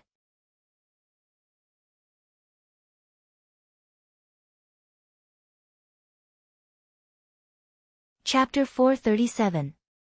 The sky was getting darker and the wind was getting colder and colder. Even the snow that had stopped falling started to flutter again. Fang Yan had never hated winter in Yanjing so much. The car was stuck in the pit. Fang Yan could only run on his feet. The soles of his shoes were already worn out. Only the uppers tied to his ankles were a burden. He had already torn off the 2 rags. Fang Yan stepped on the ice with his bare feet. His bare feet collided with the surface of the ice, making a pa-pa-pa sound. His head was forward and his upper body was slightly bent, maintaining a high-speed charging posture. His face was stiff from the cold wind. His eyes were squinted from the snow. He was burning with anxiety, but his face was cold and calm. This was the most dangerous moment. This was the most important moment.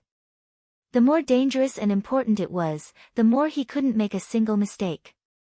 He ran too fast, like a ghost in the wilderness. Screech, Fang Yan's body came to an abrupt stop. Because he was running too fast, his feet spun a circle on the spot to keep his body straight. In front of him stood a man in black with a black mask. "I'm Assassin," the man in black said. Fang Yan didn't say anything and rushed toward the man in black. No one could stop him, be it the Fist King or Assassin, Yama or God. He had to save his father. He had to save his father. Unless his father died. Unless he died. The flame was passed on. The old died and the new was established. In other words, only when the old Snake King died would a new Snake King be born. The current Snake King naturally understood this. It was because his master had disappeared for many years that the outside world thought he was dead. That was why he was called Snake King. Of course, it was just a coronation among the people. He didn't get the blessing of the previous Snake King. Now, the black-robed man was dipped in God's blood, drew a snake talisman, and personally passed the position of Snake King to his disciple. This ceremony was simple and important. Master, the current Snake King, the only Snake King, grabbed his master's hand and shouted in a sorrowful voice. "You'll be fine. Nothing will happen to you. When you were not here, I also learned some medical skills and some voodoo. I can help you heal. You won't die. I can't let you die." He took out a bunch of medicine bottles from his pocket, uncorked them, and poured all the red and white powders onto the wound on his master's abdomen. His black clothes had long since been dyed a brownish red. Blood was flowing out of the wound. The Snake Lord waved his hand and said, "I won't die, I just want to put an end to it. Some things should have been settled many years ago. But at that time, I was still afraid, so I couldn't go that far. Master, you don't need to do anything, whatever you want to do, I will do it for you. You just need to live a safe and peaceful life," the current Snake Lord said anxiously, like a drowning man grabbing onto the last piece of wood that could save his life. For the black-robed man, the current Snake Lord and his sister were his only family in this world. He had no love, no marriage, and didn't know what Taoism was. He had never experienced being waited for. The only people who had waited for him were the 2 little ones he picked up from the outside. So, when those people used their lives to threaten him, he dug out his own snake eye and gave it to them, using his life's worth to trade with them. He didn't have a family, but he longed for one. He didn't understand emotions, but he gave them his most sincere feelings. For the current Snake Lord, wasn't it the same? His sister was kidnapped, and he originally thought that she was her only family in this world. So, he risked his life to kill Fang Yan. After the mission failed, he put down his dignity and personal reputation to negotiate with Fang Yan, begging Fang Yan to give him a chance. He didn't even hesitate to follow his master's old path and become someone else's snake slave. Snake slave, that was such a heavy and humiliating title. He didn't expect that he would eventually encounter such a dilemma. On one side was his master who gave him the snake eye, and on the other side was his master who saved him and taught him how to live. This mission was crueler than ever before. His sister's fate was unknown, and his master was about to leave him. These were the two remaining family members of the current Snake Lord in this world. How could the Snake Lord watch his master die without doing anything? The black-robed man climbed up from the ground with difficulty and said with a smile, "You have your own mission. Your mission is to live and save your sister. If one day you two get married and have a child, give him to a good family to raise, don't let him follow you to raise snakes. The Snake Lord's bloodline is too cruel." "Master," the black-robed man patted the Snake Lord's shoulder and prepared to leave. Thump, the Snake Lord knelt down. His head hit the ground heavily, and he kowtowed 3 times to the black-robed man. The black-robed man waved his hand and didn't turn around. "Are you leaving?" Bai Xiu stood in front of the black-robed man with his sword and coldly said, "I don't agree." He said he would kill the black-robed man, so he would kill the black-robed man. He must do what he said, even if he only said it to himself in his heart. Perhaps the black-robed man had his own tragic fate, or perhaps he had his own difficulties. But who cared? He ran into Swallow Fort's territory to commit murder and arson. This was a huge crime. He had to make him stay for Swallow Fort. Anyone from Swallow Fort who saw him must think of a way to make him stay. The black-robed man had his own family to protect, while Bai Xiu had his own standpoint to uphold. One in black and one in white, one in the dark and one in the light, they were natural enemies. The black-robed man stopped, looked at the undisguised killing intent in Bai Xiu's eyes, and said softly, "I'm already a dying man. If you let me go, perhaps it'll be good for everyone. I'll fulfill a wish, and you'll get rid of a problem. For you, a crisis will be averted. For Fang Yan, one less opponent. First of all, your wish is not my wish. Second of all, the crisis you speak of is not a crisis for me. As for whether Fang Yan has one less opponent, that has nothing to do with me. I think he'll be more than happy to kill his enemies himself." Bai Xiu was not moved by the black-robed man. "You can't leave." He was a gentle person on the outside, but stubborn on the inside. Once he made up his mind, he would not change it. Except for the one standing in front of him was his mister. His mister. The black-robed man showed a regretful expression, saying, "Why do you think you can definitely make me stay? Just because you stabbed me with your sword? Do you understand the meaning of the Snake Lord? Have you experienced the true power of the Snake Lord? The youngsters of Swallow Fort are a bit overconfident, sometimes it's really annoying. Why not try?" Bai Xiu proudly said. Bai Xiu's stab was extremely ruthless, piercing through the black-robed man's abdomen. Even after the Snake Lord poured all of his medicinal powder on the wound, it alleviated the black-robed man's injury. However, this was not enough to completely stop the bleeding. The black-robed man ignored the wound on his abdomen and took the initiative to rush towards Bai Xiu. Bai Xiu also stabbed forward with his sword, aiming for the black-robed man's chest. One was like a ferocious tiger hunting its prey, the other like a butterfly plucking flowers. One was fierce, the other light. Their bodies were about to collide in an instant. What was surprising was that the black-robed man was unarmed, and actually used his own flesh and blood to meet Bai Xiu. Whoosh whoosh whoosh, the long sword in Bai Xiu's hand trembled, producing a dozen or so sword sparks. The tip of the sword was like a snake's head, looking for the most suitable place to attack. The black-robed man punched out, his arm striking towards the long sword in Bai Xiu's hand. Whoosh, the wind from the punch was sharp and domineering. The flexible sword in Bai Xiu's hand changed from a stab to a slash. He only needed one slash to take away the black-robed man's arm. However, his eyes turned cold, and he once again changed from a slash to a stab.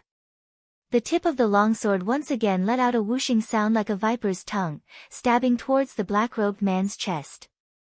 It was as if he was purposely letting the black-robed man go. The black-robed man's fist blasted over, the wind from the fist blew by Xiu's long hair that was tied up into a bun. The long sword in Bai Xiu's hand stabbed into the black-robed man's chest, fresh blood gushing out along the blade. With every step the black-robed man took, that long sword stabbed in a little more. However, the black-robed man did not have the intention of stopping, still pouncing towards Bai Xiu fearlessly. A stance of wanting to fight to the death with Bai Xiu. His body was about to be pierced by the long sword very soon. Once again, another hole was pierced through it. However, Bai Xiu did not let him have his wish. He kicked out, sending the black-robed man who was pouncing towards him flying. A few drops of fresh blood dripped onto Bai Xiu's wrist. A heart-wrenching pain came. The flesh on the back of that hand actually started to turn a charred black color. The Snake Lord actually turned his own body into a medicinal storehouse, and that red blood became a murderous poison. If Bai Xiu let him approach just now, most likely Bai Xiu's entire body would be corroded into charcoal because of being stained with his blood. Thud. The black-robed man's body fell heavily to the ground. Crack. Fang Yixing, who had been lying on the ground with half of his body covered in snow, suddenly flipped over, raised the long sword in his hand high up, and stabbed it into the chest of the black-robed man who had fallen right next to him. Screech. The black-robed man's chest was stabbed, and his body that had just wanted to sit up weakly drooped down. Fang Yixing laughed heartily, shouting at the top of his lungs, "I said I would slash you, I will slash you, I did it, I did it." He didn't want to kill the enemy, he just wanted to slash his opponent. He did it, he finally did it.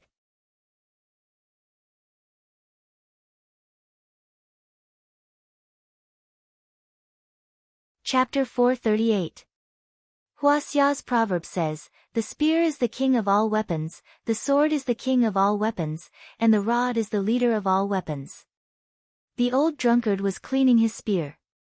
It was a silver spear, made of refined steel, the tip of the spear reflected a cold light. The old drunkard was good at using spears, but he rarely used them. The spear was heavy and slender, the spear's momentum was mighty and domineering. Once the momentum of the spear was connected, it would become an impenetrable spear formation. It fit the old drunkard's invincible image very well. However, the old drunkard hadn't used a spear for a long time. Including when he crossed the East Ocean and challenged the 37 East Islands. Because he used his strength to the extreme, what he needed to learn now was how to save it. So he started using his sword, or his fists. He had kept this Phoenix Spear for a long time, but after his meridians were destroyed in the battle with the dragon god, he never took it out again. The silver spear was covered in dust in the corner, so he took it out and cleaned it. The wooden door of the courtyard was pushed open. Fang Hui was sitting in a wheelchair, looking at the old drunkard cleaning his spear in the room and asked, "Why are you cleaning your spear?" "The killing intent is too strong," the old drunkard said indifferently. When the killing intent is strong, the spear can be used to show its power. Fang Hui sighed softly and said, "Your body hasn't recovered yet, you can't use your strength, just rest well." Fang Yan went out, Fang Hao went out, Cheng Xian also went out with his people.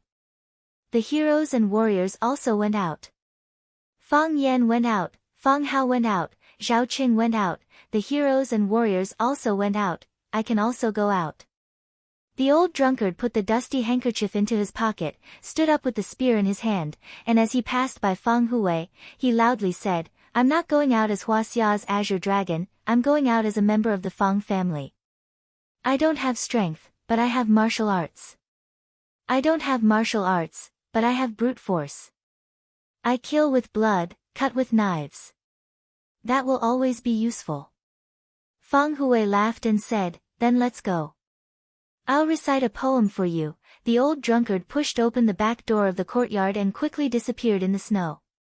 The old wooden door creaked as it was blown open and closed by the wind. Fang Hui's voice was hoarse and sorrowful as he recited an ancient poem, 10 years Yen Fang, drinking the Han River. They were both spinning wheels. Regret that we met in the past, 3,000 miles away, 3,000 miles away. The heroic spirits of the universe are tranquil and generous, willing to serve in mere ink and brush. The ambition of a man wants a spear and a sword. Drunk in the autumn wind at the Yuan Gate, watching the setting sun and flags set in red. I love the snow on the edge of the clouds, a cold horn, the smooth sand and fine grass, a few points of flying swan. As Fang Hui chanted, he slapped the handle of the wheelchair with his palm. His eyes passed through the wooden door and the courtyard wall to look into the distance. Fang, but he palm, he Fang, he, but he was, of, but he was. Yen Fang. And the feelings of the lake and the sea, the friendship of the golden orchids. Don't regret that the jade cup is empty. Of gods. Of.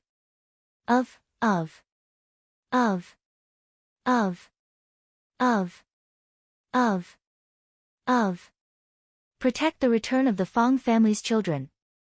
Heavenly gods and great immortals, ancestors of the Fang clan, please ensure the return of the Fang clan's youngest daughter. Protect the return of the Fang family's children.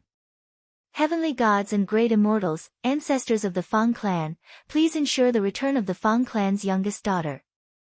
Protect the return of the Fang family's children. Again and again, again and again. Like an old crow cawing, like a cuckoo crying blood. As expected of an assassin. He was very fast. It was so fast that it was unbelievable. The only flaw was that this idiot had chosen the black invisibility cloak for the sake of showing off. Did he not know that on the vast expanse of white snow, black was the most conspicuous color? Fang Yen felt very strange. How did the mastermind find so many experts to attack him? He was just a nobody, was it worth it? He already understood that this was an ambush aimed at him. Their target was not his father, Fang Yixing. Fang Yixing was just a scholar. To them, he was just a useless person, without any influence or compatibility. Why would they spend so much effort to kill him? Their target was Fang Yen. They wanted to harm Fang Yixing to lure Fang Yen out. To summon him out of Swallow Dock and then carry out a killing spree. Their goal was to kill Fang Yen. From the traps they had set up and the experts they had arranged, it could be seen that they would not stop until they achieved their goal. Fang Yen was the victim. He did not have any choice. If he could, he was willing to sacrifice everything, spend billions of his family's wealth, give up his dignity and honor. He was willing to kneel to this black-clothed man and the experts he might face next. As long as they were willing to let him go. As long as they gave him time to save his father. He had a very bad feeling in his heart. He was worried that his father had already died or was in trouble.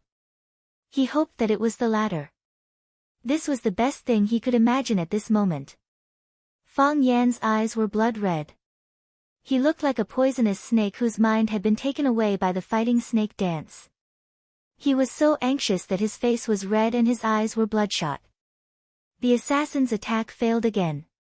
The scimitar in his hand drooped down. It looked weak. His eyes that were covered by the black gauze were filled with shock and disbelief. There was actually someone who could avoid his cross slash. 1 slash, 10 slashes, 10 slashes. 10 slashes were unleashed in an instant. It sealed off all the routes of attack or retreat. How did he avoid it? He panted lightly. He used a special method to quickly adjust his breathing so that his body was in the best state. After every charge, there would be a period of emptiness. He needed to use his strength and fighting spirit to fill up this period of emptiness. Otherwise, it would give the opponent an opportunity to take advantage of him. The assassin rushed out again. He raised the scimitar in his hand high. His body made gaudy and complicated movements in front of Fang Yen. Fang Yan's body rushed forward, straight into the saber array created by his dozens of slashes. When Fang Yan retreated again, the scimitar was in Fang Yan's hand. The saber was not stained with blood. It was as if it had never been used. A thin red line appeared on the assassin's neck. The thin line became thicker and thicker. Then blood spurted out. The assassin's eyes widened. Even now, he still did not understand what had happened.